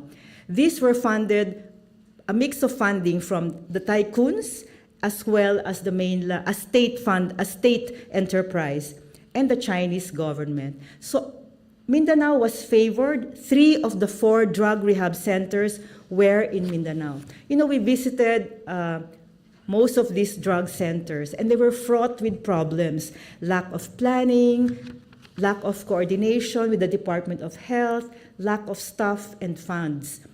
The Dangerous Drugs Board, as early as during the start of Duterte's term, already pushed for community-based rehabilitation centers because only 1% of the drug users who surrendered required inpatient care. Majority really required community-based rehab treatment. But Duterte ignored this recommendation, and eventually I think he fired the chair of the Dangerous Drugs Board. So a bit about Duterte's leadership style. As I said earlier, he changed the foreign policy unilaterally. There was no discussion at all in any cabinet meeting on his vision of the change in foreign policy, what it meant for economic and security policies. So it was up to the department heads like foreign affairs, finance, defense to implement his appeasement policy of China. And it was also up to them to make sense of his off-the-cuff statements. Most of us know, and the former cabinet members of Duterte, tell stories about how cabinet meetings usually started at night and ended in the small hours, and they were unstructured. Duterte liked to talk, and he couldn't be reined in by any of his cabinet members. So the only time that they talked about China really was during the pandemic, wherein Duterte said that let us not offend China, let us not stop the flow of travelers from China. But he had to do it after Singapore was the first in ASEAN to stop the flights from China. So there wasn't also a discussion of the interest rates comparing Chinese loans and Japanese loans. There was no such discussion even in the economic team. But because Duterte said the country needed the loans from China, so the government went ahead and borrowed funds for infrastructure. So it was one cabinet member who made this issue public. It was Pernia, and to justify this, he said that, we need to borrow from China, so we diversify the sources of our loans. So now on the personal front, relations between Duterte and Xi Jinping blossomed, and Xi came to the Philippines on a state visit, the first by a Chinese president in 13 years. And Duterte visited China 5 times during his 6-year term. You compare this to Benigno Aquino III, who visited 2 times in his 6-year term. And Duterte met with Xi 8 times, including Xi's visits to the Philippines and their bilateral meetings in APEC summits. So what was Duterte able to gain from this love affair with China and with Xi amid the backdrop of tensions in the West Philippine Sea? Imagine you are a landowner and you are allowing the tenant to dictate the lease, the terms of the lease. So this was what happened. So Duterte was able to gain a concession from China. One, China did not block the building of a beaching ramp in Pag-asa. It was the first major improvement the island had seen in years. And two, Filipino fishermen were allowed to return to Scarborough Shoal, but at the mercy of the China Coast Guard. And third, this was a major loss for the country. Duterte lost in the country's pursuit of oil and gas in Reed Bank. Talking about the energy crisis, the looming energy crisis, Reed Bank is reported to be very rich in oil and gas. It's a feature within the Philippines EEZ. So until the end of Duterte's term, China really was insisting that the Philippines should drill for oil and gas only with China, not with any foreign partner. So I will talk about this much later. So to situate Duterte in the post-Marcos era, let's compare him to Gloria Arroyo. Because while Duterte was the president who openly embraced China, it was Macapagal Arroyo who really started the golden age of relations with China. During her 9 years in office, she was able to woo Chinese investments while staying friendly with America. She visited the US 5 times during her presidency, compared to Duterte, who never set foot in the US. Remember that it was Gloria Macapagal Arroyo. During her time, the Philippines joined the US-led coalition of the willing in the Iraq War in 2003. And then she withdrew from the coalition when a Filipino overseas worker in Iraq was taken hostage and his life was at stake. So there's a difference of approach between that of Duterte and Arroyo. And Arroyo saw China as a source of loans and investments. She entered into a deal with China to survey for oil and gas in Reed Bank. And then Vietnam vehemently protested and demanded that they should be part of the deal, so it became a trilateral survey. Then many years later, the Supreme Court in the Philippines declared this unconstitutional because only the state with sovereign rights over the resources should have control of the resources. And of course, earlier it was talked about that the Philippines borrowed from China for a railway project that was later canceled, as it was reportedly riddled with corruption. And what pushed through was a major Chinese investment, the privatization of the Philippines power grid, which Christian talked about briefly. It was in 2007, it was the largest privatization project in the country's history.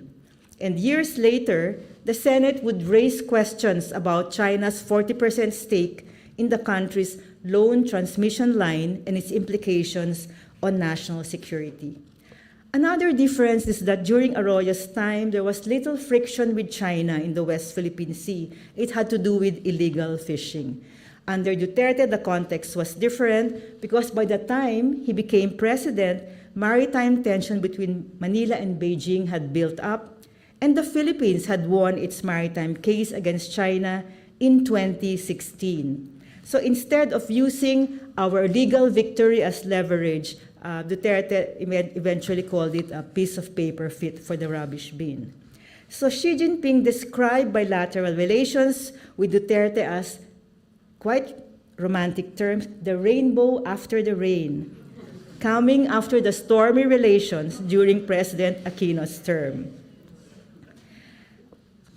Okay, so for his part in security front, Duterte suspended the termination of the visiting forces agreement with the US in 2020. He said he intended to scrap it. However, on July 2021, Duterte decided to keep the VFA after the US donated millions of doses of COVID-19 mRNA vaccines, eclipsing China's donation. So the exchange was vaccines for VFA. And that was the only moment in Duterte's presidency wherein he softened on America. He thanked Biden and the US, and he said he would consider visiting Washington. But this never happened because this was already there was still a raging pandemic. Now I'll take you to a tour of the West Philippine Sea, just to have an idea of all these islands and reefs that are frequently being reported on. So first, I'll start with Second Thomas Shoal or Ayungin Shoal because it's the weakest link. That's where the Sierra Madre is, this World War II vintage ship, which is still commissioned with the Philippine Navy. And you could see, if you look at the photos, that it looks like it's about to collapse. But during Duterte's presidency, despite his appeasement of China, China still water cannoned Philippine Navy and Coast Guard ships which went to do resupply missions. But how did we get to know of this at the time? There was no transparency initiative. There was a party list congressman named Gary Alejano, who was a formerly Marine officer, and he made this public. He told me in an interview that he got the information from armed forces officers. I think it's obvious, the Navy or the Marines, because they could not speak out in public. So one ranking officer confided to Gary Alejano that it was heartbreaking to see his men harassed by Chinese helicopters and boats. So this continued, and then there was a time that in November 2021, when China Coast Guard ships blocked Philippine Navy boats bringing food supplies and water cannon these Philippine boats. So the Philippine boats were forced to turn back. But a week later, the Philippine Navy personnel returned and successfully transported food. So how did this happen? This time, a Philippine military plane flew over the supply boats and they arrived at the shoal. And then Defense Secretary Delfin Lorenzana said that they were able to do this because they acquiesced to the Chinese ambassador's request not to send a military ship to escort the supply mission. And then Lorenzana was still angry at what happened, and he said, and I quote, "Slowly, the Chinese will take hold of BRP Sierra Madre." And we're seeing this happen today. China wants to wear down the Philippines until it sees an opportunity to take over Sierra Madre. Well, the good news is thanks to our diplomats, thanks to our Philippine diplomats, they arrived at an agreement with Beijing to keep the peace in Second Thomas Shoal. Details of this secret agreement have not been made public, so we don't know exactly what are the conditions, but for now, it's quiet in Ayungin Shoal. So the second flashpoint is Scarborough Shoal. China seized Scarborough Shoal in 2012 during Noynoy Aquino's presidency after a tense standoff. Since then, the Chinese Coast Guards have never left Scarborough Shoal. This is part of our EEZ, and it was declared by International Tribunal in 2016 as a traditional common fishing ground for Filipinos, for Vietnamese, and for Chinese.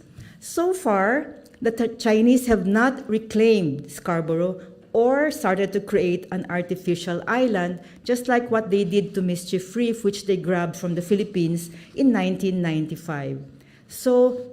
But there was a lot of buzz and noise about the possibility of China reclaiming Scarborough Shoal. So even Duterte was bothered. He said it was unsettling to read intelligence reports on a lot of Chinese barges surrounding Scarborough Shoal. Reclaiming Scarborough Shoal was a red line for the Philippines. It's very close to Masinloc, a fishing village in Zambales. So any Chinese outpost in Scarborough Shoal would tighten China's grip over the South China Sea. But what's a bigger issue in Scarborough is fishing rights. After Duterte's state visit to China, his cabinet men said that Filipinos can fish in Scarborough, and they were eventually allowed to enter. But the thing is, Scarborough is a lagoon. The lagoon has the rich fish stocks, and the Filipinos were allowed outside the lagoon, but sometimes depends on the mood of the Chinese Coast Guard. They were allowed inside. The other flashpoint is Sandy Cay. This is one of 3 sandbars close to Pag-asa Island, also known as T2, which is occupied by the Philippines. What makes Sandy Cay and the 2 other sandbars a potential flashpoint? Because they lie between Pag-asa and Subi Reef or Zamora Reef, which is controlled by China. And this is a big military outpost in the Spratly Islands. Chinese ships and military planes had been using it as a base, and they had pulverized the corals in Subi Reef to build an artificial island 7 times larger than T2 or Pag-asa. So at night, if you're in Pag-asa, you could see the structures on Subi Reef, and residents could see the lights from the artificial island. In fact, you can now join tours organized by the Palawan local government up to Pag-asa, and but I don't know if it's safe at this point. So in 2017, Sandy Cay became a big issue because Chinese fishing ships, PLA Navy frigates, China Coast Guard hovered near Sandy Cay. Again, thanks to Gary Alejano, because no one was talking about this, he showed photos of Chinese vessels to journalists. And these Chinese vessels prevented a research ship of the Bureau of Fisheries and Aquatic Resources from approaching the area. This is a research ship, it's civilian, but they stopped the ship from approaching Sandy Cay. But in reality, China was really flaunting its presence because they were watching Sandy Cay and the 2 other sidebars because, as I said, they're near Subi Reef. So for China, control of Sandy Cay would legitimize its claim over man-made Subi Reef, which lies within 12 nautical miles swath of territorial waters. So it was China's legal key. The next flashpoint is Reed Bank, which lies again within our EEZ, but China insists it is theirs. It's just 250 kilometers from the shoreline of Palawan. Our Energy Department estimated Reed Bank to contain a potential of 165 million barrels of oil and more than 3 billion cubic feet of gas. So with, again, the looming energy crisis, this feature becomes even more important. And in 2011, China stopped Philippine ships, private ships, from surveying. This was one of the reasons that Aquino decided to bring China to court. So during Duterte's time, negotiations began for a joint oil exploration of the Philippines and China, but China refused to agree to a service contract. In the Philippines, if a foreign company wants to explore our natural resources, they have to enter into an agreement called a service contract. But a service contract means that China has to acknowledge the Philippine sovereign rights over the Reed Bank, and they have to comply with Philippine laws, including paying taxes. It was later revealed by Secretary Enrique Manalo that China also wanted a 50-50 or 51-49% revenue sharing agreement, which was against the Philippine Constitution's provision. So Secretary Manalo revealed this much later. But the service contract, it was Secretary Locsin who negotiated this with China, but which eventually failed. I just wanted to share this very important incident in the last months of Duterte's presidency, wherein a Philippine company with another foreign partner started to survey again, to renew their survey in Reed Bank, until Duterte said this, which really charged the air. You know, it sent fears into the in business companies, the companies which were doing the survey. He said, I won't name names, but someone from China reminded me that we have an agreement about a joint development at the Recto Bank, but they heard that someone else was coming in. Somebody whispered to me, telling me not to do that and to honor our original contract. So he said this publicly, and then Duterte said that this individual who whispered to him threatened to send soldiers to Reed Bank just in case the Philippines did not join up with China. So at the time, in March 2022, when he said this, there was no such agreement between Manila and Beijing. It was non-existent because at that time, negotiations had already stalled. In fact, just after he said this, the talks would be terminated in a matter of weeks. So anyway, heeding the warning, the Energy Department ordered the Philippine company and its British partner to stop conducting its survey in Reed Bank. They had to move out and they were left high and dry. And this is a decision that President Marcos has not yet made. This is going to be a test of his foreign policy shift. Will he give the green light to Philippine companies with other foreign partners explore for oil and gas in Reed Bank? That's another story. So the last flashpoint is really new, Escoda Shoal or Sabina Shoal. It's a quiet feature in the West Philippine Sea. It's just close to Second Thomas Shoal, and it's where the Philippine Navy boats and Coast Guard boats take off when they resupply Second Thomas Shoal. Escoda Shoal is a low tide elevation, which means it can be seen during low tide, but it's submerged during high tide. And it's very close to Palawan, just 140 kilometers. China lays claim to Escoda despite its being 1,200 kilometers away from Hainan, the southernmost part of China. So Escoda Shoal also imbues it with another value. It's about 190 kilometers from Reed Bank, again, which is rich in oil and gas.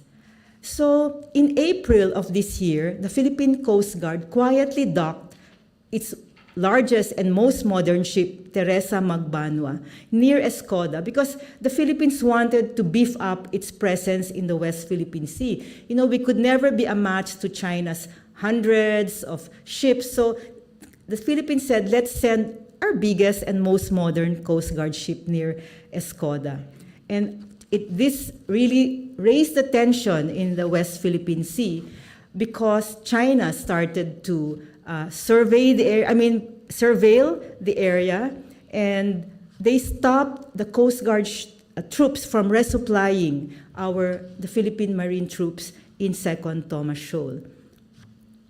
And then the Chinese Coast Guard rammed the Coast Guard ship, leaving a gaping hole.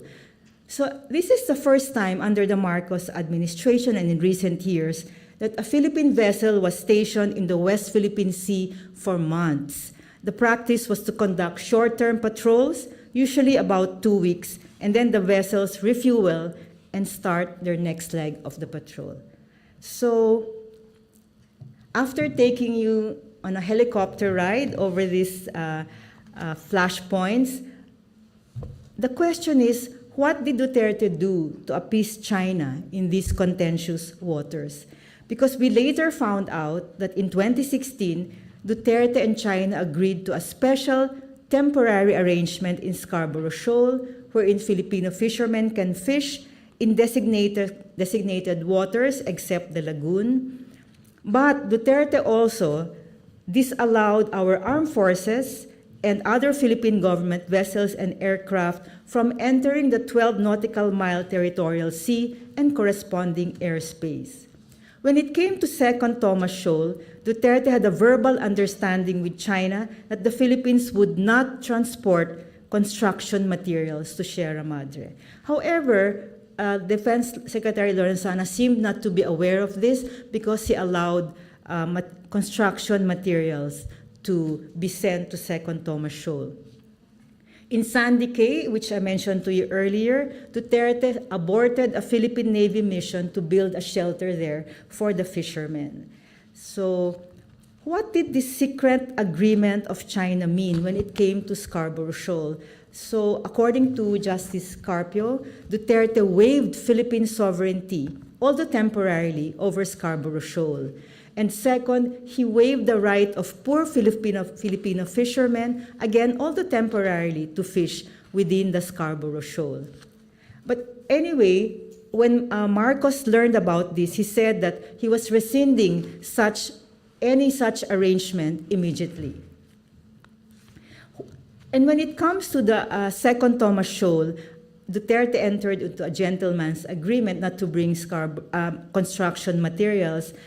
And Duterte confirmed this just recently during the Marcos administration. So when he said okay to China, for the Philippines not to bring construction materials, he was saying, okay, we can let Sierra Madre collapse and we can lose our Philippine outposts in second Thomas Shoal. So also the same thing with Sandy Cay. The Philippine Navy was not able to build a shelter for the fishermen.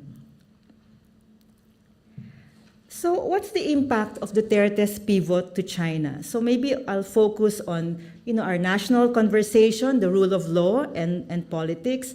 First, Duterte emboldened pro-China voices to cohere. During his presidency, a small group of pro-China academics, but they're not here, and media commentators surfaced. They were active on Facebook. They echoed Chinese propaganda, promoted pro-Duterte content, and when Marcos became president and he shifted towards China, US and the West, they became critical of Marcos. And till today, we have these amplifiers of Chinese propaganda and disinformation, including the sister of the president, Senator Amy Marcos.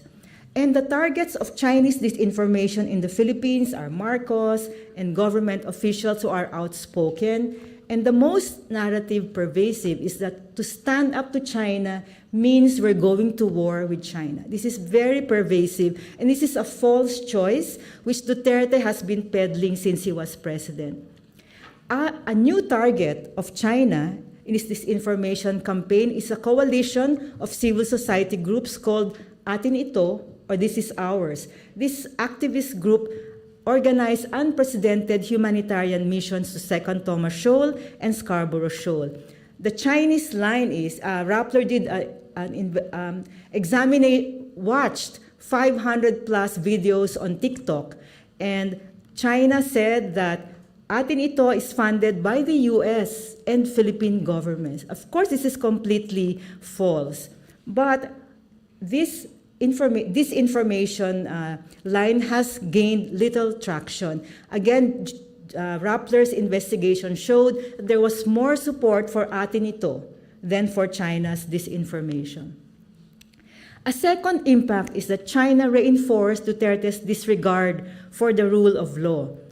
During Duterte's presidency, the government took shortcuts to speed up the building of infrastructure projects. One example is Duterte issued an order for all agencies to prioritize the issuance of licenses and permits to water projects, referring to the dam and irrigation projects funded by China.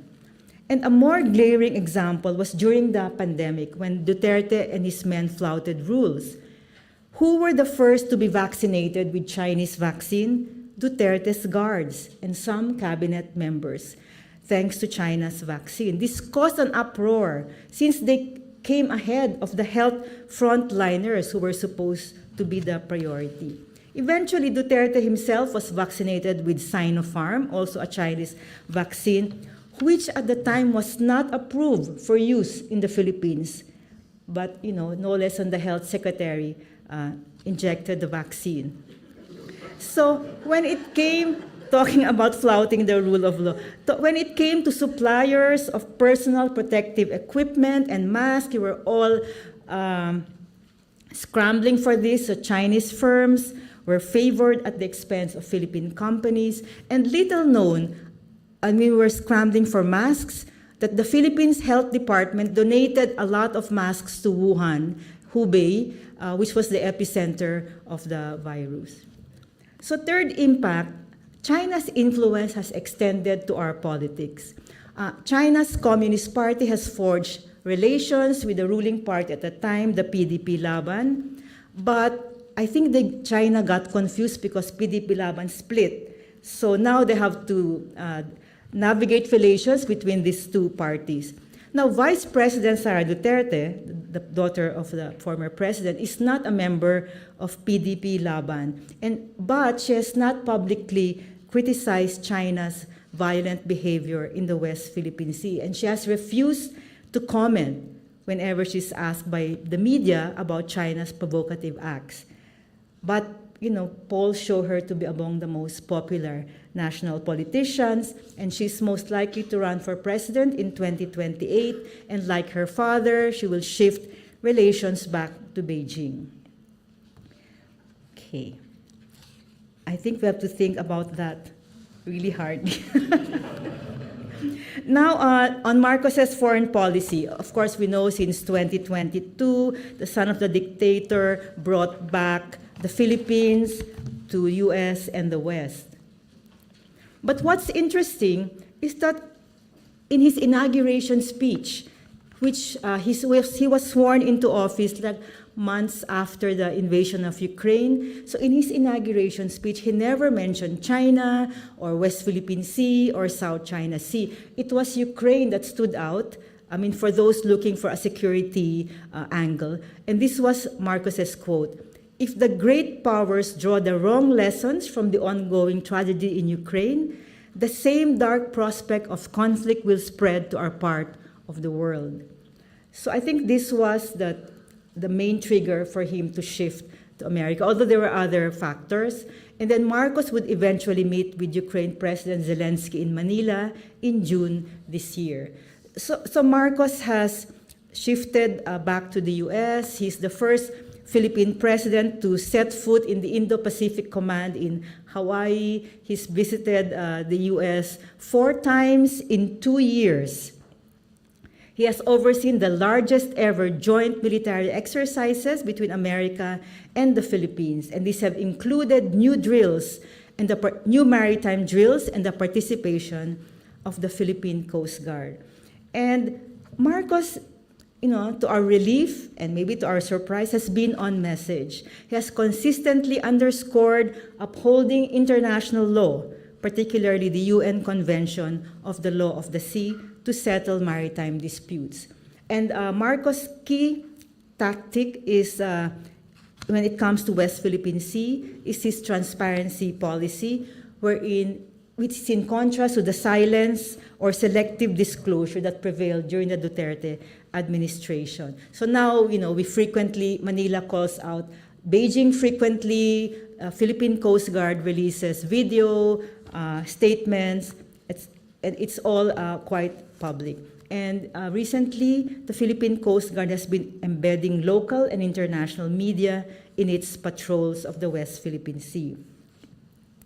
So the worst attack took place in June when the Chinese Coast Guard personnel boarded a Philippine Navy rubber boat. It was like really a hand-to-hand combat. If you saw the video, pickaxes, knives, and all. And that's when a Filipino sailor's thumb got sliced off. So this June 17 incident marked a significant escalation from China's usual maneuverings of shadowing, blocking, and firing water cannons at Philippine ships. So for now, Marcos' approach has been successful in reaching domestic and international audiences. Actually, the Philippines public is behind him on this issue. In a June survey conducted by Pulse Asia, 76% of respondents agreed that the Marcos administration should continue asserting the country's rights in the West Philippine Sea. 51% believe that it can be done by strengthening alliances and conducting joint patrols and military exercises. And the majority of those surveyed, 74%, wanted the Philippines to work with the United States. Only 5% of Filipinos favored working with China.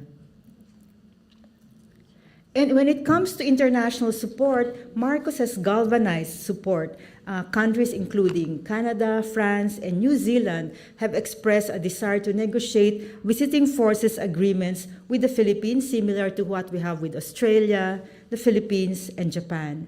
And recently, South Korea and the Philippines elevated their relationship to that of a comprehensive strategic partnership.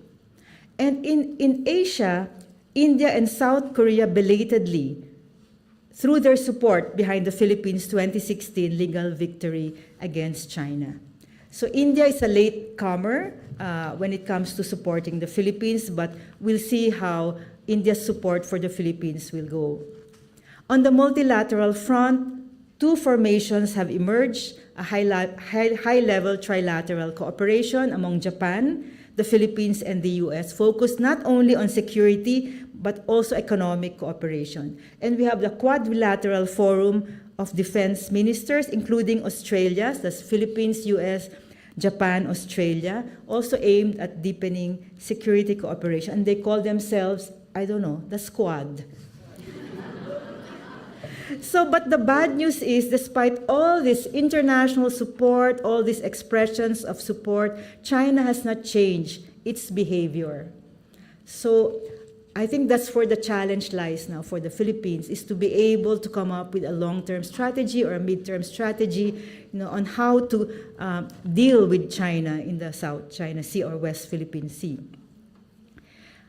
But again, as I said earlier, we have now arrived at a temporary peace in Second Thomas Shoal, and Marcos has also called for a de-escalation. He has been asking our Filipino troops not to resort to the use of force or intimidation or deliberately harming anyone.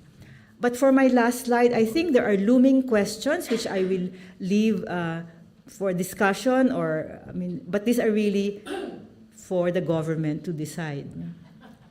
Questions on the Mutual Defense Treaty. There's a nervousness on both sides.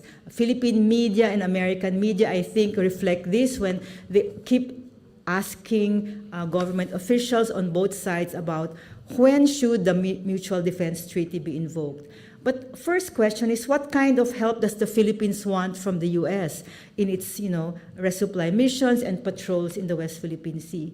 And number two, can Article 3 of the Mutual Defense Treaty take place without formally invoking this, which is just allowing consultations between the two parties? Maybe, Ambassador, you can talk about this. And the third, sorry, putting you on the spot. The third question is, what is the long-term strategy really of the Philippines in protecting its sovereign rights over the West Philippines? Because that's really a question now being raised among academics, in the media, and even civil society groups in the Philippines. And so far, we have not seen the government unveil any long-term strategy, or what's really the policy? How do we deal with this? So with those questions, I leave you to think about. Thank you for listening.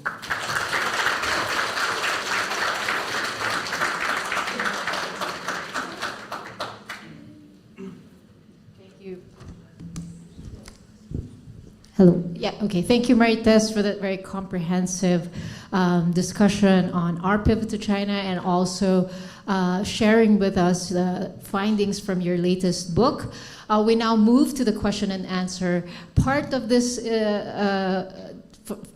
I'm sure a lot of us have questions, and now is our chance, because this is now the real Marites, right? You can now ask questions.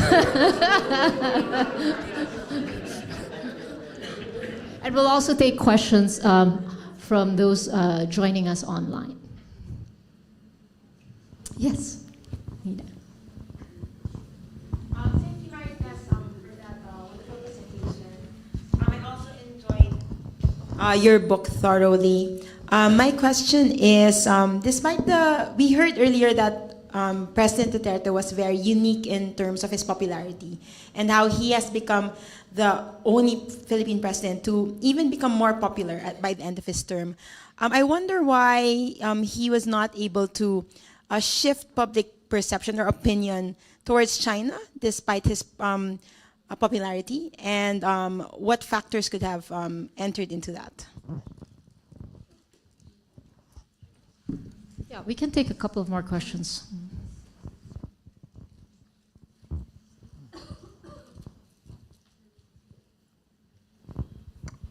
Steve Root, a little paranoid about Australian viruses. I have two questions of all the possible ones, but the first one was in your slide on international support. There were no ASEAN countries. There was no ASEAN involvement. Okay. Secondly, occasionally through the talk, you mentioned the role of the Armed Forces of the Philippines. And, for instance, Secretary Lorenzana pressured Duterte not to cancel the U.S. exercises. So even in 2022, they continued. Could you talk a little bit more about how the security forces, or at least the armed forces, preference for the United States influenced the direction of Duterte, and then they switch back by Marcos? Oh, sorry, I'm from Social Weather Stations in the Philippines. I forgot. We could start with those two. Yeah, Nina, that's really a very good but difficult question, because we've also been puzzling over this. Despite Duterte's popularity, and what I mean is, despite the anti-China sentiment in the Philippines, the public still regarded Duterte as, one of the maybe most popular presidents. So I think there was a separation of Duterte's personality from the foreign policy. The people liked him for his, folksy behavior, the anti-drug war, maybe whatever policy. But since they separated it from the foreign policy, which is not one of the top 5 concerns of the Philippines. So, but I still have to look deeper into this. But those, so far, 2 factors which I think contributed to why there was a disconnect between the anti-China sentiment of the Philippine public and the popularity of Duterte. Oh, yes, Steve. Yeah, ASEAN support. Of all countries in the world, our neighbors have lukewarm support for the Philippines. Of course, ASEAN is divided, fundamentally divided. Laos and Cambodia are leaning towards China. And Indonesia, while it's the largest ASEAN country, and it's not a claimant country, it has borrowed heavily from China. And of course, they're also navigating between the 2 superpowers. And so I think what we're seeing now under Marcos is that the Philippines is now trying to forge a united front among the Philippines, Brunei, Malaysia, and Vietnam, all the claimant countries together to arrive at maritime cooperation agreements, to delineate maritime boundaries. So far, Philippines and Vietnam have come closer together. We have maritime cooperation agreements. Same with Philippines and Brunei, but we don't have anything yet with Malaysia because of our pending claim over Sabah. So that's a very sensitive, I don't know how the Philippines, it's really a challenge for the DFA to negotiate with Malaysia. And then I think in ASEAN, we're seen as an outlier. The Philippines is seen as an outlier. We're the only country with a security treaty alliance with the US. And second, we have the least economic engagement with China on loans. We're a latecomer to the BRI, Belt and Road. I was going to say build. We're a latecomer to the Belt and Road Initiative. Yeah. And what's the other one? The military. Oh. How was Lorenzana able to navigate?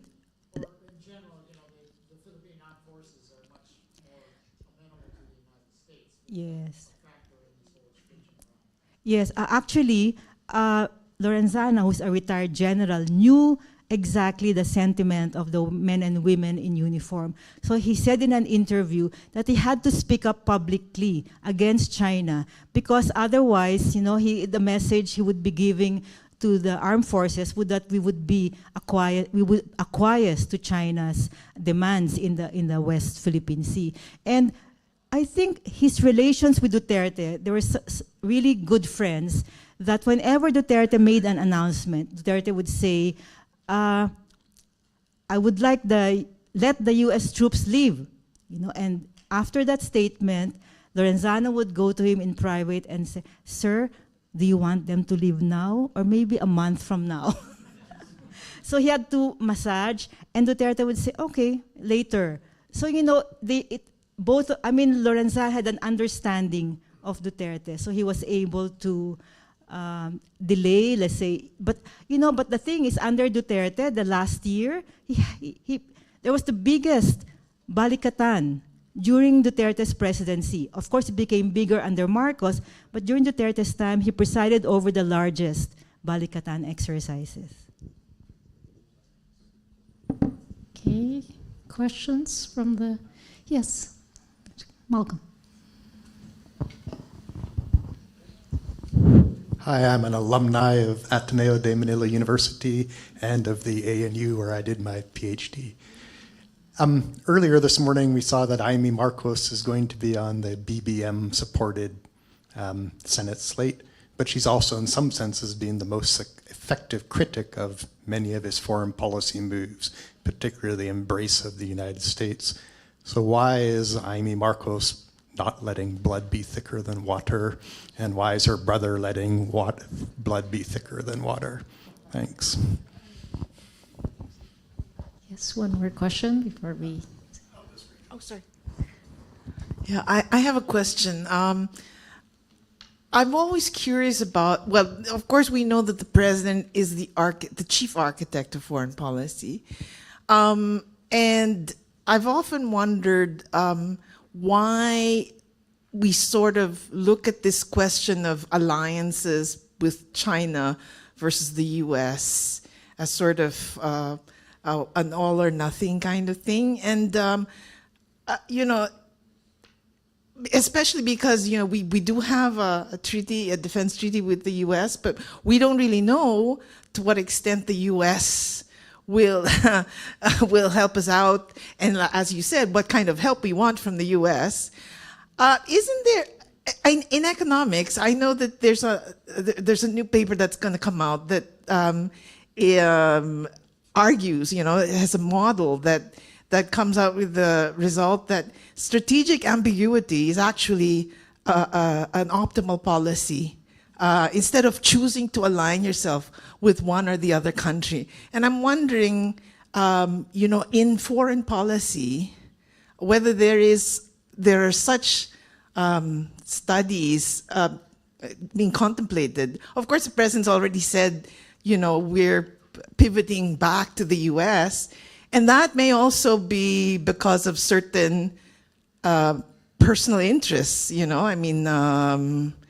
having to do with all these cases that exist in the U.S. I mean, we don't know what the trade-off there is. But, I think there's a prior question of what is the optimal foreign policy for a country, a small country like the Philippines, when there's this rivalry on the global level between these two giants. And in economics, we've actually done studies on the effects of the tariff war, the trade war between the US and China, and shown that bystander countries like the Philippines, who are not the major actors, actually suffer greater welfare losses than the protagonists themselves. And now there's another paper that's coming up that shows that in economics, the optimal policy is really one of strategic ambiguity rather than, declaring an alliance with one or the other. So I think the DFA really has to do a lot of thinking about, how to manage really being in this situation where you're playing off one giant against the other. It's not an easy thing, and I think the president really needs all the help he can get in that respect. So I'm just asking, why has anyone ever considered not actually declaring, an alliance or a pivot towards one versus the other as being the optimal policy?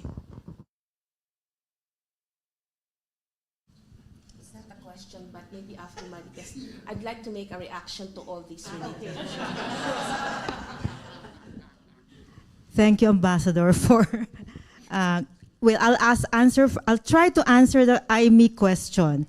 Amy, I think, sees herself as a bridge between her family and the Duterte family. But, I think she hasn't made up her mind yet, but she has to just stay on one side, because Vice President Sara has already said that she has told this to Aimee, that she was going to excavate the remains of the late president and throw them into the West Philippine Sea and pollute the West Philippine Sea. So, with this statement, I think Aimee already has to make a decision that she cannot be the bridge between two. So I really don't, and I think maybe it's also sibling rivalry, Malcolm, because she's the more intelligent of the two children, and the father chose the son, not Aimee. But I don't know. That's in the second question. Yes, the model. Well, the late ambassador to China, Chito Santa Romana, said that we have to have parallel discussions with China, not to connect the security issue and the trade issue. So I don't know, I think this is happening now as well, because I read that the Department of Trade and Industry has done a road show. They went to many parts, to the big cities of China, Beijing, Shanghai, to do a road show. So I think this path is still ongoing, but I don't know how intensive. But there should be really parallel relations on this. And one model is really Vietnam, but of course they have a different history, they have a different system, but they're able to stand up to China, they're able to protest, they're able to fight China when it comes to maritime issues, but they have a robust investment relationship and trading relationship. So about the Philippines being a pawn, we didn't say that, but there's this perception that they are being used by the US in its global rivalry with China. I think the timeline will show that China was very aggressive in the Philippines when the US left.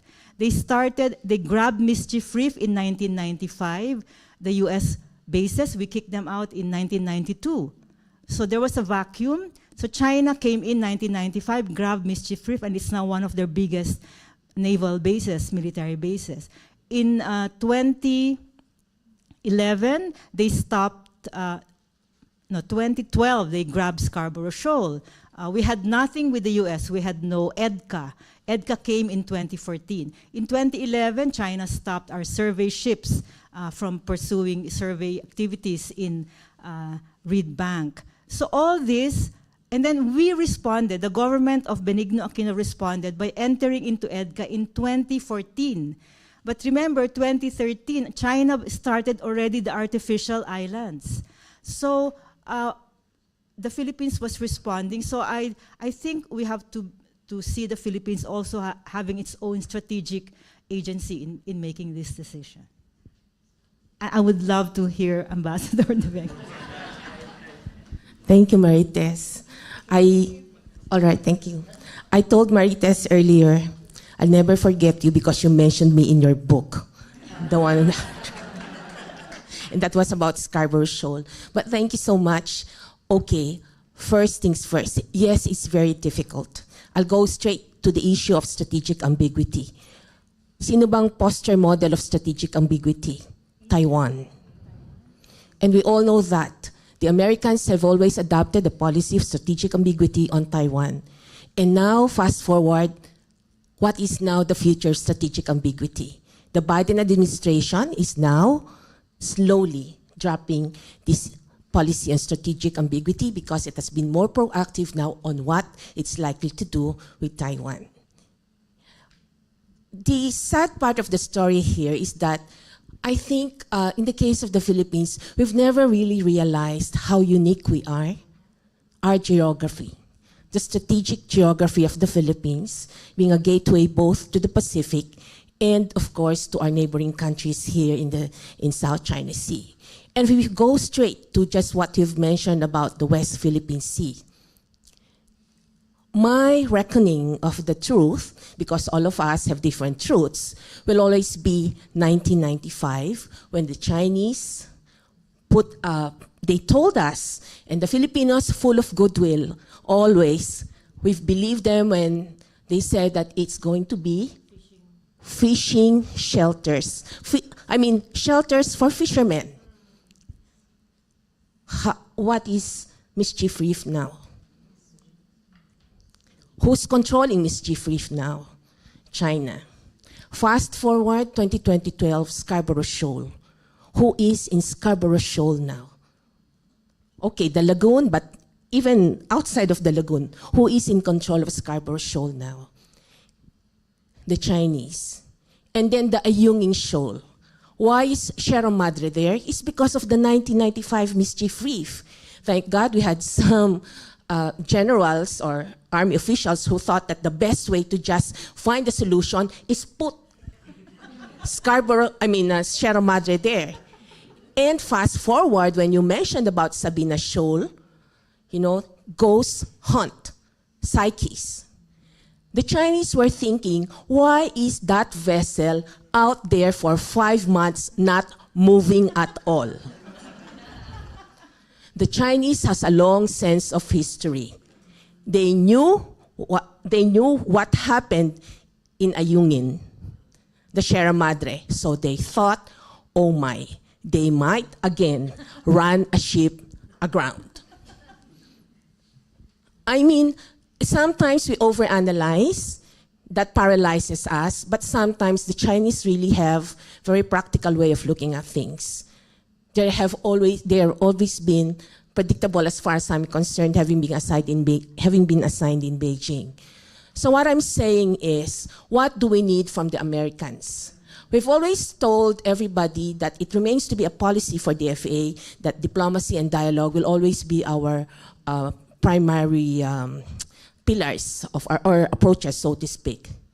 But I think that what is important right now is that at the end of the day, where we want to bring our country as a people, and this is what the President is saying, as having the agency. And this is also what Foreign Minister Penny Wong is saying, having the agency. I think if you're going, I know this is just a tentative statistics, but if we look at the presentation you've just presented, there is an overwhelming desire for the Filipinos to remain with the alliance with the United States. And I think there's something deeper than that. And it is because I think that generally Filipinos would like to maintain the kind of life that we have. We value democracy, we value the rule of law, we value freedoms. And those particular values which are not seen are most that will guide many of our Filipinos. So, para sa akin, for me, I'd like to look at those kind of values that's more important to us to be the guiding lens, to be our own pathways of where we want to see our country in the future. So these are distractions in a way, but let's not lose sight of the fact that what is important is for the Philippines to take its rightful place in the international community of nations, guided by our own identity. And that's why I said that Australia is good for the Philippines, because we are both maritime democracies in the presentation that I made earlier. And that's important. In the last 78 years or so, the Mutual Defense Treaty was in 1951. Maybe we will see a different kind of a more a sense of more plural security, the Squad or whatever you have, or even AUKUS or maybe an AUKUS of a different nature, I don't know.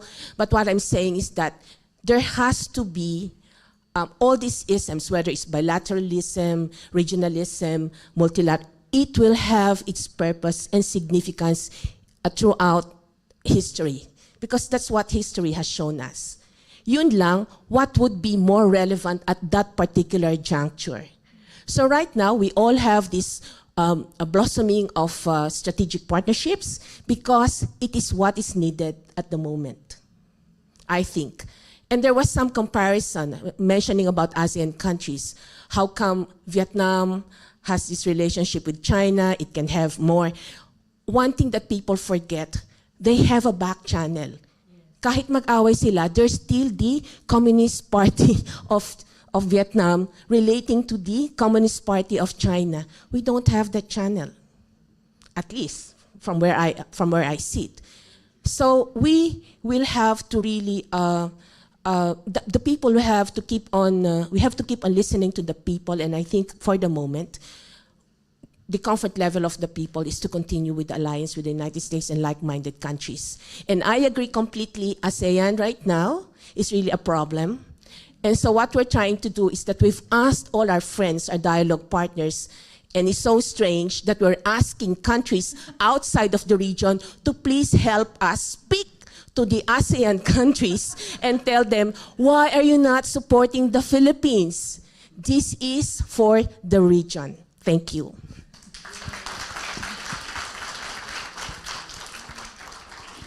Thank you, Ambassador Helen. Is that for attribution, ma'am? Thank you so much. Thank you, Ambassador Helen.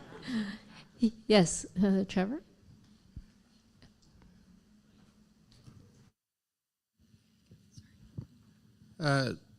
It's a compelling story about unrequited love, but it does beg the question, what does China want from the Philippines? Can I also ask, what is it that Duterte loves about China?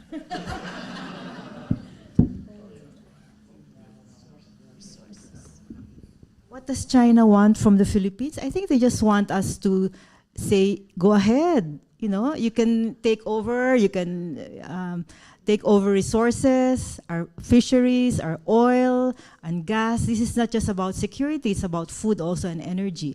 So I think they just want to really take control of our features. And what's the other question? In that project, does it matter what the president of the Philippines goes yes to them or no to them? They're still the same project. They haven't actually shifted their uses of the Philippines. It just continues. Yes, they still have, it's their real goal, long-term goal. But because of the shift now in foreign policy that the Philippines is now standing up to China, while maybe they have escalated, but they're unable now to, there would have been a joint exploration agreement with China, but because this was also stopped by the foreign secretary at the time. So if the Philippines gives in, then they would have more access. Yeah, but I think Duterte is just a blip in the radar. You know, whoever, again, in 2028, we might have a new president, and they may be able to gain access to our resources. Yeah. Any other questions? Well, the thing is, you talked about GMA being the golden age, right, with China, but at the same time, you talked about how China has been there for Duterte when he was mayor in Davao, and to what extent maybe they already had their golden age in Davao in their relationship, right? And maybe we think about it as a pivot to China, but it's just a continuum for Duterte. I mean, after all this corruption in the local civil registry of passports being issued and has been going on for a long time, and we're looking at thousands in terms of numbers. So we do think about this in geopolitical terms as a pivot, but it could be a continuum for Duterte. So what is it that Duterte loves about China? If he is the rainbow, after the rain, is there a pot of gold somewhere? I wish we could follow the money trail, but that's been the question. No, but in terms of personal comfort, pragmatism, Duterte was really, he's really very comfortable with the Chinese. And he made a joke, but which was really reflective of his thinking. He said, you know, when I'm invited to meetings by the Americans, they only have water. But when the Chinese invite me, there's buffet, you know. But it's just one of the indications of his comfort level, really, with the Chinese. So, but it's true, when he was mayor of Davao, China gave aid, I think, and this continued until Sara Duterte's term. China gave aid for schools, water, local development projects. So, and they had, Sara had a sister city agreement I don't remember the name of the city, but this is continuing until today. So, yeah, you're right. This is from Davao until he became president. Paul, you have a question, and Shanice? And yes, Akram? Thank you. That leads into my question, which is exactly a follow the money kind of questions. There have been rumors that I've heard from leading Filipino scholars of international relations that Duterte was directly on the take from the Chinese, that there were monetary rewards for caving into China. I recall a conversation I had in 2015 with someone in the campaign of a leading presidential candidate at that time who said, Paul, we receive boxes of cash from Filipino Chinese business people you have never even heard of, alluding to, suggesting that there might be some money coming from Beijing into the 2016 campaign. So all of this is purely anecdotal, but if you are thinking towards what you know about the 2025 elections, and it clearly, if the Chinese are ready to use lasers and ice picks, wouldn't it be also another strategy to be able to throw some money into the mix in a campaign period when we know that Philippine elections are extraordinarily expensive?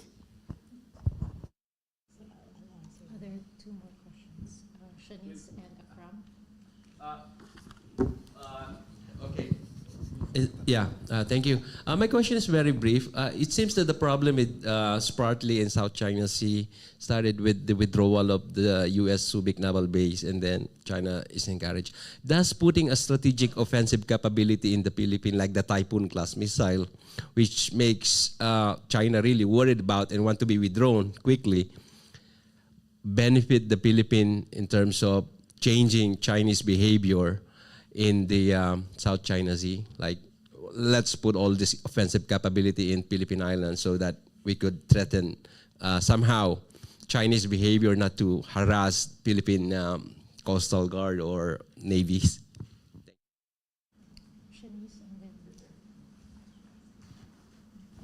Okay. Thank you for that great talk. With all things considered, considering that we're in less turbulent times, from Duterte to now BBM. I was wondering what the ideal relationship might look like. Of course, we're not expecting China to back out from the West Philippine Sea anytime soon, but what is, in a way, what can we consider as something that's something that the Philippines can work with in the next couple of years with regards to the Philippine-China relationship? So how would that look like? Okay, the last question first, which is very difficult. But I already got one answer from Ambassador earlier. It's really working with partners, with like-minded countries, and it's really, I think there will be pressure on ASEAN now from this our dialogue partners, US, Europe. And there was also a recent meeting organized at the sidelines of the UN General Assembly, hosted by the US, wherein there are about 20 countries which attended, and we don't know again what happened. This was not covered by the media, but Blinken announced that there was, again, like affirming, rule of law and settling maritime disputes using the rule of law. But maybe we can ask, but maybe this is secret, no? Because it wasn't allowed to be covered by the media.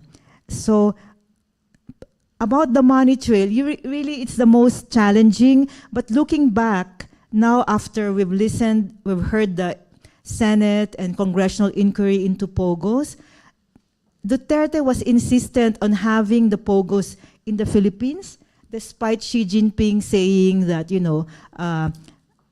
don't allow don't allow POGOs, your gambling operations, to cater to the Chinese market. But despite that, he stood his ground and allowed POGOs. So looking back, he must have had a lot of bribe money from POGOs, but we really never know. And the second thing is when the Philippines bought the pandemic supplies from Chinese companies, it became very clear during the Senate investigation that they passed through the presidential advisor of Duterte, Michael Yang, who was his very close advisor from Davao, and that he was a conduit. He looked for companies to supply the Philippines. So again, without the money trail, it looks obvious that there was a slice or part of the money given to Duterte.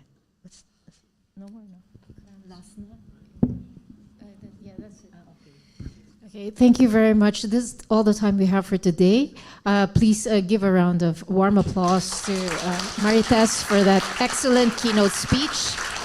Our day is not yet ended. We are fortunate to have a cultural performance. So we'll just wait for the performers to organize themselves here. Thank you.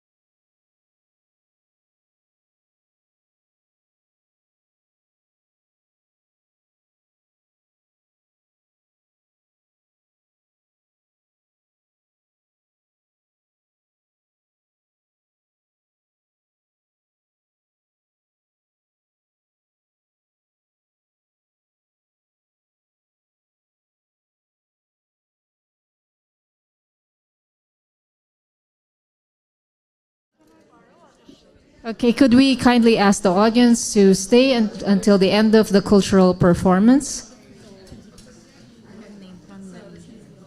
Okay. Today's performers is a group called Rondanihan.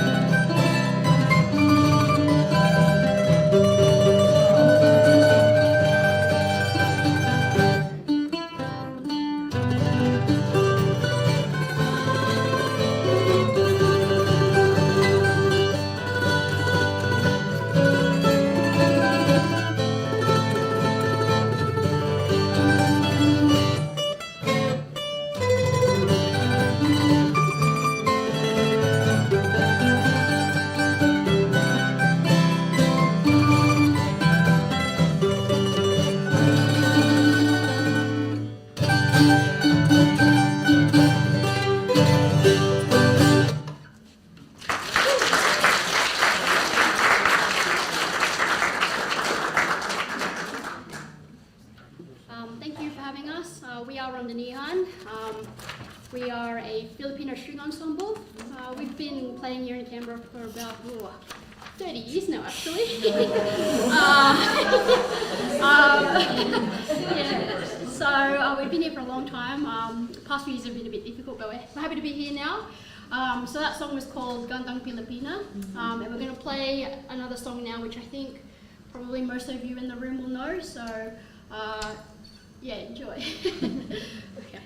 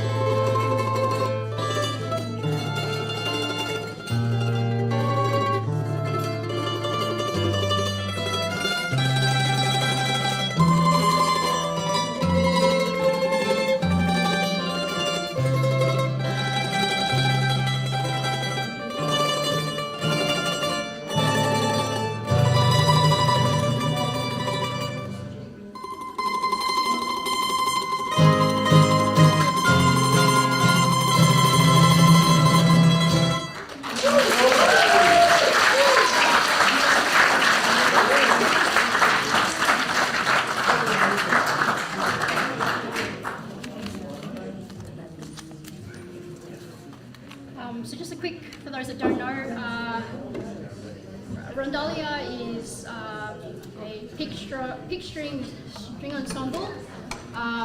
It was actually a dying art in the Philippines when we set up the group.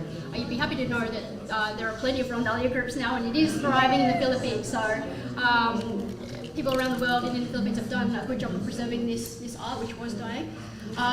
So on the end there, we've got Abia here. She's got a banduria. Okay.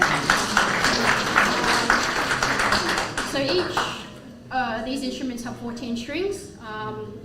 Of course, depending on where you get them from, but the ones that we usually get 14 strings. This is Abigail. She has an octavina. And then, of course, you've seen this voice guitar. Okay. My name's Camille, and we also usually have, a double bass, nice big one. And then we also have other parts too, but we're the only ones that could come today, so yeah. All right, we're gonna play another one for you. This one's called Sarung Monkey.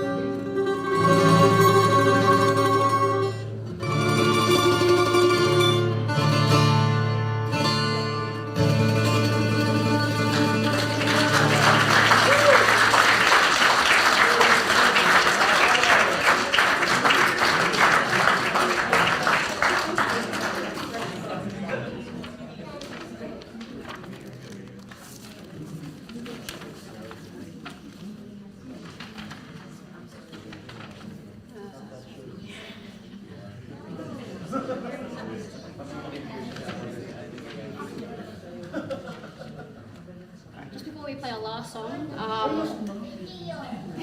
Just a little bit about the group. So, yeah, Ronda Nihon, we've been around for a while now. And as you can tell, well, you might not be able to, but I'm the only Filipino between the three of us. But really, the group was set up for anyone and everyone. So the youngest, at one point we had was 6 years old, and the oldest is was 70, but she's off cruising at the moment. So so she's living the good life. But yeah, so we let anybody join, and we teach for free.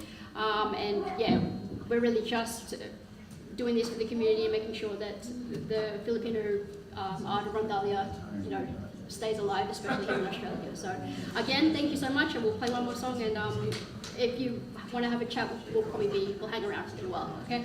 All right. Okay.